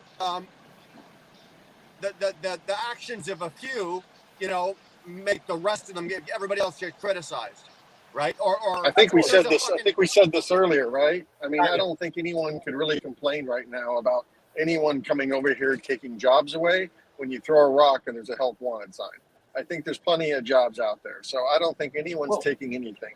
So I don't know about where you guys live at. Here's my big complaint with everybody moving here, because like right now in Houston, after AB5 happened in California, a whole bunch of companies moved, looks like literally from all over California, and came straight to fucking Houston, Texas. And now all of a sudden we have maybe 4 drivers for every 1 load coming out of the port. I mean, it's a fucking zoo. And I've been having trouble finding loads lately because, I mean, there's a lot of competition here now. I don't have problem with people moving here or moving down to the south or whatever, but spread the fuck out. We do not all have to live in the same fucking city on top of each other, man. There is a lot of nothing in between these towns and shit, man. Move your family out and commute back and forth if you have to. I did it for 20 damn years. That's how they felt when our white asses showed up. They were like, get the fuck out. I'm half native. Screw you. Get off my golf course. Right. But no, I think it's an interesting point. But GW, with all due respect, you're kind of looking at it through a very narrow scope of what you do, right? Houston is a tech metropolis. It's huge. So what you do, I understand you're being affected by certain things happening. But if you look outside of that, there's plenty of jobs for white people that can speak well, that can like present themselves in a perfect way. They exist in Houston, especially. It's crazy. Houston's nuts. Houston is a metropolis for the tech world, the IT world. Well, if the FLSA proposal goes through, that's going to be the AB5, as everyone likes to refer to as California's law, is going to go nationwide anyway. So it's you might as well get used to that, because it's already been passed. It's going to be that way everywhere. So everyone is either going to be a W-2 employee or an owner. And I asked, no lease purchase. What was that called? BS going to happen. AB5. The FLSA proposal. AB5. No, okay, AB5 I'll look it up. You guys carry on. It already went to the Supreme Court. The Supreme Court already The what? FLSA yeah. proposal, it's for the Fair Labor Standards Act proposal for changing the 2021 IC rule. That's two different separate things. It means the same, but they're two different things. One's a state law, one will be a federal mandate. And you know what it all came down to with all that? It wasn't the truckers' fault alone. It was some other people. Hold on, is that me echoing on me, or is that somebody else? I think it's you, but you're right. No. It was every independent contractor. Well, not their fault. I wouldn't say their fault, but it was every independent contractor involved. No, it came down to taxes, because like you'll hear James Best talk about this a lot, saying that he got me onto it, that you pay your taxes at the end of the year, which I think is great. There's a penalty, but you pay your shit at the end of the year. The state of California realized, amongst all the truckers, the contractors, the musicians, and all these other people, you know, they were losing like $2 billion every 4 months that they weren't getting. And, you know, at the end of the year, we'll do all of our deductions and send them what we think's left. The state of California was like, nope, fuck that. You're sending us our money now, and we'll let you know later what we think you should have. But they didn't want us holding our own money. Yeah, never underestimate your government's willingness to take your Oh, money. absolutely. Of course, they'll do it. They'll do it. I would shit a brick right now if somehow we were able to get a vote to have mandatory term limits on all elected officials across this country. Dude, that would be brilliant. Both sides of Absolutely the aisle, brilliant. because I hate Mitch McConnell just as much as I hate Nancy But Pelosi. you know who votes for it? The people that have to deal with it, Yeah, not us. Exactly. Not But us. they won't even put it on the books for a vote, because like here in Texas, one of the big things we've had problems is that Oklahoma north of us has legalized gambling. Louisiana has legalized gambling, but they won't do it in Texas because we have lottery, but that's it. No casino gambling. Every single license plate you see in Oklahoma and Louisiana are Texas plates, but we can't do it here because, the holy rollers show up and go, it's going to bring prostitution and crime to Texas if we have legalized gambling. Shit, we got whores on every street corner. What, if we get legalized gambling, we'll have 3 whores on every corner? And I'll probably open up a can of worms here, but isn't religion the fucking problem? Like, what if we wanted legalized prostitution? Nevada handles it very well. It's very well regulated. What if we wanted to do fucking drugs? What if we wanted to do whatever the fuck we wanted to do as adults? Would that be so crazy? Would it? Yes. But it goes back to don't make me have to pay for it. If you decide to sit there, exactly, you should have cheap heroin. If you want to sit there and take a syringe that fucking big and jam up your arm and blow your brains out and do that shit, that's great. Just don't expect for me to pay for the machine to put you on the next 30 years. Your body stays alive. I agree with that. I agree with that. Yeah. If we're all going to do our own thing, then you're not responsible for my decisions. I agree. I'm going to take it a step further. Now, this is going to make me sound like an evil fucking monster, but if you're doing drugs and your baby is born brain dead, I should not have to pay to keep your little choice alive because the body is functioning and it's got the brain function of a fucking potato. And now for the next 30 years, the taxpayers have to pay to keep that body alive because it's just a kid. No, it's a drug blowed out, whatever the fuck it is, and we're having to spend all that money on it. And yeah, Well, I was a fucking monster, but fuck it. I was born brain dead, and people used to send me thousands of dollars in super chats. I think that's socialism. That's what I think. Hold on, guys. Yeah, Hold on. y'all are sec. socialists. Hold on, Josh. There's somebody trying to get in, but the name is the only, whatever. I can't say your name, dude. I need to see your face. There you go. Wave. I see a wave. All right. Put your shirt back on. No, I'm just kidding. How you doing, guys? What's going on? How you guys doing? Can you guys hear me? Good. Now, how do we pronounce your name? Yeah, the only Heikel. The only what? The only Heikel. Okay. The only Heikel. Can you guys hear me? Yes. Yeah, I think I was talking to you last week, and I went through the same thing. I just can't pronounce your goddamn name for some reason. I don't know what it is. It's all right, man. Canadian.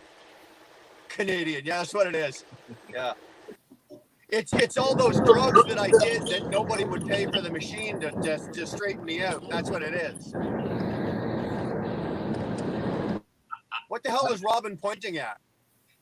I really like the conversation here. But good. I'm glad. Yeah, but the question is this now. Josh, I totally respect your idea, where it's basically, you don't really care about tipping and all that. The hour, I guess. No, what I'm trying to say is, what are we trying to teach the new generation? To work for the hard work, the tip, or something. They have to have a motivation where they want to take their customer skills especially in the restaurant. Like Stuart said, we have to let the individual kids. Who's that second row on the? Actually, no. Can we just list everyone here on? Yeah, go ahead. So we know what we're talking to. Go ahead. I didn't catch the word of that. No, sorry, guys. I don't know. Go ahead. The only Heikel. Go ahead. No, what I'm trying to say is, like, the new generation, they need to learn how to earn if they want a better tip from an individual table. So if you make an equal tip included to the restaurant, guess what? Everybody, they don't care. You gotta work hard. I'm gonna make the same money that you making as a tip. That's not fair for the person that who's doing a better service in that restaurant. Well, agree life's with not that. fair. Life's not fair. No, life is not fair, but you cannot make an equal tip for across the board. Guess what? So that means what? You are lazy. You are really bad in school. You can't do your math, but you're gonna pass. That's what the new generation. Well, I think that's a generalization when people look at that and say you must be a Denny's waitress because you're a fucking idiot. Is that true? I don't know that it is. No, I that's don't not believe true. that it is. But Yeah. that's not true. Like in Canada right now, is if you play in hockey, for example, I give you, okay, two teams, they basically play. One will win, one will lose. Guess what? In the end of the game, everybody's celebrating the all winners. What are you teaching the new generation now? Well, what we're teaching the new generation now, that if you are born into billions, you will keep that billions. And if you're born in a trailer park, you better get real fucking used to it, no matter how hard you try. No, I think, and I am agreeing very much with what he just said. You're bringing in the next generation, or you're bringing a generation of everybody that gets a trophy. It doesn't matter how you placed. You're making a softer generation. If you don't know the feeling of failure or the feeling of second place, how are you going to learn? How are you going to get better?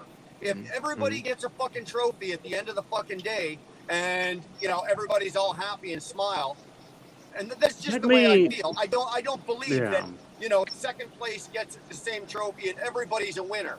I'm sorry. I gotta be honest. I don't believe that either. I don't.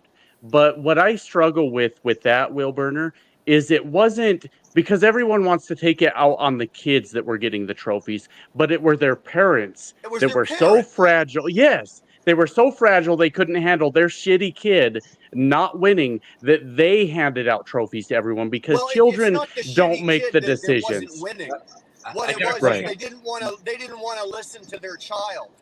No, why didn't I get? It's like, well, now everybody gets one, so nobody's right. But nobody what people wants fuck their up. child to- Oh wait, Nobody wants sorry. their child to be butthurt. Right. Nobody wants their, you know what? Go ahead. As a child, I was butthurt. I played Right. competitive baseball as a fucking kid. I knew what it felt like to lose. I knew But what what it felt happens- like to lose a close game, and it was a heartbreaker. I knew those feelings. I'm doing my best. I'm sorry. I think I'm not trying to interrupt. It would depend That- on, I'm I think it very would depend on the ages sorry. too, right? I think it depends on the age too, right? So if you have like 5 or 6 year olds playing soccer or whatever you want to do, and they all want to get a participation trophy or whatever at the end, great. All right. I mean, basically all that they none of them, half of them can do what they're just kicking the ball around, or they're doing what they're doing because they're just trying to have fun. It's supposed to promote teamwork. It's supposed to promote hand-eye coordination and all that kind of jazz. And I don't have a problem with that. Now, when you start getting into older, and when you start getting where that's not really 5 or 6 years old, now you're talking about maybe 10, 11, and 12. Now you're talking that's to the point where they have to start learning, well, you didn't win, you didn't get it. So, and then you need to start y'all are fucking this slowly start building them up to say, look, this is the way life is. You don't have to do that when they're 5 or 6. They don't understand that. So why do you want to upset a 5 or 6 year old? I mean, for Pete's sake, they don't get that kind of crap. It's not in their freaking mental capability. So when they get Y'all are older, fucking this up. that's when you can start saying, okay, That's a participation. Here's what happened. Here's the part that everybody leaves out of that argument, because they talk about this participation trophy generation, right? And how they went out and they tried, so they deserve a fucking trophy. But what they're not blaming is the fucking parents that couldn't handle that their children wasn't winning. When did we start letting children make decisions in our society? They couldn't handle it, so a bunch of parents went, oh, my kid deserves a trophy also, and then went to the internet and called everybody the trophy generation. It's the parents that fucked up. Be adults. Stop blaming 6-year-olds for your shortcomings. Be fucking adults. Your children didn't win. I'm still trying to figure out why that's a problem. Josh, Well, I got hold on. Dar Okay, it's Dar not. put up a really good point. Okay, she put up a really good point. Learn to lose and be given the tools to deal with it. And Dar is right.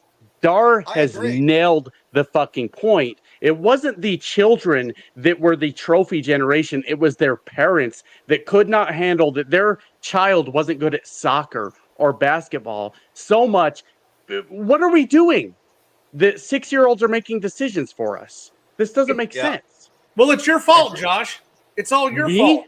Yeah, I have because never used given to, one of my children a it is trophy. all your fault. Let me explain why. Because used to, the little fat kid that couldn't come in the first place, he got second place. So his parents, to make him feel better, took him down to the fucking Dairy Queen to get ice cream. But because of you, the machine wasn't fucking fixed. So Okay, name one trophy I gave my children. Name one trophy I gave my children. If they didn't get it done, name one time I told them they got it done.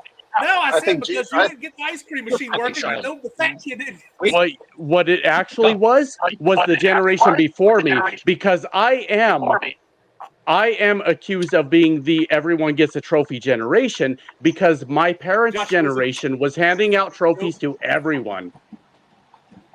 I don't care what the argument is. It I'm was a believing joke, GW man. on this I was one. making a joke. Yeah. No, you're agree. fine, man. I GW, I'm not going to be mad about this. You got passionate, you got fired up. I loved it. Hey, Josh, But it was actually my parents' generation that was handing out trophies to everyone because they couldn't handle that I'm 5 feet tall and sucked at basketball. What do you think was going to happen? I'm going to be garbage at basketball. Of course I'm going to be. I'm 5 feet tall. Well, I'm not now. I'm a little taller. Josh, so why you are blaming the parents though? Why? Okay, so if everyone gets a trophy, in this scenario, if everyone gets a trophy, who's responsible for handing out the trophies? Is it the 6-year-old or the 30-year-old? No, it's the system, nothing to do with the parents. The system. Who creates the system? Is it the 30-year-olds or 6-year-olds? For sure, it's not the 6-year-old. It's the system. Correct. That created it. Who I know, but creates who the system? created the system? Who put Right. the pressure on to create the system to make it work It's the way the. it is? I will tell you. I will tell you if you give me a second. It's the new millennium, and just like they think everything is being given it to them. It's the new Who generation. specifically say who you think creates the system? Is it adults or is it children? That's it. It's very black and white. Yeah, go ahead. But it's actually deep, it's a lot deeper than this because it comes back down to dineros. Because these soccer societies, which my kids are in, right? I roll up one day and what's the score? And I was late. Oh, we don't count score here. What the fuck are you on about? It's a soccer game. Right, that's a problem. Well, listen. They're like, well, we want as many people as possible to come. Well, at $200 a head for a season, guess what? They want as many people through the fucking door as possible. And it's all and this Heichel is right. It's the associations. Because if you get a fucking handful of kids, oh, I fucking lost, I'm a fucking loser, and don't want to come anymore, what's that? Fucking couple of $1,000 out of their pockets, which is gone. That's what it comes down to. It's money. Let's blame the children that got trophies. By all means, let's blame them. No. I will never blame the children. I blame the Steelers Association here. And I give you a very good example here, okay? My 9-year-old was playing in a hockey game, okay? And he was not the best player, but he was given to be the best player. And I asked him straight out, who was the best player in your game? You know what my son told me? His goalie. Guess what? I made sure that my son took that trophy and gave it to his own goalie.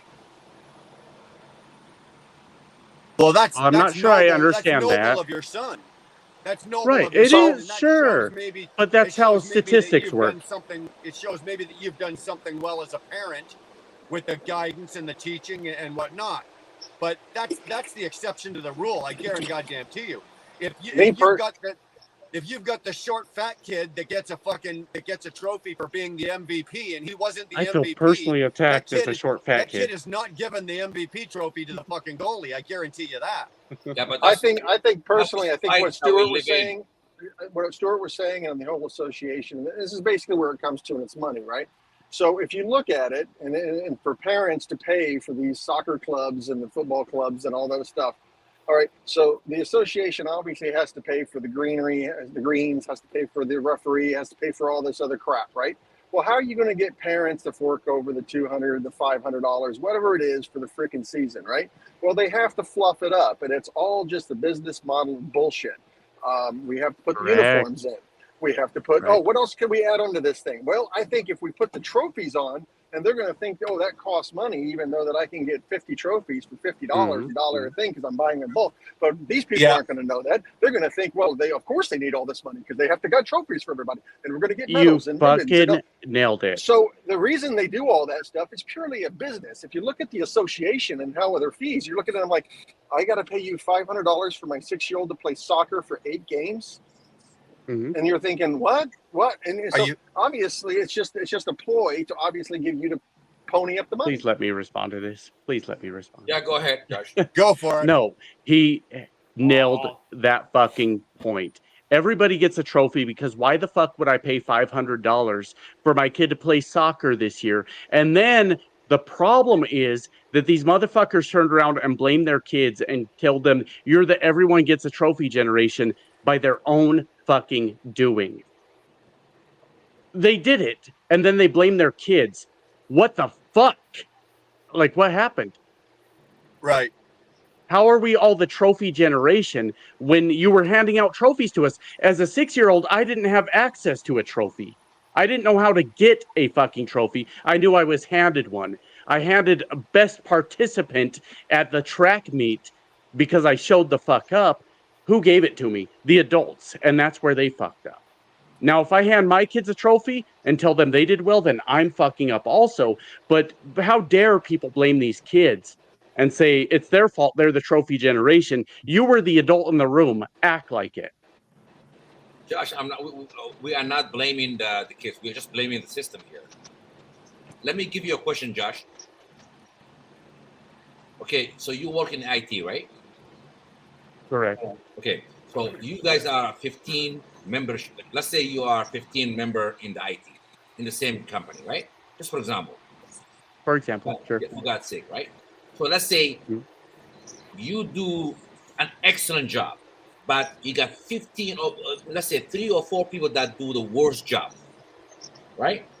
So do you really think that should be an equal pay for everybody?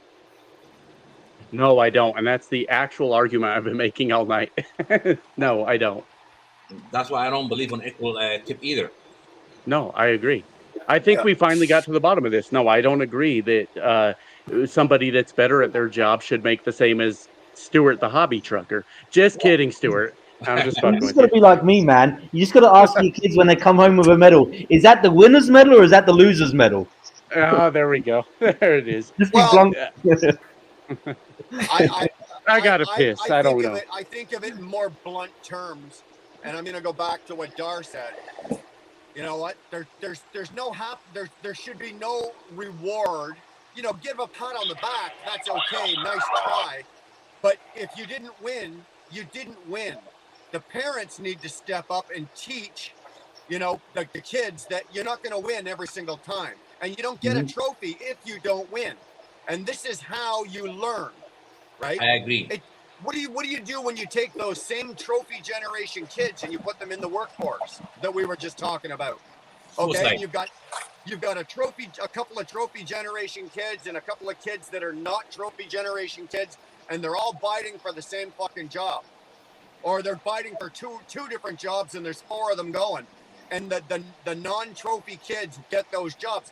Those trophy generation kids are going, well, that's not fair. That's not fair. What about us? Well, that's not fair. What do we get? Well, no. You know what? If you're not good enough to do the job, or if you're not good enough to win the game, you know what? You take 2nd place. You take 3rd place. And then what do? That's the parent's job. It's not the association's job. It's the parent's job to step in and go, listen, you're not going to win every game.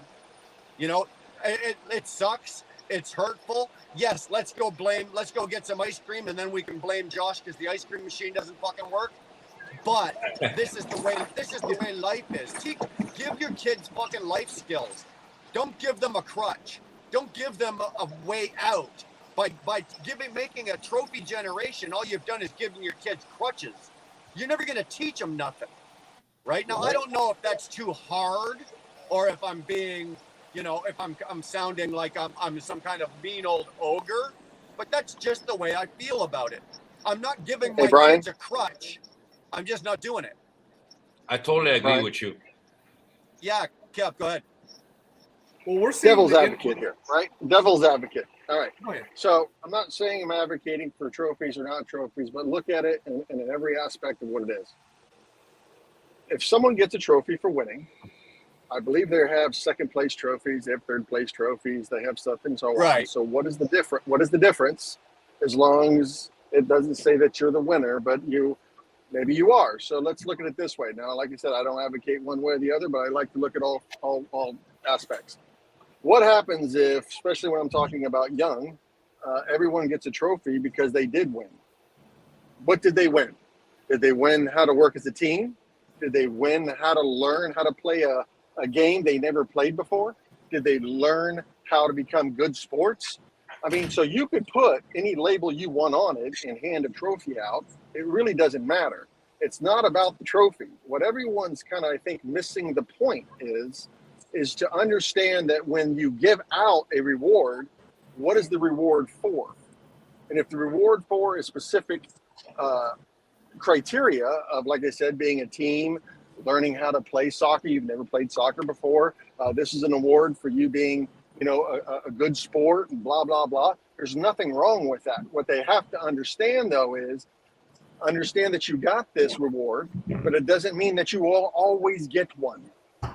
And that's where the that's where the lesson needs to come from the parent to the child. And that's where the to system understand failed. that you can say, look, you got this. Now, you didn't get it because you were the best soccer player, or you didn't get it because you're the best team, but you were a good team spirit. You did this, and that's where you got it. And if you taught kids that, then the whole trophy mentality or generation would be dismissed. And I just want to be clear. That's my only point is how do we blame the trophy generation when it was their parents doing the entire time? And that's the only point I have. I want to add on to what Kev just said, and I'm going to rebut him with something here. It comes down to the parents. The trophy is for, whatever it's titled for, right? I mean, you look at parents today, how engaged are they actually with their kids? So are they actually teaching these lessons? I mean, you go and talk to any grade school teacher, and half of them just feel like babysitters today. They're not freaking, teaching as much to say, so it comes back down to the morals and the culture of parenting today, right? I mean, is that actually happening? Probably. Well, we've got a very anti-education movement in the United States right now, where we're not interested in teaching our children the history of our country and our planet. We're more interested in what the fuck you just said. I forgot. We're not teaching them. But it's not only U.S. though; it's in Canada too as well. So same thing. Okay, Helicopter parents. Basically. Well, here's my thing. Did your kids not learn how to count? Because here's the thing: is my kids know how to count, and I can guarantee you, even if you say, "Oh, we're not counting," everybody gets a trophy. Those kids know who won that game. And they will tell the other kids later on, yeah, you got a little ribbon. Guess what? You're still second place, bitch. Because kids are fucking. Yeah, and I want to be clear on that. Like, I'm not the give everyone a trophy to respond to shorts. No, when my kids fuck up, I'm a hard ass. I will tell my kids you're fucking up. You need to do better because they watch me do what I do every day. I work a full-time job. I go to school. I have multiple YouTube channels that I'll never tell you motherfuckers about, but I do not give my kids trophies. When my kids are fucking up, I tell them they're fucking up. Well, the so thing no, is, I don't. We've given the kids, and now kids that are Gen Z or whatever they are, that are now adults, this opportunity to take the easy route out on everything. So now, I do believe that there are truly transgender people out there, but we have male athletes that are going, I'm a woman now. And look, until you've chopped the dick and the nuts off, you're still a fucking dude. I don't care. You're genetically a dude. Right. So, and it doesn't change. Yeah. You got Fallon Fox in the UFC competing against women, and he's beating the fuck out of them. They're like, oh, he's such a brave woman. Fucking the swimmer that was competing against women. The other women are all like within a couple of links. This dude's 200 yards down the fucking pool. And they're like, oh, he's such a brave woman. No, fuck that shit. We've taught the kids that they can take it, because even those people that are pretending to be men or women or whatever, they know that the participation trophy isn't enough.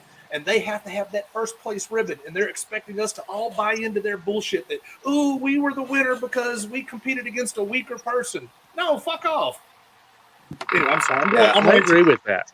I agree with that. Like, I'm a very pro homosexuality. Whatever you want to do, not my fucking business. Really? And transgender, I'm not myself. I love the ladies, as you guys all know, but when you get into the point where, like, Stewart says, I'm a woman now, so I'm going to join women's MMA, and he starts beating women for millions of dollars, then I got a problem with Stewart if he were to do that, hypothetically, Stewart. It better be right? hypothetical. And but, like, that's where people forget to draw the fucking line. Like, you can be in favor of those Stuart, things. you want to tell us something?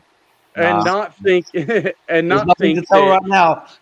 that a biological man beating a woman in basketball is a good thing. That's obviously fucked up. But you can support those things and figure out where the fucking line is. Okay, You here, know? look at what Nick Earl just put in there, and I just put it up on the screen. Who agrees with that? Well, all the warning labels. I can't read that, so someone needs to read it. Remove the warning labels, let everything sort itself out. Remove all whoever warning said they labels. can't. Whoever said they can't read it just failed the test. You're done. You're out. You're dead. Yeah. No, I mean, there's literally a warning label on a curling iron that women curl their hair with that says not to be inserted anally. I mean, Yeah, do not insert in your rectum. Yeah. You can when it's cool. I'm just saying. How would you? How would you Well, know? I'm just. I know a lot of things. I'm a fact-based person. Do you prefer your curling iron to be open, or do you prefer it to be closed while it's in your anal? Well, after it's in, you push the button. What the hell is that? But you got to point the button. You got to make sure the button is to the front because that's where the Melty spot's at. Brian, just to answer the question, I fully support Darwin's theory. So do I. So do I. Take all the warning labels off and let nature sort itself out. Is it just the beer talking, or does our British friend kind of look like that Zelensky guy out of the Ukraine right now? He does. He does. Are you got a crush or what? It's the beer, man. Fuck. Hold on. Know. Damn. Sorry, dude. Did anybody see the interview he did with David Letterman on that? You know, Letterman has that Netflix show. I'm just surprised David Letterman's still alive. Jesus. Letterman did that interview with Zelensky a couple of weeks ago. Anybody ever see that? No, it was really good. I was there. Go back and watch it. Go back and watch it sometime. You know, it's actually kind of good. Must be on that Canadian TV in between episodes of Letterkenny. No, it's in between the Red Green Show and SCTV. The Red Green Show. That was Canadian as fuck. It was, man. If she don't find you handsome, at least she can find you handy, right? Handy. Or what was the other Canadian? Not SCTV. Kids in the Hall. Anybody? You guys ever get that show down there? Talk about bad Canadian TV, man. I think we did in the 90s. I think my niece used to watch that. It was like a teenage show, kind of like the 90210, but it was a Canadian version. Can't remember what it was. I think it was Kids in the Hall. No, it was like the name of one of the towns up there. It was the name of the show. Fuck, I don't know. Various or something. I don't know, but I gotta go right now and grab my can of WD-40. I gotta go check that. Anybody got a can of WD-40 close? My top drawer in my bedroom, the nightstand. we have questions, Stuart. We have questions. There will be pie. I got a can of graphite. I definitely gotta go fucking check that out, man. My God. There was that King of the Hill episode where what was the name? Hank Hill couldn't open his WD-40 because the lid was stuck, so he pulled out the smaller can of WD-40. WD-40 to spray the lid of the WD-40 so he could open it. So here, let's just put this to bed, okay? Thank you, DeGrasse. I guess we're gonna the whole fucking group here. There's fucking 7 of us in here. we're going to come to a somewhat agreement of it's not the kids' faults for the trophy generation. You can't necessarily blame the kids. It is more falling on the parent with some support from the association. Yes or no? Yes? Yes. I would say in any Yeah. argument whatsoever, you can't blame the kids because they're kids. Everything's the parents' fault. And every subject Right. you could think of. And for me, I am very accepting that people have Yes. different Yes, views, that was the and that's joke. what makes the world go round. Right. You might think different than me. That's why things change.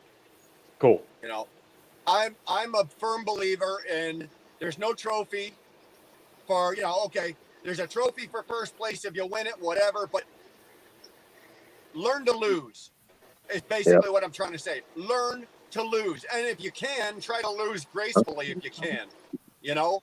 We are not always going to win. I don't win at every single thing I fucking do. I lose. Matter of fact, some of my greatest losses have taught me the greatest fucking lessons.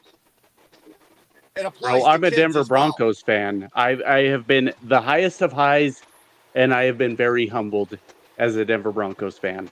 I think Well, I hear you. I think that the kids have lost focus and the parents haven't pushed it enough.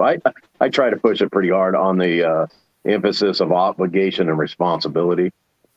I think the generation's lost that.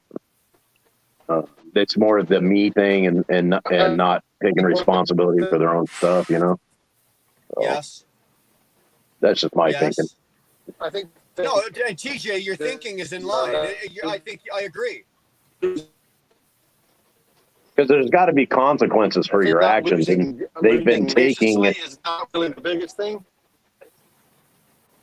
Right. Well, my thing we're is, losing you. You're losing me. No, TBT, we're losing you. You're Oh. coming in all.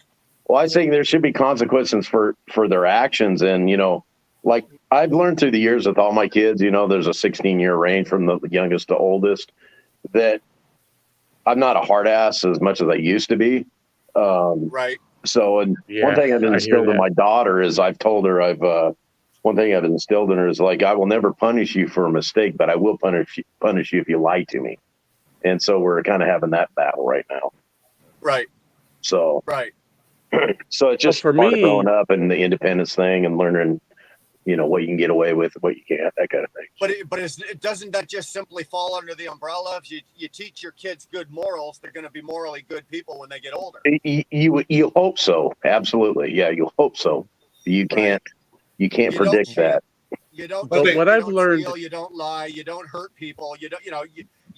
But everything that's been instilled in me, that make me up as a man who I am, was instilled in me by my parents. Sure. Did they do a good job? My parents did not do a good job. What? All We right, love because- you. How dare No, you? who I How dare am you talk now about is you like not that, motherfucker? Who? Shut up. I'll fight I you. am I'll now- fight you about you talking shit about you. I promise you that. Who I am now is not who when I left my parents' home.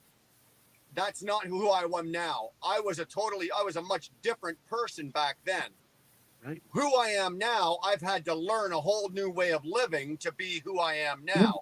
But the morals and the moral compass that I was given as a child was so fucked up by two parents that if I would have stayed on that path and didn't get help and get the help I needed to make the corrections, I wouldn't be here as the person I am now. I guarantee you.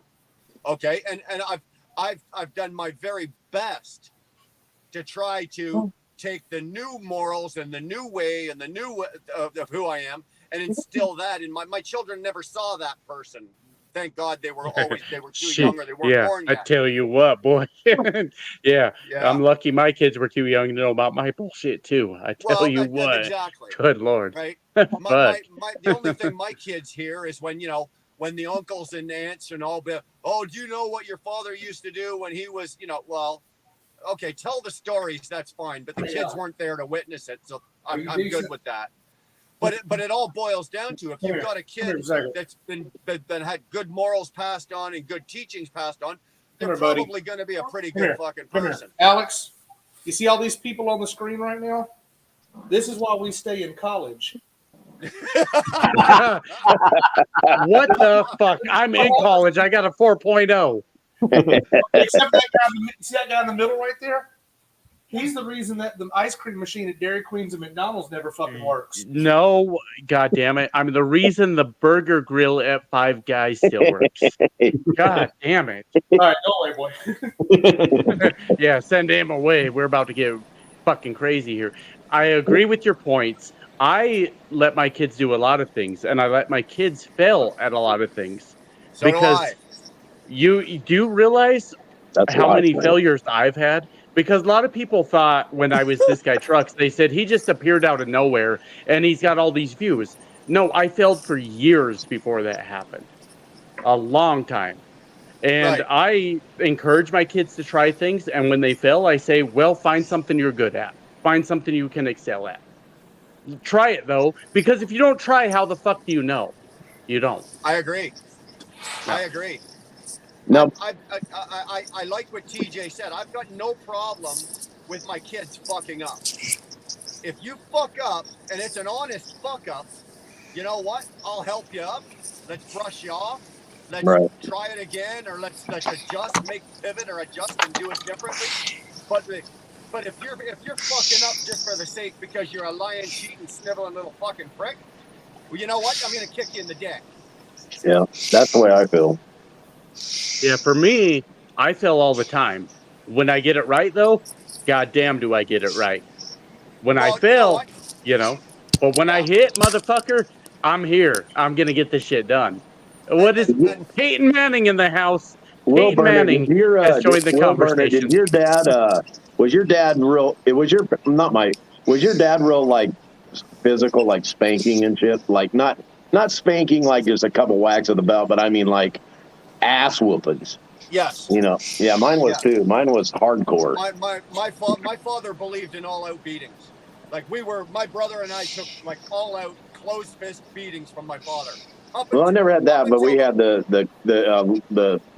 belts, the lilac bush switches, shit. I mean, welts from the back of our legs up to the middle of our back, and that's what that, I don't believe in that at all. No, I think that's excessive. Let me just give you this, okay? My dad was a cop. My dad was a boomer, right? Mm-hmm. He grew. My dad grew up with a fairly hard Your life. dad himself, was a and then boomer. became a Holy cop. shit, you're a boomer. And then he had the two sons, my brother and I. And my father did believe in forced discipline. So yes, it wasn't uncommon that my father would take off that police utility belt and he'd whoop the shit out of you with it. Woo! You know, or he would take. We had farmland, so he takes you up into the bush, and my father used to tell you to go pick the switch that he was going to beat you with.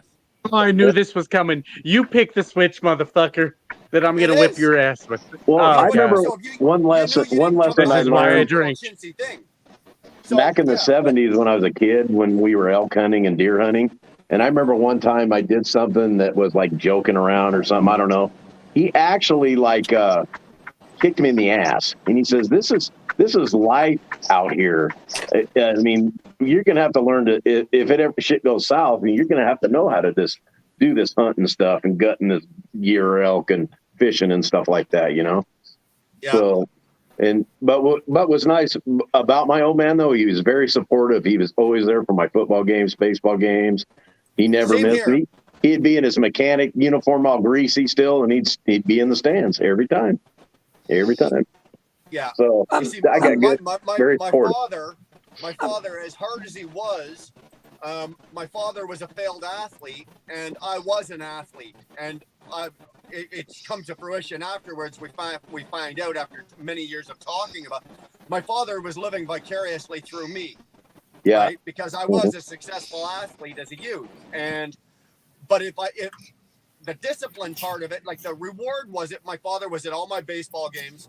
My father was very hard on me because he also coached me. I could strike out, say 12 guys, and I could walk 2. I wouldn't get credit for the 12 strikeouts. He'd wonder why I walked 2 guys. Right. You know, like, Hello, everyone. Welcome to McDonald's. May I take your order, please? Would you like fries with Neil, that?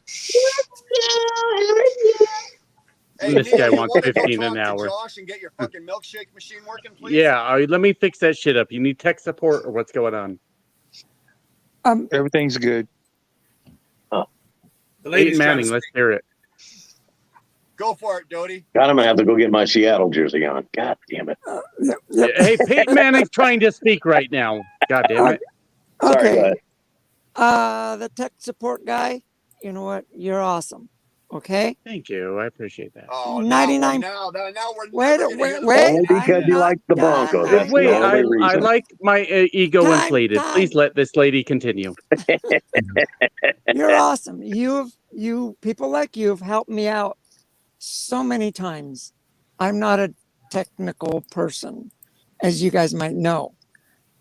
But that's on that subject. If you guys change your voice the way you guys did, because some of these foreigners, they get on the phone. I'm like, what? I have no idea what you're saying.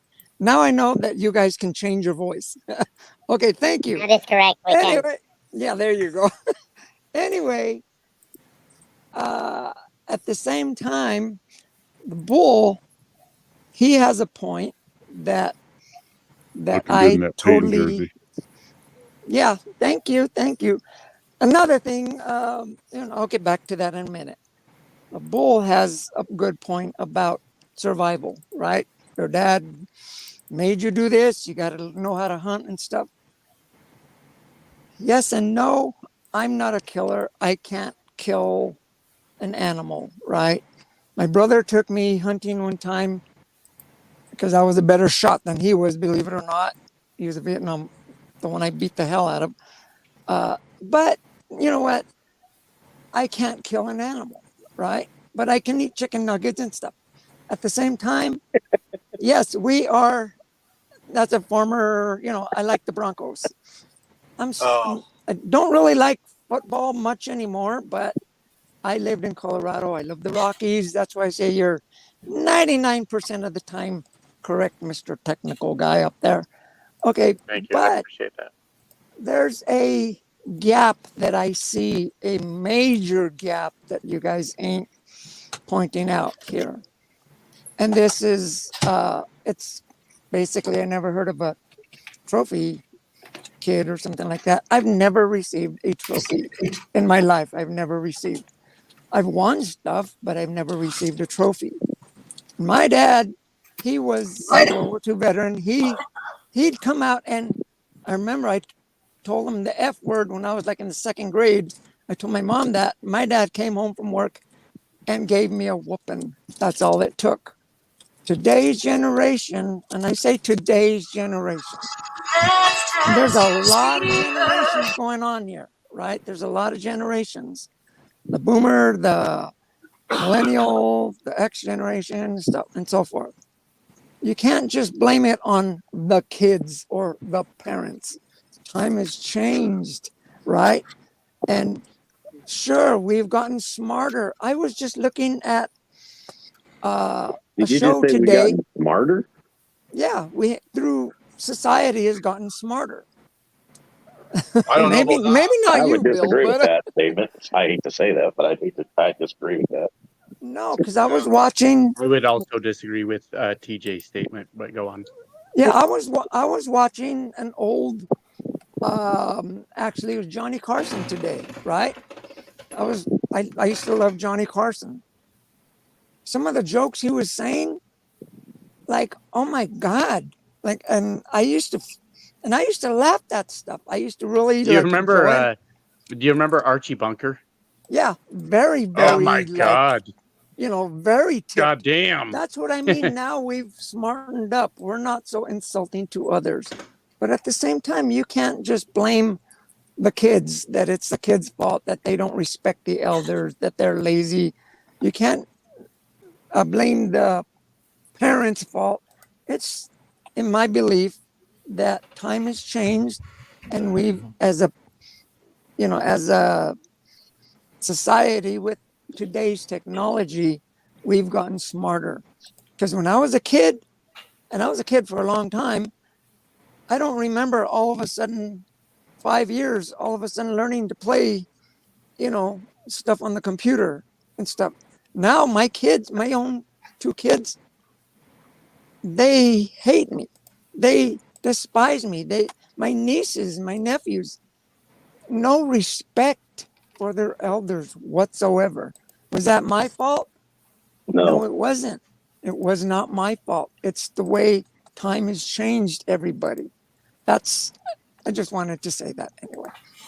I think it's cool. I don't agree with the respect your elders. Can you guys hear me? Because you don't get respect just because you're older.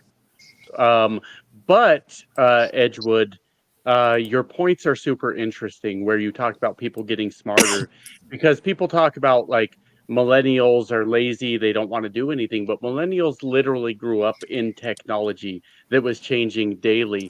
And then when they need their computer fixed, they're like, where's the millennial at? They can help me, So I agree with your points. Time changes. I think we can all agree with that. Yeah. Things change as we go. Take away their now take it's away their more of a technology. They don't know shit. instant They can look it up on gratification. YouTube. is I what will people fix want. your fucking burger machine, You can motherfucker, right fix now. They can fix a GW. computer, but they can't spell believe or anything I can like totally spell. that. The school, Dude, I am the killing it. schooling is so much. The schooling isn't as good as it used to be. In Well, my no, I opinion. agree that's with you true. I 100%. agree with Bull. that. But That's for 100%. me, spelling is a big deal. As a millennial, I'm crushing it in my English classes in college. I don't know why that's It's a like thing. they took the thinking out of a lot of it. It's like No, nobody I has to go agree. to the library and do all the research and stuff like that. Well, but agree TJ, with at the TJ same on time, I agree with TJ, but at the same time, let's cut out the middleman. Things If have you can just changed type too. it in Google, why not do that instead? Why make a trip to the library? Neo-logic. That doesn't even make sense. So what happens? Logic What Neo. happens? Yes. What happens when you're writing a memo? What happens when you're writing a memo on a piece of paper with a pen? We You don't rely have on Google. tech You don't too have much. Google autocorrect there to correct your spelling, Right. and you hand it to your boss, and you've got a $200,000 fucking salary, and you hand that memo to your boss or whoever is supposed to be reading that fucking memo, and there's 4 sentences and 26 spelling errors. We rely If I'm on being tech too honest, much. Well, see, if I'm being watch. honest, that sounds like a hypothetical to me. It Well, see, doesn't sound like fact. today's It sounds like a hypothetical. Today's like kids the can't people even remember today. their mom's number, telephone number. They No, can't remember stop 6 handing them digits. Well, trophies. Hey, you got I think Red Hawk's backstage. Just to let you know. Neo's right. We rely on technology too much because when I was in the army, we had GPSs, right? But they still made us fucking learn how to map read with a compass. You got it, Matt Bree, because Thank you. coordinates for artillery and all kinds of stuff. Yeah, the same with the Red radio. Hawk, let me see your face. Same with the radio. But We had a that's secure Bowman radio, which was all transcripted, right, and hidden. But they still made us learn radio code in case that shit ever, got hacked. So you That's where it should be. can't be reliant on technology. You got to be somewhat self-sufficient and not rely directly on technology and be able to back it up if need be. And I being that agree we're with in the that. trucking, being that we're in the trucking, there's so many automatic trucks now that, like Stuart said, you got to learn to drive a standard before you drive an automatic. don't. You got to learn to read a map before you learn the GPS, right? I You love gotta so learn. many of your points tonight, but I disagree that you need to know how to drive a standard. Now, keep in mind, I do. I know how. I was trained on that. But the idea that you have to drive a standard is obsolete. It's gone. And it's when different from a Hold on, car Josh. to I a think truck she's to a using truck that as a driver. metaphor, though. She's using that as No. a metaphor, as a stepping I'll have stone. Red Hawk text me. Red Hawk text me if that's you. That's fair. If she's using it as a metaphor, that's fine. He was in chat saying it's not him. And I agree with Literally, Stuart you don't. 100%. What did Stuart say? I'm Believe it sorry. or not, Stuart. Well, before we criticize the kids too much, even though I'm big on criticizing the children, am I the only trucker here that still keeps that big ass Rand McNally map book in their truck? Yes, you That's are. the Bible. That's the Bible right there. Yep. Dude, you have to have it. It's just. He confirmed here's- it's not him. See, here's mine. There you go, right You there. know what, And it's though? even an old one. It's not even the I new was one. talking with You know Sterling what today, though? I drove a and truck not for. only not only do the kids or say the next generation or whatever, not even the next generation, probably guys my age or a little bit younger, not only do they not have the Rand McNally, or how many of you are old enough to remember what a Pearlie's was? A Pearlie's map book. God, you got to remember what a fucking No, Pearlie's was. Brian, how old are you? I Okay, drove well, a truck. I drove a truck for 9 years, and I went to every part of this country, and I can count the number of times I pulled out a map book. The number is 0 times. Not even Never when you happened. trained at all. None. Well, you said not you drove one from time. like Denver to So if I handed you Grand That was- Junction, you don't really that need was- a map. That was one time, Edgewood, but I was an over-the-road truck driver that drove every state. I So, drove my Josh- truck into Okay. Queens without a Rand McNally. Josh, if I handed you, if Bullshit, I I handed you did. a random, No, he probably Josh, if I did. He probably handed got you in a trouble a Rand lot. McNally, if I handed Brian- you a Rand McNally Brian- or I handed you a Pearlie's, would you know how to read it? Well, Could you I would know how Could to. you open that book and use it to run through New York City? Or to Here's run an from- interesting. Yeah, Did he just say and that's Brian, a may good I- question. wait, That's may I a good say question. something? Wait, And wait, to stop, stop. respond to Wait, that, wait, I was. wait, Let me wait. respond to his question, and then you can. No. Okay. Oh, hold on. To respond to your question, Wilburner, wait, based wait, on wait, my wait, wait. experience as a truck driver, then yes, I can decipher it. Before I was a truck driver, no, I could not. But based on my experience, I absolutely could now. Okay. Does that help? Okay, Yeah. Brian, you might Yeah. want to turn up your volume a little bit because I could barely hear you. I hear everybody really loud, and you're like off in the background. That's all Anybody I else wanted to say. have anybody else having problems You hearing? sound good to me. Sound Hey, good to me. Josh, did you read road signs? I'm just curious. Of course No, I I don't did. hear As you a at matter all. of fact, Neo, when I had a channel, because I permanently deleted it, I had a video about when I went into Queens and the signs on the overpasses said 12'6", and I stopped on the interstate and I was like, oh God, what the fuck do I do? Turns out you can drive under them because a local driver stopped and he's like, dude, you can fit, go for it. So if that reinforces the idea that I read the sign, I stopped the interstate traffic from the left lane in Queens, New York, because I saw 12'6" on the sign, which is not true. And anybody that's drove Queens or New York, the boroughs, knows that to be a fact. Yeah, I've done that in the Yeah, Chesapeake Bay River. I've done Hey, that. do you know why? Do you know why you can now go under a lot of those places where the sign says 12'6" or 13'2"? Well, they lowered There's the a road. lot of Why you can theories. fit under those now? They There's lowered a the lot of road. theories. Well, no, it's because TJ said they lowered the road. They didn't raise the bridges. They just lowered the road going under them, and they just never changed the fucking signs because for some reason they just never changed the bloody signs. Or And they the never got other around to it. theory, and the other theory is that if there's snowpack on the road, that's what the clearance is. That's another theory, right? So Well, that's in to answer your Pennsylvania, question, Josh. yeah, That's right. I've been through Pennsylvania. there too, bro. Yeah. I was ducking while I was driving through Pittsburgh. I was like, what the fuck?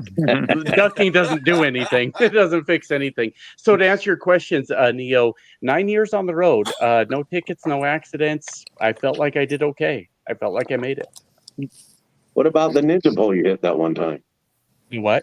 What about that ninja pole, that yellow pole you hit that one time? That was not on the road. It That was jumped when up. I was a No. that was when I was a trash truck driver. I was Oh, going to say, that's what it jumped that's out in what- front of him, TJ. I just remember him saying he hit a ninja pole or a yellow pole. Yeah, long yeah. time ago. That was when I was a trash truck driver and I ripped the fucking bumper off that truck. And I went, what the fuck do I do? And I called my boss and I was like, he answered the phone and I was like, my bumper's on the ground. And he goes, what do you mean? I'm like, you heard me, motherfucker. My bumper's on the ground. And he's like, where are you? So I told him where I was. He said, that pole gets every one of us, man. That pole so that was not on the road. So I think I'm exempt Blame it from on that. the pole, sure. Blame it on the pole. Well, It was a cab over trash truck and the little midget yellow pole. Every guy in here has a pole story. We've all got a pole story. Come on now. Yep. Some different than others, am I right, TJ? Huh? Another one of us has been on a pole, so. So back in the day, like I've been driving 30 years, but way back in the day, my thing was you take the Rand McNally map book. 30 out, years. you know where you're going, right? But So what I end up doing is taking a dry erase marker and marking all my turns and exits at the top of the windshield before I even leave. And yeah, at that point, yes, if I wrote everything down at the top of my windshield, yes, I don't have to pull out my map book after that because I've got it all written down at the top of the fucking windshield. But yes, that book lived in my passenger seat for probably 15 years until GPS. And it just don't no more. Second guy in my entire life that I've ever heard doing that. About putting the instructions along on the top of the windshield. Yes. There was another old guy that I used to drive with, and he had an old Freight Shaker XL, and he used to do the same thing. Now, I never did it. Somebody was mentioning that the other day in one of the live feeds that they did that. I just don't remember who it was. You're the second person I've ever heard of doing that. And I worked with see someone would that did actually that. work. I thought that was crazy, but yeah. I still do it going in and out of the port, especially when you change chassis a couple of times a day. You have to write down the one that you have because then the lady gets out there and says, well, what chassis do you have? And it's like, fuck, you got to climb back out. And of course, the sticker at the front, you got to go in the back. So it's like, no, screw it. Just write it down at the top of the windshield and you're done. You got it. So, and the moral of the story is times change. Get on board or get left the fuck behind. Those are your choices. Yeah. Well, here, how about this? How about this? I was talking with Sterling today, and we were talking about driving years ago, and it's funny because we were talking about the Rand McNally and the Pearlies and everything like that. But then we were talking about the driving before we had cell phones. Like GW, I'll ask you, and I can guarantee I already know the answer. Dodie already knows the answer. Stuart might know the answer, but back in the day when you were driving around, you had a map book, you had a pack of cigarettes and a pen because you were writing directions on or whatever on your and you had a pocket full of dimes. Dimes. Yes. Well, quarters or whatever else. Yeah, I mean, whatever. Well, you know, I actually took a picture the other day. There's a place called the Relay Station just south of Exit 3 off of I-20 in Louisiana. And it's an old truck stop. If you go in between the Loves and the Flying J there and go south about 10 miles, that Relay Station, in the corner of their restaurant, they still have trucker phones. There's 3 of them in one corner. Really? They don't work. Really? They don't work, but they just left them there in the corner. They stack corn underneath them now. But nostalgia, baby, nostalgia. Yeah, we used to drive around with a pocket full of dimes for the payphones, right? And well, then they came out with the calling cards. Those were great, right? But remember, we used to go into a restaurant. You sit down at a restaurant, and there'd be a fucking payphone right there at your table. Every table had one. Yes. Remember those? Yeah. Yes. So you could talk to your dispatcher and eat. Well, fuck the dispatcher. I was talking to my wife. Give a fuck about the dispatcher. Because back then you didn't have a cell phone. So did you talk to your wife every single day? No. Okay, babe, I'll be in Houston on Thursday. I'll call you on Thursday. Right? Yeah, and sometimes you'd get a busy signal and it would just piss you off. Oh, yeah. You just wasted a dime or a quarter or something like, yeah, I remember those days clearly. You know, well, sit up there, man, driving back and forth to Canada back in the day. Fuck, man. That was like in between Edmonton going up to Tok, Alaska. Shit. You had to either sit on the side of the road for damn near 2 days until somebody passed by and would give you a ride to the next town so you could call somebody to fucking give you, and then hope that all your shit's still there when you get back. And then if you're really lucky, you were off. Everything changed. It hasn't changed. Even back then, they didn't let you have guns if you were an American up in Canada. So it's like, man, it's like even when cell phones first came out, you're down in a valley and you have a tire blowout or a breakdown. You've got to go to the top of that fucking hill to be able to get. Every time you hear a bush move, you just know it's a moose or a giant fucking bear that's about to come out of the woods and kill your ass. It's TJ the bear. Dude, you just walk quick. It's like, fuck me, man. So I got a question because we've got a range of experience. For every one of you, would you say that technology has improved or whatever the opposite word of that in your trucking life? Would you say it's improved or made it worse? Improved. I'll go first. And I'm going to say that yes, it has improved my ability to do my job, but it has also made me a little complacent. Do I enjoy the technology? Yes, I enjoy the technology. Is that what you're asking? I've got an iPhone. It's got Google Maps. I can talk to my iPhone and get them, and I don't even have to touch the fucking thing and to get it to do what I want it to do. I've got a Rand McNally GPS. Yes, it's convenient. Do I enjoy this convenience as compared to years past? Fuck yeah. I'd have to be an idiot not to. Am I a little more complacent though because I don't have to rely on my memory as much because I can follow that little blue line? And am I a little maybe a little lazier? I'm talking about myself. I'm not speaking about anybody else. Yes. But I do love the technology. Fucking A, yes, I do. Thank you. I appreciate you saying that. And I'd love to hear the answer from literally everyone else. Well, Yeah, I guess. Oh, go ahead. Ladies first. Go ahead. Go ahead, Joey. Thank you. Yeah, I agree that it's helped us, but it made things lots more easier. And like I said, with automatic, when you're driving an automatic in traffic, that is the best. You don't want to fight the gears, okay? And that goes for a lot of other things. But like Brian said, it's gotten us lazier. It's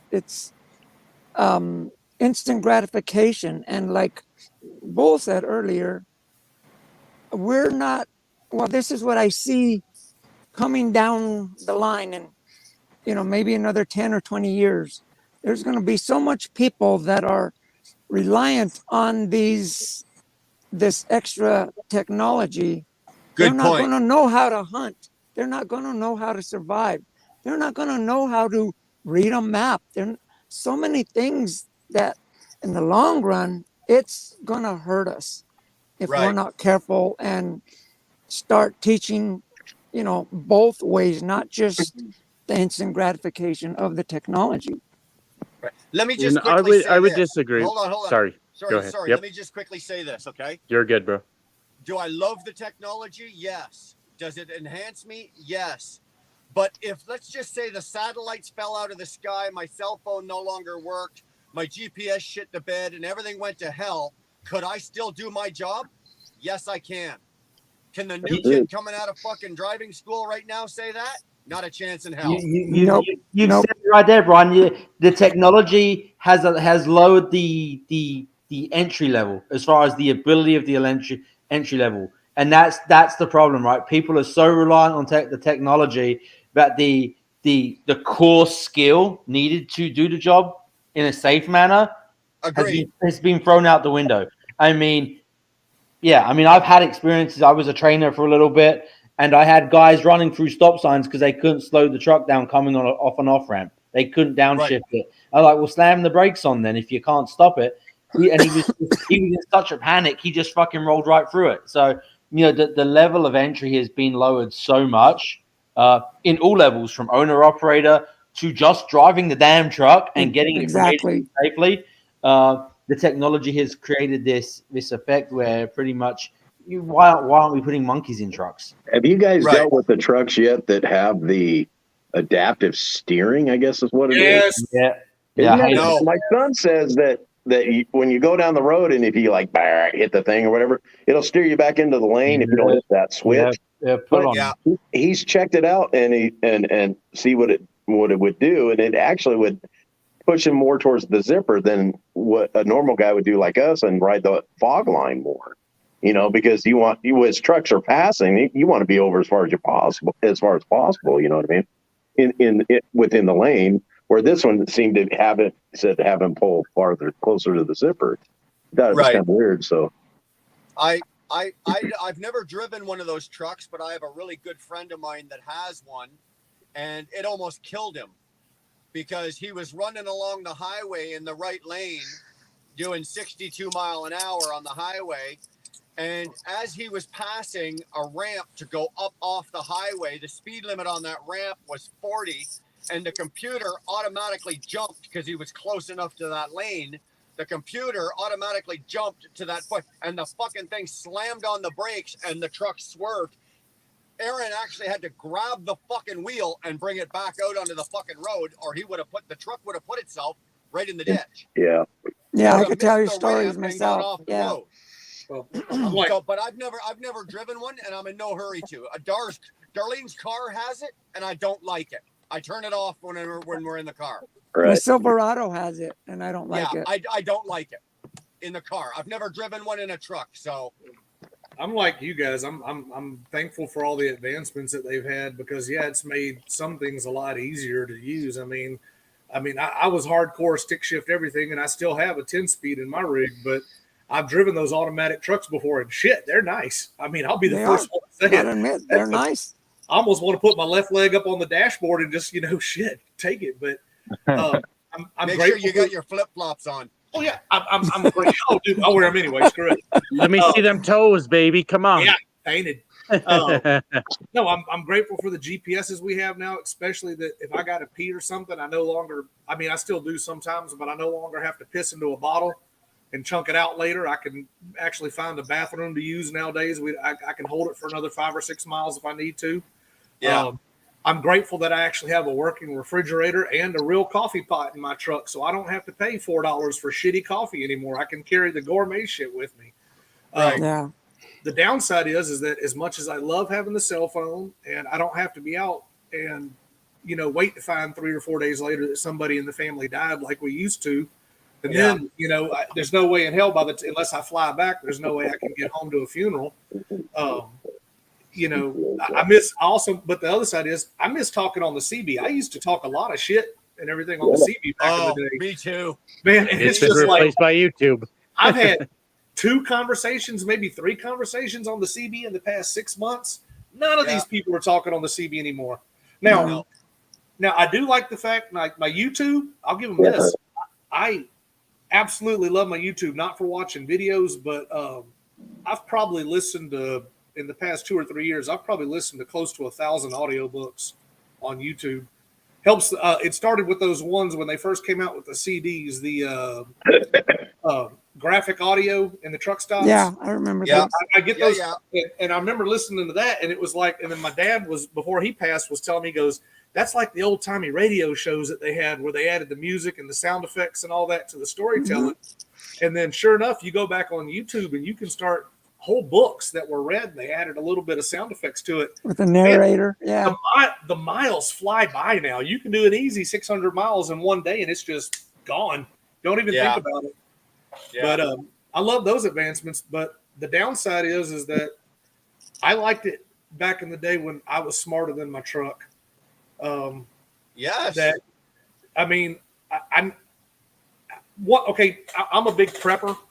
And one of the things that I'm always worried about is the only thing that's. And I know Josh is shaking your head and stuff. Yeah, you know me. You know me. I'll react to that. Well, I'm a big prepper, and one of my things is that the only thing I know that's ever going to get us is probably going to be what they call an EMP. And if that ever happens, this technology in this country is shit. I have a mountain bike that I keep in my rig. It's hung upside down from the top back of my Peterbilt. I have a plan in place and supplies in place that when everything in this country and this planet stops, I'm getting my fat ass on that bike and I'm going to be back home to my supplies and my guns within 6 days. I may have to pedal my fat ass a while, but anywhere in this country, I can be back to Texas in 6 days. So, you got to be prepared. Yeah, always. It's funny when you said, I remember the day when I was smarter than my truck.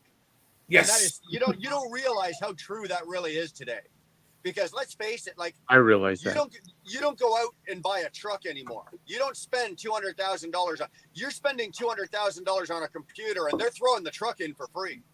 Mm-hmm. Literally, when you think about it, right? With the sensors and the technology and there's 3 computers on this truck, the one I'm driving, right? The technology is way beyond anything that I could. I'm not as smart as this fucking truck is anymore. Not even goddamn close. The automated transmission. I'm gonna be the first one to tell you this right now. Okay, I love it. I will never drive another manual transmission for the rest of my fucking life. Never.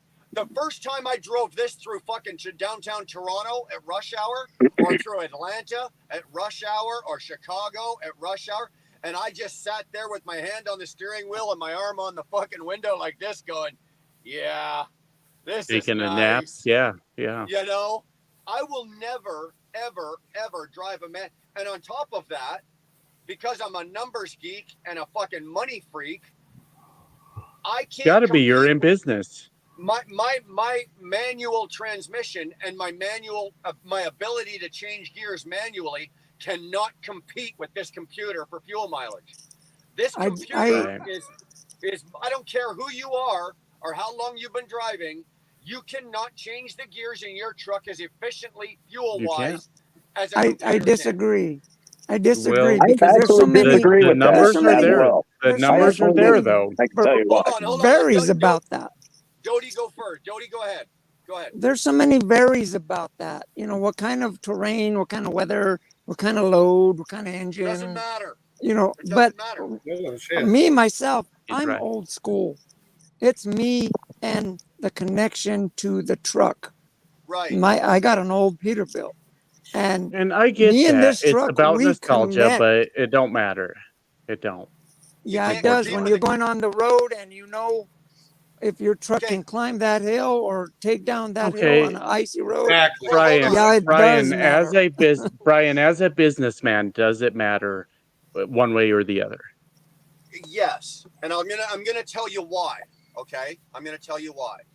Okay, the computer can do things, and I'm speaking for myself. Okay, because again, I always drove 18-speed manual transmissions. I I've got always had a 18 gay peak speeds. drink now.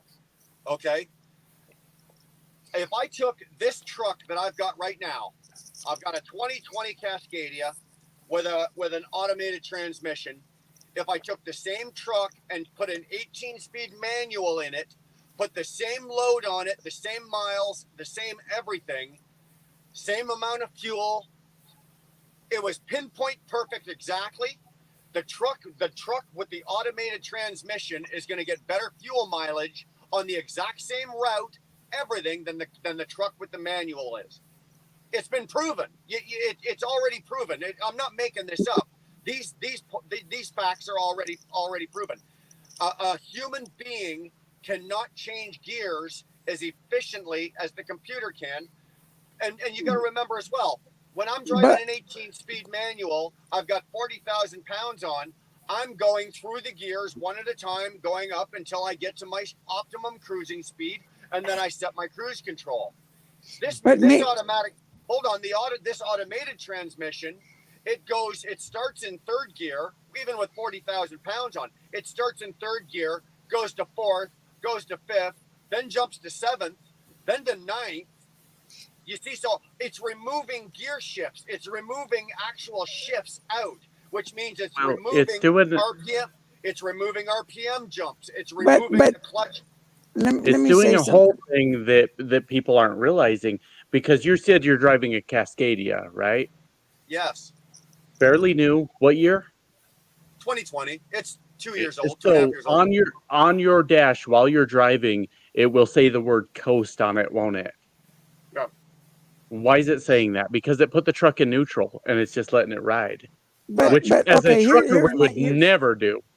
Here's my But point. the computer will, and it will throw it back in gear, which we could have never got away with, ever. Here's my point. Okay, go ahead. I remember when I was working at the lumberyard in Denver. My boss, he bought, what was it, like 5 or 7 brand new trucks, right? Identical. Yeah. They were all internationals, all 13 speeds. You know, they all had the same Cummins engine. Within 3 months, each different truck had a different character. It's because of the driver. That's what what I'm trying to say. No, I agree with you. And also, you know, you can't just say that this truck is better fuel mileage than the other, because they're different. The truck is going to go with the connection to the driver, and that's what I'm trying to say. Yeah, but you're missing the major point. You're missing the major point. Okay, I can go and drive a 13-speed, dump the clutch every shift, and I'm gonna frickin' fuck the springs up in that clutch. That's where the character comes from, is because how much abuse, wear and tear, yeah, and it's being driven. Everybody's different. But here's the problem: the industry doesn't give a flying fuck how the truck feels. It doesn't care. It cares about how much money it can make. When I can go and drive an automatic, and that computer knows if I'm mashing the pedal, it's going to draw them long. It's going to let me rev out the engine. Whereas if I'm, only 30% on the throttle, it's going to short shift it for me to get it. It's all about, these trucks aren't about how they drive. It isn't about, the luxury comfort. So it's about none of that bullshit. It's about how much money they make. That is it. Nothing more, nothing less. And that's it. It's a tool. It's everybody involved. Me as a truck owner, I cared about that. Brian, as a truck owner, he cared about that. And I don't know who else here is an owner operator, but for your money, automatic is where it's at. I've noticed the difference though when I worked at this place that hauled heavy stuff, 103,000. And the 103,000, the automatic truck that we had did not even come close on miles per gallon than it did the 13 or 18 speed. That's a fact. Okay. I'm just telling you. That has a lot to do with weight too. You and the truck, the driver and the truck. That's what I'm you're saying. Right. And I'll give you another example. And if Britt is still in here, I think he's gone to bed. But when you're pulling super heavy, for example, that's what I used to do. That's what I do. I always had an 18. Now, if you float the gears real carefully when you've got 140,000 pounds you're pulling. Yeah, progressive. Yes. Yeah, the computer, on the other hand, does not have the ability to compensate. Well, some of them do now, but for example, this truck I'm driving does not have the ability to compensate for that kind of weight, to know when and what. It's programmed for fuel mileage based on how hard I'm pushing that accelerator. Another example is if I tried to pull tankers with this truck, because there's the sloshing and the moving of the fuel and all of that, it totally messes with my gears. The truck didn't know when I was going up a hill, I'd be coming down a hill, and the truck is going like this because I had something in the container and in the tank in the back, and the truck was going up a gear, down a gear, up a gear, down a gear. It couldn't figure out what gear it was supposed to be in because the truck wasn't acting like a normal truck. Right. So when you build in those kind of parameters, I would absolutely say yes. You take a 13-speed manual or an 18-speed manual. Like the company I'm with right now, they do like massive lifts. We're talking bridge lifts and shit like that. Mm-hmm. Every single one of their new Kenworths, brand new Kenworths, are all 18-speed manuals, and rightly so, right? But if you're just talking about the general, general commodity, automatic's the way to go. Absolutely. If we're talking about just general commodity, even with this truck here, I've pulled triaxles with this thing with upwards of 65,000 on it, and this truck has done just fine. Did it get 8.5 miles per gallon pulling a triaxle? No, it got 7. But if I was driving a manual, that would have been a 5. You see what I'm saying? This is the point. You use the tool for the job. If I'm trying to use a damn crescent wrench to knock in a nail and wonder why it's taking me forever to do the damn job, who have I got to blame? That's a you problem, isn't it? It's the Stewart problem at that point. But it's the same shit though, right? And this is the thing. When you've got a truck which, if you're trying to heavy haul with a Cascadia with an automatic and wondering why it's struggling, or then got a big old long-nosed heavy duty suspension hauling a van and wondering why you can't compete. So you can't sit there and complain because you don't have the right tool for the job. And this is the problem, right? People get so caught up in the emotional side of it, of well, I like that, or this feels good, or this strokes my ego the right way, and then wonder why it doesn't make sense for them. I mean, you nailed it. You nailed it, Stuart. You're absolutely right. I'm sorry, Peyton Manning jersey lady. What's your name? I'm not trying to be a dick. Doty. Sorry. You make a very good point. In these trucks do adapt to your driving habits, and they do respond to what you do. And if you're pulling 5 miles per gallon in an automatic Cascadia, you're not a good trucker anymore. You're obsolete. You're not doing well. Exactly.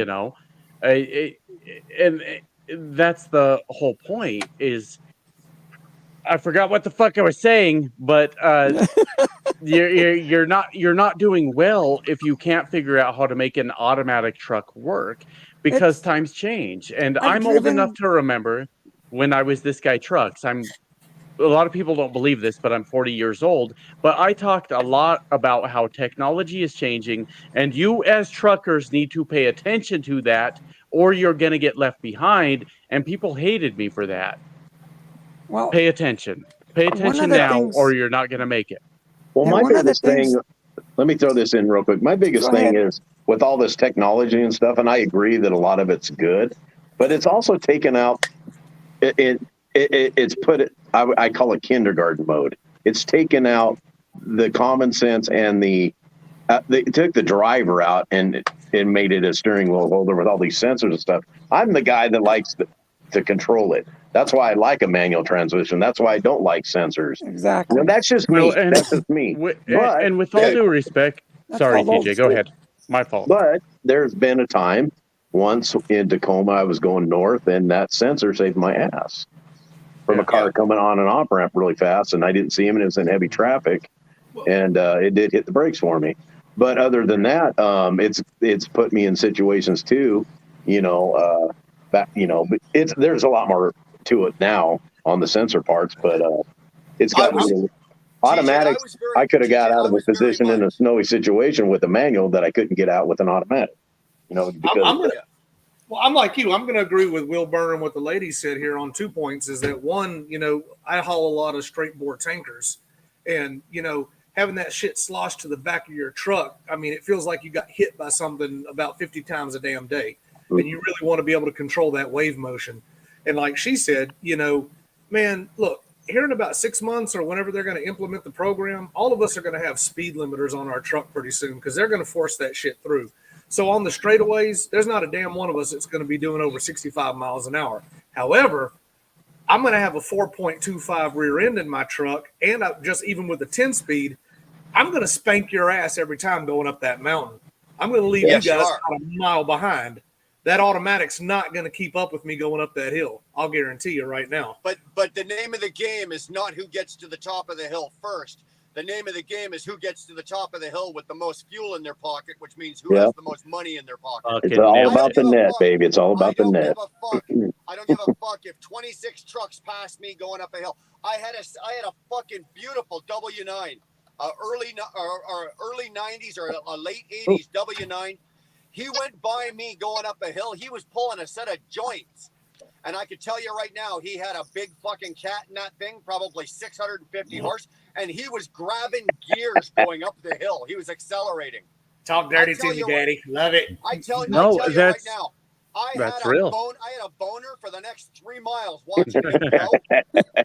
But I had $25 worth of fucking more fuel in my tanks than he did.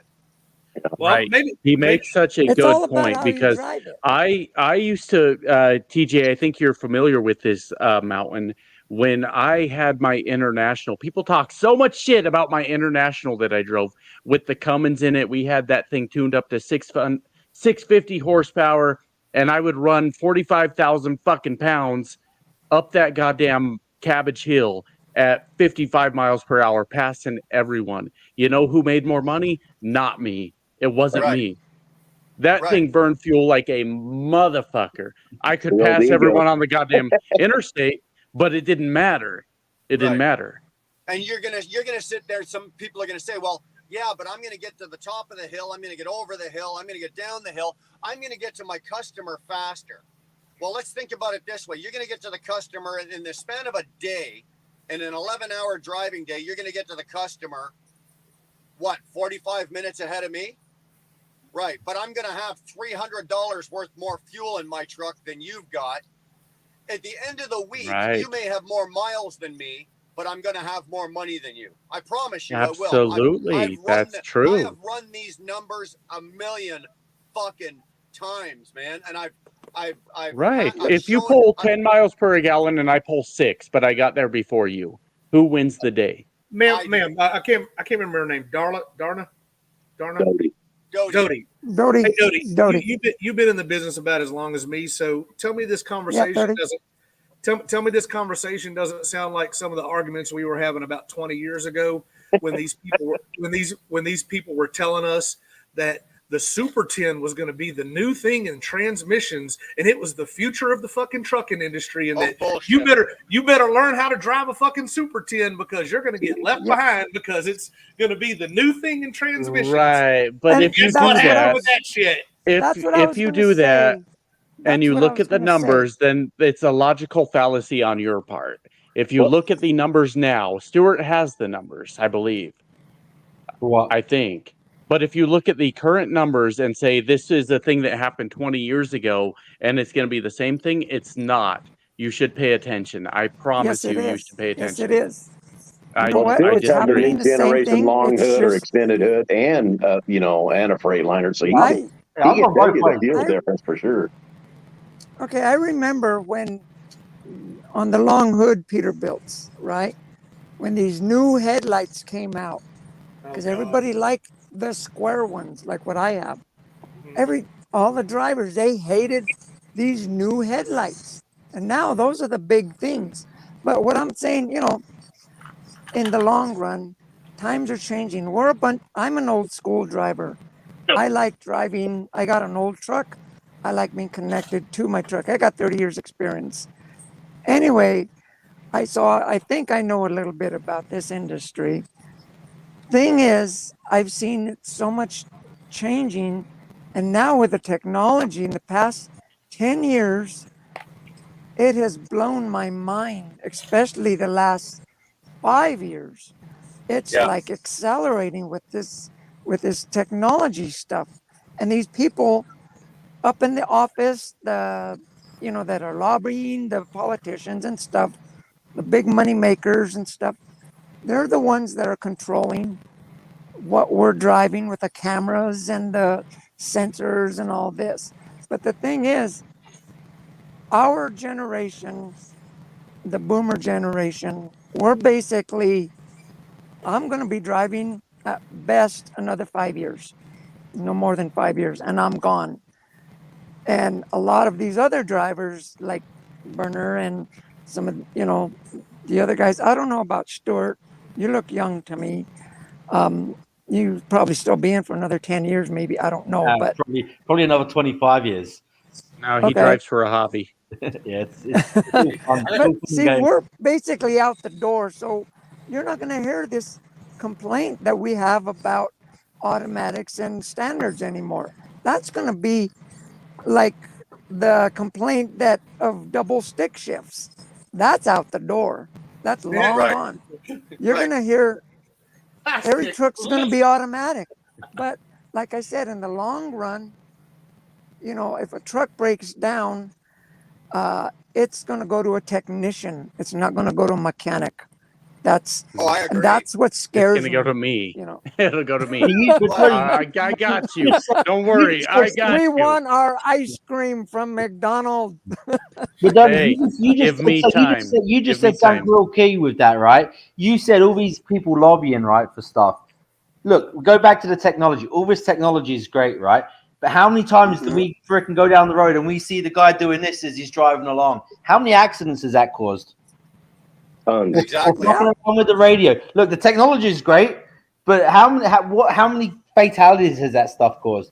And this technology, the distracted driving, will be one of the things that will kick us out of the truck in a hole from an AI standpoint. Like I said, it's taken the driver out. It really has.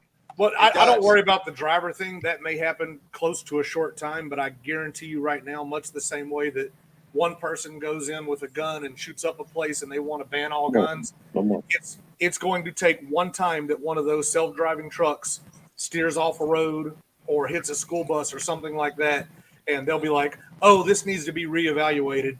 I promise you. I agree. Or another one. I completely disagree. I disagree. You have to base it off a matrix because they're going to say, I agree with you. One Swift driver crashed. Now we have to shut down Swift.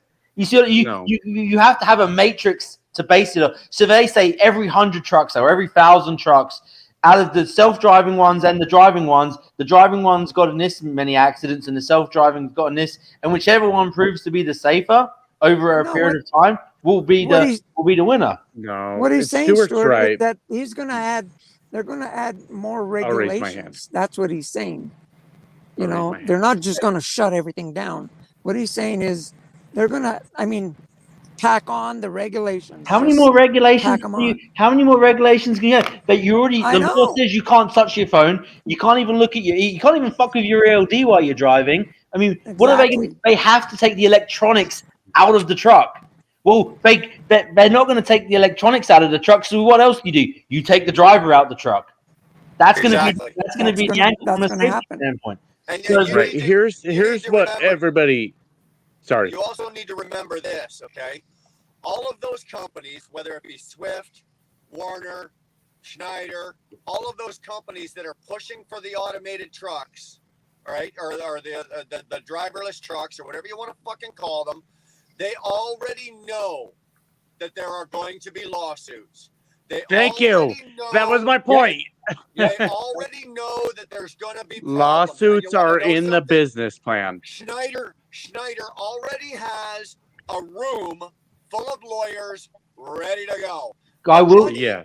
The millions and millions and millions of dollars in lawsuits that they are going to need, that money is already in the bank waiting Yes. to be used. I So- fucking love you. So if Thank one you. automated truck goes off the road and hits a school bus, wipes out 30 kids, it's already paid for. It's Yeah, it's right that now. calculated risk that they take on. It's that Yes. calculated risk. But the problem is they take Thank you, Dar. that calculated risk is human life as well, and they don't. It is like we're all just a piece of meat. You know what I mean? You're Or right. Well, Yeah, we don't That's need that. capitalism, baby. Think What do you so. It's want? all It's about not that fucking we're all a piece profit. of meat.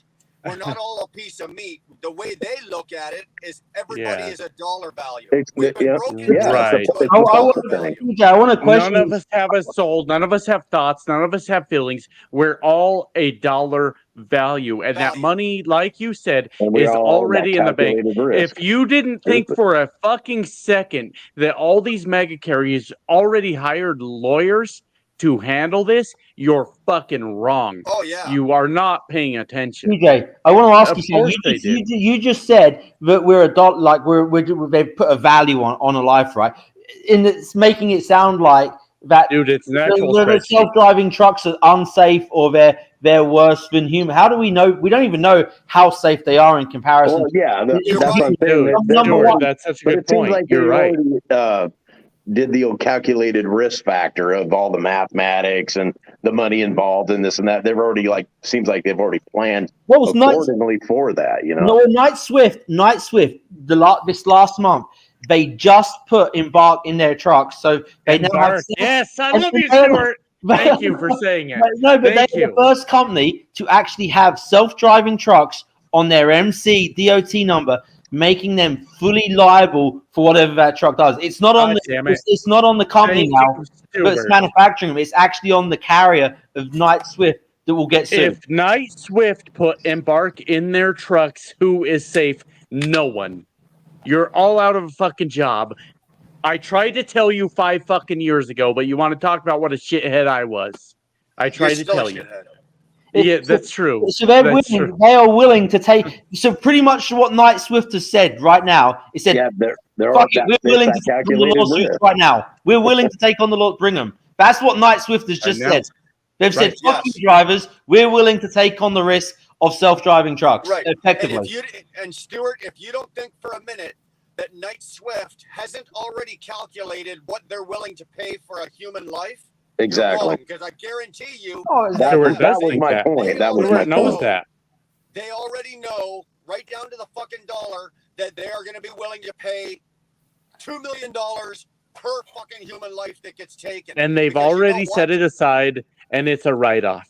Yeah, it's called that calculated risk. Yeah. And I can guarantee you the money that they're going to pay out for the automated trucks killing people is less than the money they're paying out right now for the drivers. Why is that, Brian? Why is that? Because them trucks effectively have black boxes on there, and they don't have to worry about having to defend this or You're this right. while someone's. You're right. So you've take. If we actually look at the data, and I don't know the numbers, but I can guarantee if you look at the more technology we add into the truck, the more accidents there is. So Oh, yeah, with these big what happens- companies, once they happens put if in they- a capital lawsuit, like there was a capital lawsuit that I was involved in, and they sent me a letter. Yeah, sure. You got $11. Just come and pick it up in San Diego. That's where it was. I'm somewhere in Philadelphia. I'm not going to go all the way across country for $11. So I didn't even Connect claim that. the dots. Connect the And dots. that's They what- do not give a fuck about your No, life. They don't give a fuck how exactly. much your life costs. That was It my is point. They cheaper don't care. They'll to claim a kill capital you. lawsuit. All about It calculated is risk cheaper and to kill profit. you than to put 50,000 automated trucks on the road. But you're talking about one truck. What happens when that system gets hacked, and then suddenly we're looking, and this is not even a joke. We're Bro, looking at, that system won't get hacked. well, we're looking at a It'll get real hacked, life I'm version sure. of that movie, Maximum Well, Overdrive. Wilburn brought up Schneider, whoever brought up Schneider, and the same with Knight. Schneider is actually owned by Vanguard Investment Group. They Yes. have trillions of dollars. Trillions. Yes. But They're GW is huge. right. GW is right. Okay. I agree with what you just said there. Okay. Yeah, if terrorists were to take over that system and hack that system like the Chinese, they could literally. What if they suddenly said something like, "We want those trucks to start blasting into every major building across the United States at the same time"? Okay, so let me ask you a question. There's a simple answer to this. There's a simple answer. If they wanted to do that, or they had that capability, why didn't they shut down the power grid during the last freaking cold storm we had through and let people die in the cold? Why don't they shut down the sewer system, which is all on a grid? Why don't they shut all these systems down, right? Which could kill a lot of people and cause a lot of mayhem. Why don't they do that? Because us being cold or having toilets backed up isn't going to kill millions and millions of people at one time. Us being cold as dude, endless trucks crashing into buildings would. dude, people die there's people died in the last storm that just came through. People died. We're talking 36 people that died up around Buffalo in one major storm, and those are always calculated like things that were related to the storm. Not But just now you shut down a power grid. Now shut down a power grid. That storm's coming. Shut down a power grid and see what. So people in nursing homes might lose oxygen, but they all have backup generators. You might be cold. You might be hot. What happens if every single vehicle in the United States was suddenly told by a terrorist, "We want you to drive into every fucking school in the United States"? GW, that can already be done. I know it can be done, but I'm saying, but we have vehicles that even as a driver, if you're in the seat, you can pop a brake with a laptop with a special device connected to the laptop can hack into the computer of a Toyota Camry while he's beside the car, and all of a sudden he's not controlling the car, he's not making the car steer, but all of a sudden the door locks are going up and down, the lights are going up. So if they've got the ability to do something like that, to just roll up beside a Toyota Camry and wirelessly, remotely start fucking around with that car while it's on the highway, what's to say that the technology is not available? And I guarantee you, no, it is probably available. is. But what I'm saying is, but they're not going to, like I'm saying, with the same thing with the power grid. Why do something now where they might kill 10, 20,000 Americans? Maybe, let's say they even kill 100,000 Americans. Okay, that's going to be bad if we even lose just one person. But when they have the opportunity where they have 200,000 trucks across the United States that they could cause to go haywire and start crashing into shit simultaneously, that are out there driving themselves. That's a risk. What you're missing, GW, is there's a global economy, right? So if China you needs us, we need them. Yeah. If they do care. They absolutely do care. Yes, they do. The minute you start fucking with the American economy is the downfall of your own economy. Immediately. That's fact. There's no possibility of anyone ever fucking with America's. We're too advanced. Look at how much money we put into to defense, and all of a sudden we're not going to for automated trucks. Of course we are. To put you out of work, GW, and I don't mean that to be a dick, but that's capitalism, baby. They're gonna put you the fuck out of work and make sure that grid cannot be fucking hacked. Let's put it like this. Like somebody did some numbers recently. You know, there's close to 2 billion Muslims in the world, right? And I'm not saying they're all bad. Let's just say, like that lady said, let's say 30%. That means 30% of 2 billion is 600 million people that want every single American, man, woman, and child fucking dead. That means just with our own population, they outnumber us 2 to 1 right now. Okay. And that's just a small portion of their And population. it's their own downfall if they do. Okay, and it's not going to take 600 million of them to make all of us dead. It's going to take a very small handful of them. Okay, it took what? It took 18 of them to take over 4 airplanes and cause all that havoc back during 9/11. What happens? And these guys have been a lot more advanced because, like y'all were saying earlier, the planet is more advanced. Little kids can do shit that none of us in this room, well, maybe Josh, but none of us know how to fucking do. I mean, I'm not that smart. Thank you for giving me Yes. that credit, but I'm not. I'm very no, but dumb. I mean, these He kids don't know how to fix ice creams yet. like my kids. If I took away their cell phone and put them in a garage right now, and their chain was off the bike, and I said, "Fix it, figure it out," they'd be out there for hours trying to figure out how to put a fucking chain on a bike. But Exactly. Google it. And I- that's I what can- I've yeah. been talking about. I can Build a give them my go-kart with computer. lawnmower wheels and nails. Yeah, but I mean, I can give them a computer. And you know, and my son, his favorite two toys to play with outside are machetes and fire. He loves them. I mean, it's just like it's the cheapest shit for them to play with. You mentioned that when I was a kid, I used to, on the cereal box, I used to see, these puzzles and stuff. But I remember seeing Al Hunter Jr. and because I've always loved cars. I mean, my friends and neighbors and relatives had hot rods, and I used to see Al Hunter Jr. and Bobby Hunter and Al Hunter Sr. and stuff. They had these. They were winning the Indy 500. These were my toys. I used to get some scissors, cut them out, the little picture of a car, and play with the car. Like that was my toy. That was my toy, and I was completely And I was satisfied with that. And don't get me I wrong. don't mean to be a dick, but none of this matters. None of this matters at all. I'm Your about to- guys' nostalgia does not change the facts of the world. If you destroy that's where America's economy technology- yes, it does matter. as a different country, you do so at your own fucking peril, and that's all there is to it. Josh, That's and I the agree downfall with of the world. No, Josh, but I- what I'm Josh, I saying agree is, with you, but what look, I'm saying is, go ahead, GW. Look, I wish we lived in this utopian society where nothing bad would ever happen. I wish it was like the fucking Jetsons or the future where we had like spaceships and shit like that and things were wonderful and food came in a little bitty pill because my fat ass wouldn't be this big. I would be sexy as hell. Okay? I wish. Oh, you know what? GW, you are sexy, don't you? Dude, And okay, and it is- you it too, is- I GW. want- You I also are want sexy. as hell. three things in my life that I'm being fucked on right now.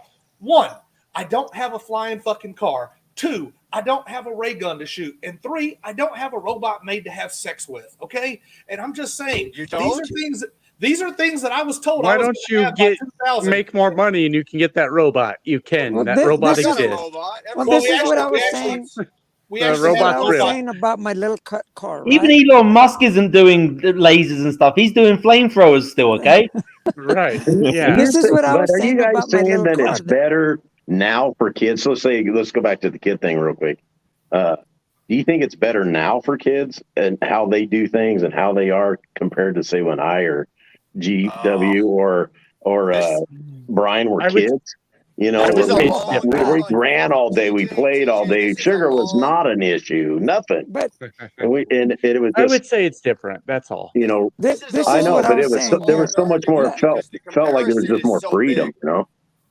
The argument is so long for this because the comparison is so big, right? It's a huge difference, When yeah. we were kids, we were told to go outside and don't come home until the fucking street lights came on. That's it. That's it. Here's- Can I follow up on this? Let's take a kid from Afghanistan and put him in a childhood society of the United States and vice versa. How do you think that would go down? Oh yeah, exactly. It would be a mind fuck. That's perfect, Stuart. Perfect. If you Yeah, took but a- it's a difference in countries too, you know. Yeah, it's a boy. difference in technology and everything. But like I was saying, 15-year-old boy from New York, and you get a straight swap of a 15-year-old boy out of some village in Afghanistan, I guarantee you the culture shock would probably kill them both. Kill them both. One of them would be overloaded with sensory overload, the kid from Afghanistan when he got to New York, and the kid from New York that went to Afghanistan would probably blow his brains out because he wouldn't know what to fucking do with himself. He could not entertain himself. Well, see, Right? like what I was saying about my little car toy, right? That was a toy I used to play with in my lifetime. Now, just about a month ago, I delivered a robot to one place of the United States to the other place. Is an actual robot.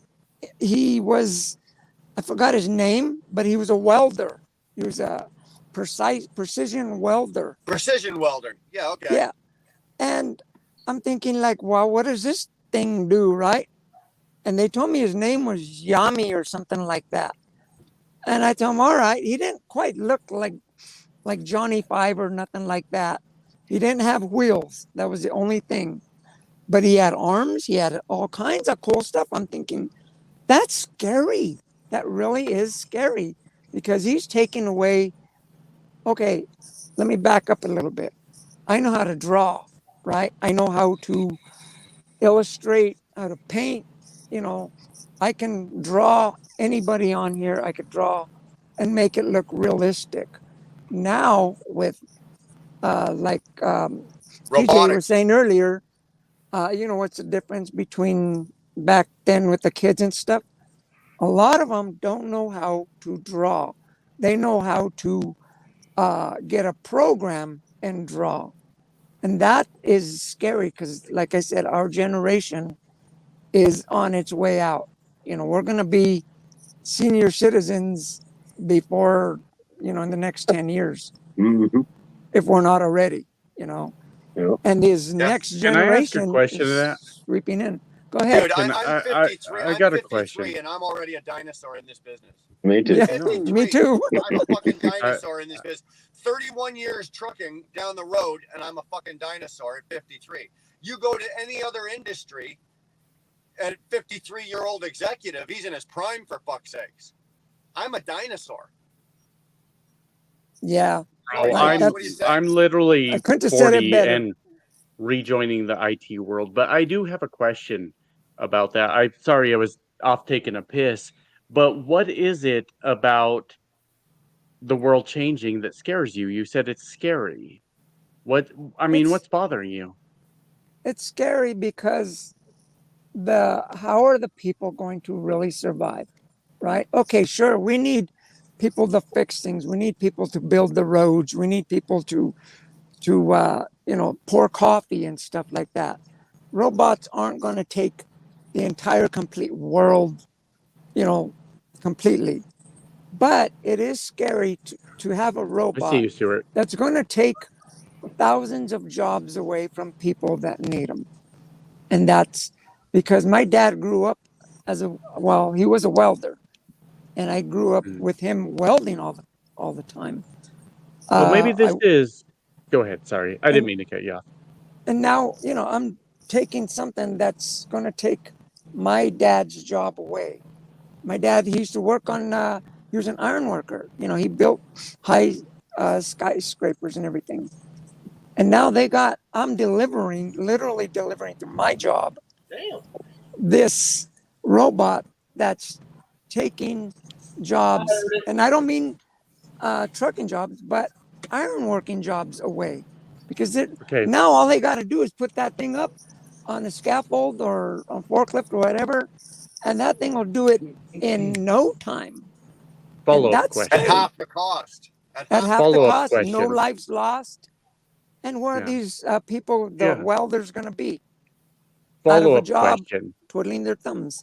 While we were earlier talking about the trophy generation, if you, not you specifically, I'm not targeting this at you, but if you as a person failed to adapt to an ever-changing world and then you found yourself out of a job, whose fault is that? I believe it's a technology. You blame the technology. Yeah. I can't. I don't think you should.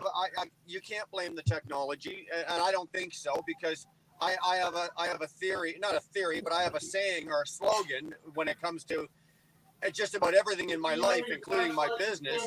It's adapt, improvise, and change. Yeah, You have to be willing to adapt, You have to. improvise, and then make the change. And if you stop doing those three, you'll stop living, or the world will pass you And by, that's and you'll be that's living in a your cave with fault. a stick in a That's fire. your No. fault at that point, I think. No, no, it's not. Go back to I a couple of don't- minutes I of the disagree with conversation. you guys. You said earlier, right, that back in the old days you had your quarters in your pocket and you went to the phone booth, right?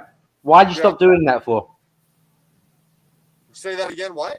Because she adapted to the technology. Because you adapted to the technology, right? You now have a cell phone. So sitting here, you're picking an argument, but you're showing that you do adapt to the technology, and you've done it. You've done it before, and it's okay. Is it uncomfortable? Is it uncomfortable for you maybe to learn a cell phone? Yeah, maybe, right? But you adapted because you see the benefits. It's potentially allowing you to get online here and talk to us in person now, right? It's the technology.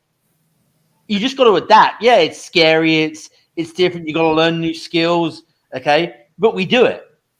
We do. Otherwise, you get left behind. Otherwise, you wouldn't be where you are now because you would have no way of communication. Because you know what, the companies that you relied on to make them phone calls are pulling the phone booths out of the truck stops. So you'd be left on the side of the road. You adapt. You have to. I'm adapting now because I have to. I don't necessarily. You have to, or you go broke. That's your choices.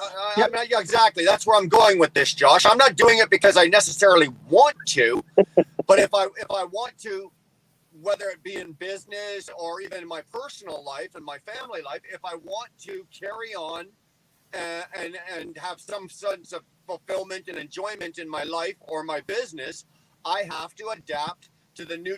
I can't stop the technology. It's coming. So I have either one of two choices. I can adapt to it, or I can just fucking stop and let the world pass me by. And like I said, You can adapt or get left behind. Yes. Okay, so is it your fault that you have to adapt? Is it your Nobody's fault? Or is blaming it, you. No, you guys are saying whose fault is it? I say it's the technology because it's growing so fast. Sure, we gotta adapt, but it's not gonna be my fault because I don't know how to work a computer. I don't know. I don't mean to be. I would never be a dick to you. I appreciate you joining this conversation, but it's not about whose fault it is. At the end of the day, do you pay your bills with whose fault it is? Of course you don't. No, but it's not but about you guys who's, had said who's to earlier. blame. You either do it or you don't. Those are your choices. Yeah, of course you're gonna adapt, obviously, but some people are, and we're all different. Some people are mule-headed, like my ex-boyfriend. I mean, like I couldn't even get him to rearrange the furniture. That's how mule-headed he was. I loved him, I'm just using him for example. But some people, we're different in every shape and size. We are all different. And this technology is taking the world by storm. Not every country, but like the United States, because I live in the United States, it's taking my country by storm, And then you got countries like China and I'll go to China and like the Muslims, right? And this is one thing that I've learned. China, a while back, they had this policy of one child per. Yeah, so they weren't letting, because they were trying to control the population. On the other side, the Muslims, there was one man, and I remember saw a picture, he had 17 wives. That also happens in my home. God. Yeah. There was like, I'm a Muslim. but they are like multiplying like rabbits. I'm Muslim as fuck. Don't get me started on that subject, guys, because I'll get myself. But the thing is, but I'm not saying anything bad about anybody. But what I'm saying is, one was cutting the population down, one was excelling the population. You know what I mean? And that's what I'm saying right there. I mean, I have Muslim friends, I have Chinese friends. I love Chinese food. I love all kinds. I'm not a hater or nothing like that. But my point is, people are all different, and the cultures are different, the countries are different. Right now, with this country here, the United States, it's growing, I believe it's growing too fast for its own good. I you think. know? Well, I think you've unraveled a lot right there, right? If you you look at I'm just going to go to the population thing, the Chinese and the Muslims. You look at a Chinese family, okay, and you look at the kids that come out of Chinese families. They're very well schooled in. They've got some sort of skill, like they play a violin, a piano, and they're generally damn bloody good at it, right? I'm just using an example. They're very family orientated. You look at a Muslim family, Jesus Christ, have you actually dove into that stuff? I'm not saying all Muslims are bad, okay? I don't mean that by any means, but have you actually looked into that culture? Look, there's some great traits to the Muslim culture, but when you've got freaking 17 wives, 100 kids, and whatever the hell else, it's like, Jesus Christ, you know? I mean, how as two parents do you divide your time up to that many kids? Something's It's not. It's not more than two parents. It's I mean, I have 5 kids. 17 parents. I mean, I have 5 kids, and my time is spent with them. There's only so many hours in the day. You know, there comes a point to where the kid suffers, and the values of the kids suffer, and what you can teach them. I mean, I hate to be like that. So, the Chinese might have got it right. I hate to say this. There's certain things that the Chinese actually might have got right. There's such thing as quality over quantity. Let's go back to the 17 wives. Dude, everybody in this room and on this chat knows who Dar is. I can barely handle the one I've got. What the fuck am I going to do with 16 more? Because, let me answer this one. The two I got is a real challenge. Yeah. Since I'm divorced right now, let me go ahead and throw that out there. Because if you had more than one wife, the moment one of them started some shit, you could go to the other one's house and sleep with the other one, and it would stay that way until the first one got her shit straight. Is he talking about me personally? About competition. I can't even imagine that. You know, I can't imagine. And let me tell you, let me ask you this then, GW. Okay, so the first one gets pissed with you, so you go to the second one's house. Who's paying for these fucking houses, Jack? Well, that's why, but it's worth it. We do. But Brian, if you guys want to talk about this whole topic, I'm a professional on this. So if y'all want to talk to me about how this works, I can help you out. No. Okay, from my point of view, it's like this. One of the things I think that we've gotten wrong with in America, and it's what Stuart was talking about in Japan or China and all that, in the Orient, because my ex-wife was Filipino, even though they're a different level of evil. This guy's got some deep-seated issues. All right, we're your therapist. Go ahead. It's only when you put a ring on it that evil comes out, okay? But the thing is, before the children even go to kindergarten the first time, there are certain fundamental household skills they all have to know to even be able to participate in elementary school. The kids all have to take, there are no, in Japan, for example, there are no janitors in the elementary schools there. No, they clean up after themselves. They do. They clean up. They do their own shoes. They do their own laundry. These kids already at a very young age know how to clean their own house. As Stuart was saying, the Chinese, by the time they even get to what they call high school, they already know how to play like 2 or 3 musical instruments. They already know how to speak 2 or 3 different languages. They are light years ahead of our children, education-wise. That might be a stereotype, though. Do you know, GW, in China, by the time a child reaches what would be the equivalent to our 6th grade, those kids can already do trigonometry? Yes, they're in street. And then what are we doing? We're teaching, because I'll tell you right now, the biggest problem we have in United States education is that we're trying to make everybody equal to this magical line. There are some kids like me. I knew by middle school I didn't want to go to college, and I sure the fuck knew I didn't want to go to high school, but they made me until I finally got a chance to get out. Okay. And we're making them pledge allegiance to a flag, which is not a real thing. There's also a group. No, you're going I'm just trolling. Totally I'm different. just trolling. I promise. I'm just fucking with you guys. Look, there is a select group of kids from all walks of life. You know, we got kids in the inner city. We got kids in nice neighborhoods that are of superior intelligence. These are the kids that are going to solve problems in the world one day. They're going to find the cure for cancer and other diseases. We need to be taking our money and putting it into these children and helping them excel. You know, kids like me. Go ahead. Yeah, but the minute we say raise taxes to support the kids, everybody goes, "No, I'm not doing that because then I got to pay more taxes." Here's the problem with that, GW. Here's the problem with what you just said, right?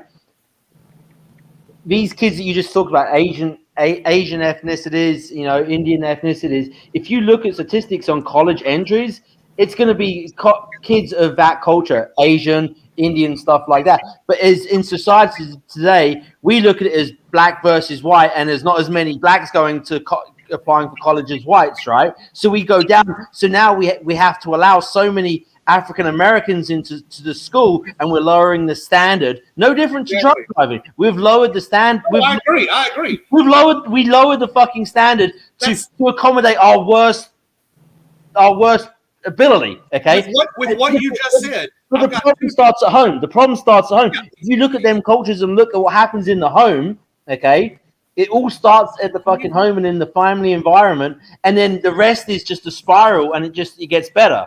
You know, it's the same in trucking, because I've got 2 job offers on the table right now after the first of the year to go drive for these companies up in Alaska. Basically, just doing ice road trucker type shit, not for TV, but just actually doing the fucking job. For the past year, they've had a shortage of drivers, and they've been trying to just take anybody that they can find with a CDL and put them behind the wheel. And they've had an increase of accidents up there like 40-45%. It's horrible. So now they're going to guys like me, old school drivers. I'm not trying to get up there at 100 fucking miles an hour. If I could, great. But I'm willing to slow down and drive with my head out of my ass. And they're trying to find older guys like me to go up there that are willing to work in that environment. Now, yeah, they're having to pay me $35 an hour, and I'm going to have to sell my truck. But shit, $35 an hour ain't exactly bad for a 12-hour day and getting overtime. I mean, shit, that's pretty nice, actually. Hey, maybe we got to talk. Yeah, I know what I'm saying. Shit, I'll look you up later. That's. Would you mind showing this, like the email or text message where they said the young guys are wrecking trucks, so I need to come hire you? Actually, that was the conversation we had on the phone with different companies. Okay, fair enough. I'm just a weird guy. I'm like a millennial, and I like documentation. So I was curious if you had it. That's all. No, it's the bottom line. Okay, for example, I'll tell you right now, a company really popular started here in Texas, Buc-ee's. I used to work for them hauling gasoline. They have a company that's under them that they actually own called RB Stewart. RB Stewart, for the most part, will not hire a driver under the age of 40. Just not because of the safety record, not because of the safety record, but they have found that they want their drivers to drive slower and safer and to be more patient. Most younger people. Sounds like a massive lawsuit. If I was a year younger, I would apply there just to sue the fuck out of them. Well, totally. I'm just saying, dude, go for it, man. That dude's an evil bastard. Well, I'm 40 now, so I can't. Appreciate but that. If I was, Thank you, if Scott. I was 39, that's cool. Fate Trucking, $20. But if it was me and a company refused to hire people that were under 40, if I was 39, I'd apply just to take their ass to court. Absolutely. They don't say it like that. The point is, those of us that were working there, that's why I said most people, they won't hire most people under the age of 40. And it's just because of this. And it's not because of age. Well, age is part of it, but it's the fact that most of us over the age of 40 have a better work ethic than probably 80% of the drivers that are coming into the market now. What numbers do you base that on? Because I'll look at it. I'll Google it. What numbers do you base that on? I think I missed something here. GW, you're being offered $35 an hour to go drive the ice roads? Mm-hmm. Where, like, what ice roads? Where? Sorry, I just running up and down the Dalton. The Dalton. Up in Alaska, from Fairbanks up to okay, Prudhoe Bay. I know where it is. And you're $35 an hour as a company driver. You're not taking your own truck. No, I'm not. You're being underpaid, dude. It's $35 an hour, and it comes out to, let's see, times 40. You're allowed to do an 80-hour week there, so 1,400. So. But who wants to work 80 goddamn hours a week? You're looking at something. Would you mind sharing your screen and showing us? No, it's I'm doing the calculator. Let me finish because I'm going somewhere with this. Okay, so yeah, so 2,100 plus 1,400 before taxes comes out to $3,500 a week, which unfortunately that's about what I'm making now being an owner operator. Right, but the amount of risk that's involved in that. And There is risk. Let me just say this to you, okay? I know for a fact, and I'll be able to show you guys this at another time, because the ice roads, I have the opportunity, and maybe I wasn't supposed to be announcing this or letting anybody know, but come February, I will probably be disappearing for 10 weeks. I will be probably going up and running the ice roads and I'll be running Northern Ontario, Northern Ontario into Northwest Territories. Okay. Now, I know that the company, I'm an owner operator, so my rate is significantly different than $35 an hour.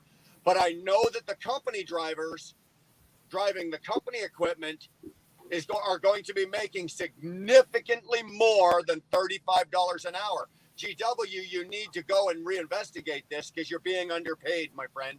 Because if you're making the same amount of money to go up there and run 80 hours a week as a company driver as you are as an owner operator, you haven't built into the equation the danger factor, the insurance factor. Like, you're gonna have to change your life insurance policy to do that. I hope you know that. Right? Double it. You're gonna have to change. You're gonna have to change some things to fucking do it. All of those other factors above and beyond. Why should you go up there and put your life on the line and do the danger work and make the same money you're making now as an owner operator? Why on God's green earth would you do that? And I'm going to tell you this, okay? I'm going to go up there as an owner operator. I'm taking my own truck up there to do it. You know what the rate is for an owner operator to do that? What kind of truck do you have to go up there? Because maybe I'll drive with you instead. Because that's the only reason I'm not taking my own truck up there to the Dalton is because mine's just basically I don't have the full lockers, and I don't have the 18-speed transmission in my truck now. Well, so, and they said I had to have the 18-speed, and I had to have the full lockers. Well, what are you going to be hauling? Hold on. Everything doubles primarily. The going rate right now that our contract is stated is between $1,500 and $1,600 a day, and they pay the fuel. Dude, hook me up, man. Shit, I'll come drive Canada. If you think my truck will cut it up there, fuck it. I'll slide up there just as fast. But right. So if you think that as an owner operator making $1,600 a day, and we're ELOG exempt. Mm-hmm. There's well, no see, we're ELOG. not. Again, being Alaska, we're having to deal with all the same DOT regulations, except that we get more hours. We don't. We're ELOG exempt. You can run 7 days a week, as many hours a day as it takes to do the fucking job. But still $1,500 to $1,600 a day to run your ass off. I mean, you're not running your ass off, Stuart. You're running 300 fucking miles, working 10 hours a day. But you just okay. Okay, so the hours of service exempt thing is irrelevant then. It's as quickly as you get the job done. It is. Yeah. Okay. It is. Well, for us, it's trust me, you're not going to run out a 70-hour clock. On the other hand, if you want to work 20 days in a row, that's entirely up to you. You don't have to. But if you want to work 20 days straight and take 3 days off or 5 days off, you can. And then that really sounds interesting, you know. I do it. Because I've done a lot. It sounds better deal than I'm getting. So no, now this is all being done through the company that I work for. We have a division that does this, that does super heavy, that does all of this, that runs, and it's a hydro contract, so it's a government contract we have. Yeah. Right. And there's upwards, I think there's 9 or 10 of us going up there, and we're taking, some of the loads are going to be oversized. Some of them are going to be heavy loads. So we're going to be pulling fucking goosenecks. We're going to be pulling triaxles. We're going to be pulling, everything's going to be on flatbeds, obviously. But for what I'm trying to get to you, GW, is for $35 an hour, that's not worth it, my friend. Stay back and do it as an owner operator and make the money you're making. Part of it also is that I'm trying to get up to go live in Alaska. I mean, that's my long-term goal as well. I'm trying to find work up there to live permanently. Yeah, you got to start somewhere. Hey, Brian, Yeah, that's, that sounds really interesting. I mean, send some information to me if, I wouldn't mind checking into that. And GW, whatever you got going. Well, their I'm- big thing in Alaska is the mountain regions that everybody seems to try to fuck up on. It's like, as far as driving out on the ice, I mean, if you go slow and mind your business, it's perfectly safe. Yeah, I drove quite as bad the as Rockies. it out to be. I drove the Rockies for the first 17 years of my driving, Some of the stuff north of Fairbanks, they got like 12% grades, and it's like covered in ice, and you got to do this shit. It gets pretty damn tight. So our company is up there right now. Our company is up there right now building the roads. We got lucky, and we had an early freeze, so everything up there is already fucking frozen, right? Because we weren't supposed to go until the end of February, and now they're going, oh, wait a minute, like we got it in place. So, and the longer we can stay, the more money we can make. So they've already told us, like, tentatively, you're looking at 8 weeks, so 2 months, but it could go to 10. Depends on how long, if it stays cold. They were telling me the other day that in Wasilla, which is the town eventually I'd like to live in up in Alaska, is they got in the past 2 weeks they've gotten over 4 foot of snow total. In just 2 weeks. I heard that. It was brutal, man. Everybody was trapped at home and shit. It was crazy. The only thing is, and GW, if you want to think about going up to and sorry, Fate, appreciate that, and I will get a new hat, believe me. And Dar, you're not getting a new cat. You are not getting a new cat, Dar. But She sent you Canadian dollars. Jesus Christ, Dar. Come on, we need USD, baby. GW, you need to remember that when you if you think about going up there and running that Alaska, running the Dalton, your truck better be able to sustain serious below freezing temperatures, because you're not going to turn it off, right? Unless you've got an APU that has, like, my truck has an APU with an engine warmer, so I can run. No, that's what I'm saying. Going to Alaska, I would not be taking my own truck. I'd be company driver running their equipment. Right.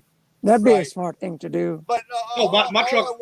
All I wanted to do was emphasize, my friend, $35 an hour. You're cutting yourself. That's not enough. Part of it is also I'm getting my foot in the door with these people. I mean, I have no ice road experience whatsoever, other than just going up north in the snow and doing that towards Canada. I've never done like the ice roads or whatever. Everything I've been on's been ice but paved. Have you always lived in Texas? For the most part, but I mean, I've driven nationwide and up into Canada way back in the day. Nobody. Yeah. I mean, I don't know about you, Will Burner. I'll show you how to put those chains on. I got you. Oh no, chains! Chains I can do. Now chains, I'm a chain slinging fool, man. I can do that. But now they have a lot more new advanced chains now than they used to, and some of these people. Yeah, you flip the switch and you keep driving. It's super weird. Oh, well, no, I saw that. I've never heard of that. I've never heard. They don't. Up in Alaska, they've outlawed the one that's, like, I guess on the spinner that spins whenever you drive. Those automatic chains, like on school buses. Yeah. I'll see if I can find some. They've outlawed those, and they've outlawed the socks up in Alaska. They won't let you put socks on your tires either. You can't run the socks in Northwest Territories either. Oh, okay. So yeah, that's the same thing. But shit, man, it's like I said, I guess maybe I've been more enthralled with the idea of actually just getting up there and working more or less, because I mean, this is your neighborhood, Will Burner, but I mean, like, Alaska, I've been like 4 or 5 times in the past 2 years, and it's heaven for me. I love Texas. I'm hardcore Texan, but yeah, my God, Alaska, I've been there in the winter. I've been there in the summer. It's just absolutely beautiful. People are nice. I've never been. It's just like Canada, but it's just, it's a lot of mountains, a lot of woods. Yeah. What I like about it is in Houston, Texas right now, especially since, if you start counting the estimated number of illegals plus everybody that's moved here the past couple of years. Oh, damn, son, the illegals. well, the thing is that they counted at a certain number, but we're supposed to only have a population, not just the city of Houston, but in this region, we're only supposed to have a population altogether of but they estimate between 4 to 6 million. But now some of the other people are now saying we have closer to 11 or 12 million people living within 60 square miles. And it's like, it's crowded as shit down here. Alaska, their entire state population is less than 750,000. And I have a major hard on for living in something like that. I'm with you there. You might as well Dude. move to Canada. GW, you might as well move to Canada then. Dude, I've only got 37 million people in my entire country, and square mile wise, my country's bigger than yours. I used to love Houston because I lived in a little town called Beaumont. And it was like part bayou, part country, and just you know, me being a half Native American kid, I was really fucking popular in the school. You know, so once I came to the big city, it was this melting pot of culture and education and all this other stuff, and I've really enjoyed it here the past 15 years. But man, it's too fucking crowded now. It's time to get back out in the woods, man. That's why I've been pushing. So I took the first job, or I'm trying to take the first job they offer up in Alaska just to get up there. And I don't want to. Well, I don't want, because I know Lisa Kelly to be the factor in any of that. I want to try to get up there on my own credentials. Yeah. You know, bro, I can take you to places in Canada that no human people have ever been. I can take you to a lake to go fishing where nobody's ever fished before. You'd be the first person to ever fish in it. Is that right before you give me that drink and then my pants mysteriously wake up and they're off? You know. Well, I was going to get to that, but I thought I'd entice you with the fishing in the clean water first. You know. I got this Canada, joke. hey, I got in this Canada, joke. you can eat the yellow snow. Okay, No, I you got this can't. joke. Right? I love yellow snow cones. I know this guy joke. Okay, it's a guy joke. It's not for girls. Okay. Oh, you got the right Let's- audience then. Yeah, let's say, you know, besides the people on the chat, but you guys are listening too. Okay, let's say Brian and Stuart went on a camping trip, right? Oh no. Nah. And let's just say, you know, just whatever, right? Okay, and one of you guys, or we'll just say Brian then, right? He's the host of the show. We'll pick on him. We'll leave Stuart out of it. Let's say, Brian, you and I went on a camping trip and we got drunk and everything. And the next morning you found your pants down and, you know, you were naked and everything and you were really sore, if you know what I mean. Yeah. Would you tell In the anybody? butt. Would you tell your friends and stuff? Hey, Dottie, you want to go camping? You know the joke, don't you? Yeah. Except I'm not a guy, so it needs to be a guy thing. Hey. That's what I was. Hey, check this out, Stuart. Ready, Stuart? Have you ever had sex while camping? They're picking It's on literally Stuart. yes or no question. I don't know. I can't remember. Oh, I've heard it's fucking intense. Get it? It's fucking intense. Fucking intense. Yeah. Oh God. Fucking intense. We're not turning this into the fucking comedy. I did wake up one time though. I ended up going. I was a New Year's Eve party, and I got still going back got some more to of this, these. this family's house, and I did wake up naked on the kitchen floor with a robe over me. I do remember that. Yeah. But I don't. remember. I wasn't sore. And that's where I thought the story was going for a second. Isn't that the one where you said, "Oh my ass"? No, I was just there naked, and the pile of clothes next to me, and I had this like it wasn't even a blanket; it was like just like a bath towel over the top of me, and I'm like totally naked in this stranger's house. I'm like, yeah. It happens. I just hold on. I just want to quickly go back to something here, and GW. Please don't think I wasn't shitting on you or your. No, not at all. Okay? Not at all. All right, I just wanted to make sure that we were clear on that. I wasn't shitting on you or shitting on your idea or whatever. I just wanted to I'm make a hoe sure for that good you- more. I'm always a I hoe just for wanted to more make money. sure you had an idea of what you were worth. Your value is worth more than $35 an hour. That's all. Oh, I agree. But I was Please like I don't said, be I was just trying to insulted. get. I wasn't trying to fucking. No, I was. like, say, you know. I was just trying to get in the door. I've dealt with the past year or so trying to get my own truck up there to drive in Alaska, and usually they're really interested in hiring me. Carlisle, some of the other places, and then I tell them what kind of truck I have, and they're like, "Yeah, you're gonna die." Well, our company did the same. Our company did the same thing, though. It is put the word out asking for the drivers, in the fleet, to go up and do it. It's all volunteer, but they did specifically say they wanted senior. They didn't put an age on it, but they said they wanted senior drivers. Mm-hmm. Right. They wanted senior experienced drivers to go. No, Doty, we're not playing that. No. I'm shutting this shit down and going to bed shortly, right? I got to get up in a few hours. I'm down to play. Let's play. But This is for a different are- time. they- Dora and they I are wouldn't- going to they- set it up. I don't think they were crazy enough to put an age limit on it, but they did say, like I said, they wanted senior experienced drivers. And they did ask, they interviewed me going, okay, what have you done? Have you pulled super heavy? Yeah. Well, where? What have you done? What kind of equipment have you used? You know, I had to prove that these are all the different types of equipment that I've used. This is the machinery that I'm able to use. These are the loads I've pulled and I've done, and I had to back it up because they were just going to take your fucking word for it. And what I was told was in Alaska, that's kind of what they ran into recently or last year, was that they had a lot of the younger, less experienced drivers that they took a chance on. They hired them. They trained them to go up and down the mountains, go over the ice, and to do everything right. But being younger drivers, they start cutting up and acting up and doing shit. So they were playing little games like, yeah, I know, I see you making the face, but they started doing little things like who can get there the fastest, which, you know, everybody's going to do. But then they started doing things like, ooh, how close can we get our trucks without touching? So the next thing you know, they're both losing driver's side mirrors because it turns out they got really fucking close. And they've had a couple of good accidents. Some of them just drove with their head up their ass. And like you said, they would rather have older, more experienced drivers.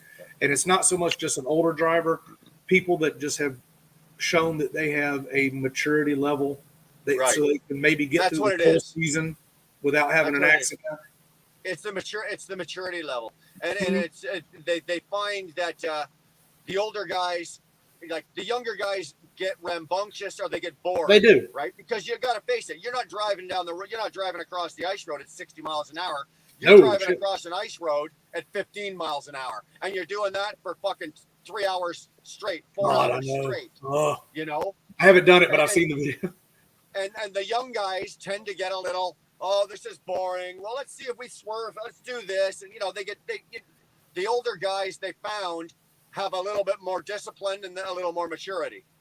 Oh, I've heard stories from some of them that I've talked to. I mean, it's like, they're like, if you want to do something you've never done in your truck before, yeah, you put your truck on cruise control.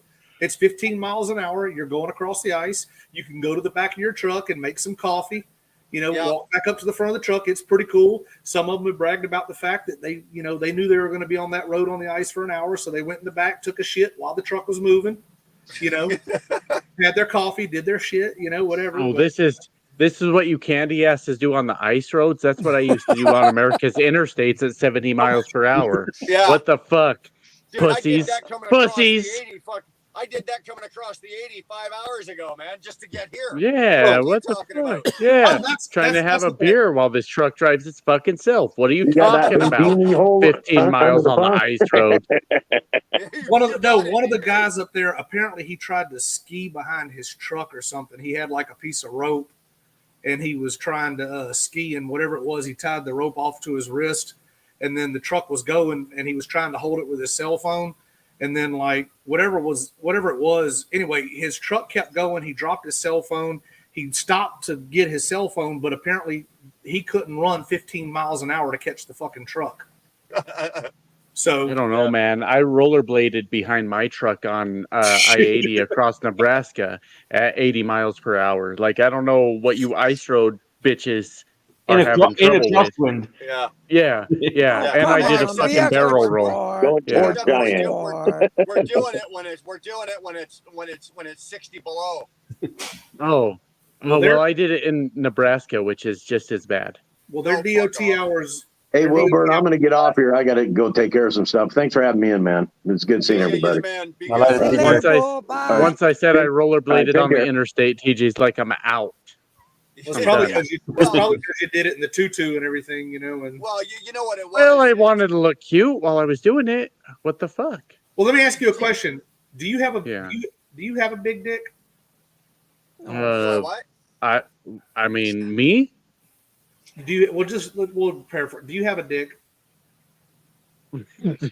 You're starting there. Do I have a dick? No, you've got to ask him. How do you identify, Josh? Oh, you got is that what he was asking? Yeah. Okay, so That's what he was asking? Well, the thing is, if you have a dick, right? Correct. I can confirm. Spit it out. It's mine. All right, I deserved it for my dad joke about fucking intent. So I earned that one. I was waiting to do that joke earlier, but thought we're I like was shifting bad. gears. I wondered why I've been clearing my throat all night, but now I know. I know a guy by the name of Tom Hester, funny gay comedian, and he told the 3 most evil jokes anywhere in the universe, and it's like they're horrible, but God, they're funny. Yeah. I better get going. I won't Anyway. tell them tonight. I'll save them. All right. Yeah, I'll see you guys later and everybody in See you, the Dog. chat and everything. All right. Good night. It was great talking and meeting you with you guys. And Of course, you're good Peyton jersey. You're GW? GW Bowles, yes, ma'am. Okay. And you up on top in the middle? What is your name again? My name's Josh. I'm just a very Josh, boring, okay. irrelevant person. No, you're not. You're very smart and everything. Oh, and thank of you. course, That's very Stuart, you know, I love you, Stuart, and the man, Brian. So thanks, guys. And Edgewood, Scotty. I'm sorry that you don't do technology, but I'll go ahead and give you a little hint. That thing behind you is called a microwave oven. Yeah, I know. Don't. Well, I will tell you something. Don't put tuna fish sandwiches in there because they spark. Okay. But you have to take it out of the can first. Yeah, tuna's a Even hell of a out thing, of the isn't it? can. Yeah, it's crazy. So anyway, You'll like that little box. You can warm up food and you can also dry panties. I actually never. You put tuna in the freaking microwave? Yeah, You need 'cause I to had dry a- those panties after it hanging was out with G-Dub. it Hot was, tuna. Tuna melt, right? I wanted to melt the cheese just to warm it up because it was cold in my fridge. So I put it in there, and I look and there's sparks. I'm thinking, oh hell no, I'm not gonna eat that thing. So I just threw it away. I don't do tuna anymore after seeing that. Like, Yeah. that thing has some real metal in there. Mercury. Okay, I'll see you guys, and you Okay, guys later, have a happy New Year. I'll probably see you soon, but We'll see anyway. you around. Yep. See you later. Bye bye. Right. Bye-bye. All right, so I guess we need to talk about why Stuart is trying to colonize our country. Stuart, explain yourself. Kind of dated, aren't you? Oh my! I'm a few years behind. That's what I read in the news today. Really? Yeah. You read in the news that Stuart was trying to populate the country? Yeah, it was They super. called him No, out- they called him out by not names. populate. Well, he does have 5 kids or whatever he said. So yeah, probably populate is a good word. Are you trying to take over, Stuart? I What's was going on? I was just taking out the page out of the Muslim book. There you go. Yeah. There you go. You know, hey, Stuart, you're mostly white, man. I can hook you up if you don't mind hitting a Filipino. You know, my ex, man, she's been wanting a white baby for so long. You know, and Oh, you know, jeez. I can't do it because my shit's broke. So you know, Well, for a small fee, we can call me a gigolo, right? Is what gigolos do? Hmm. I'll do anything for a small fee. Well, she just fantasizes about a guy that can finish in less than a minute, and that's not me either. So, Well, I'm checking all the boxes. Apparently, I'm all right.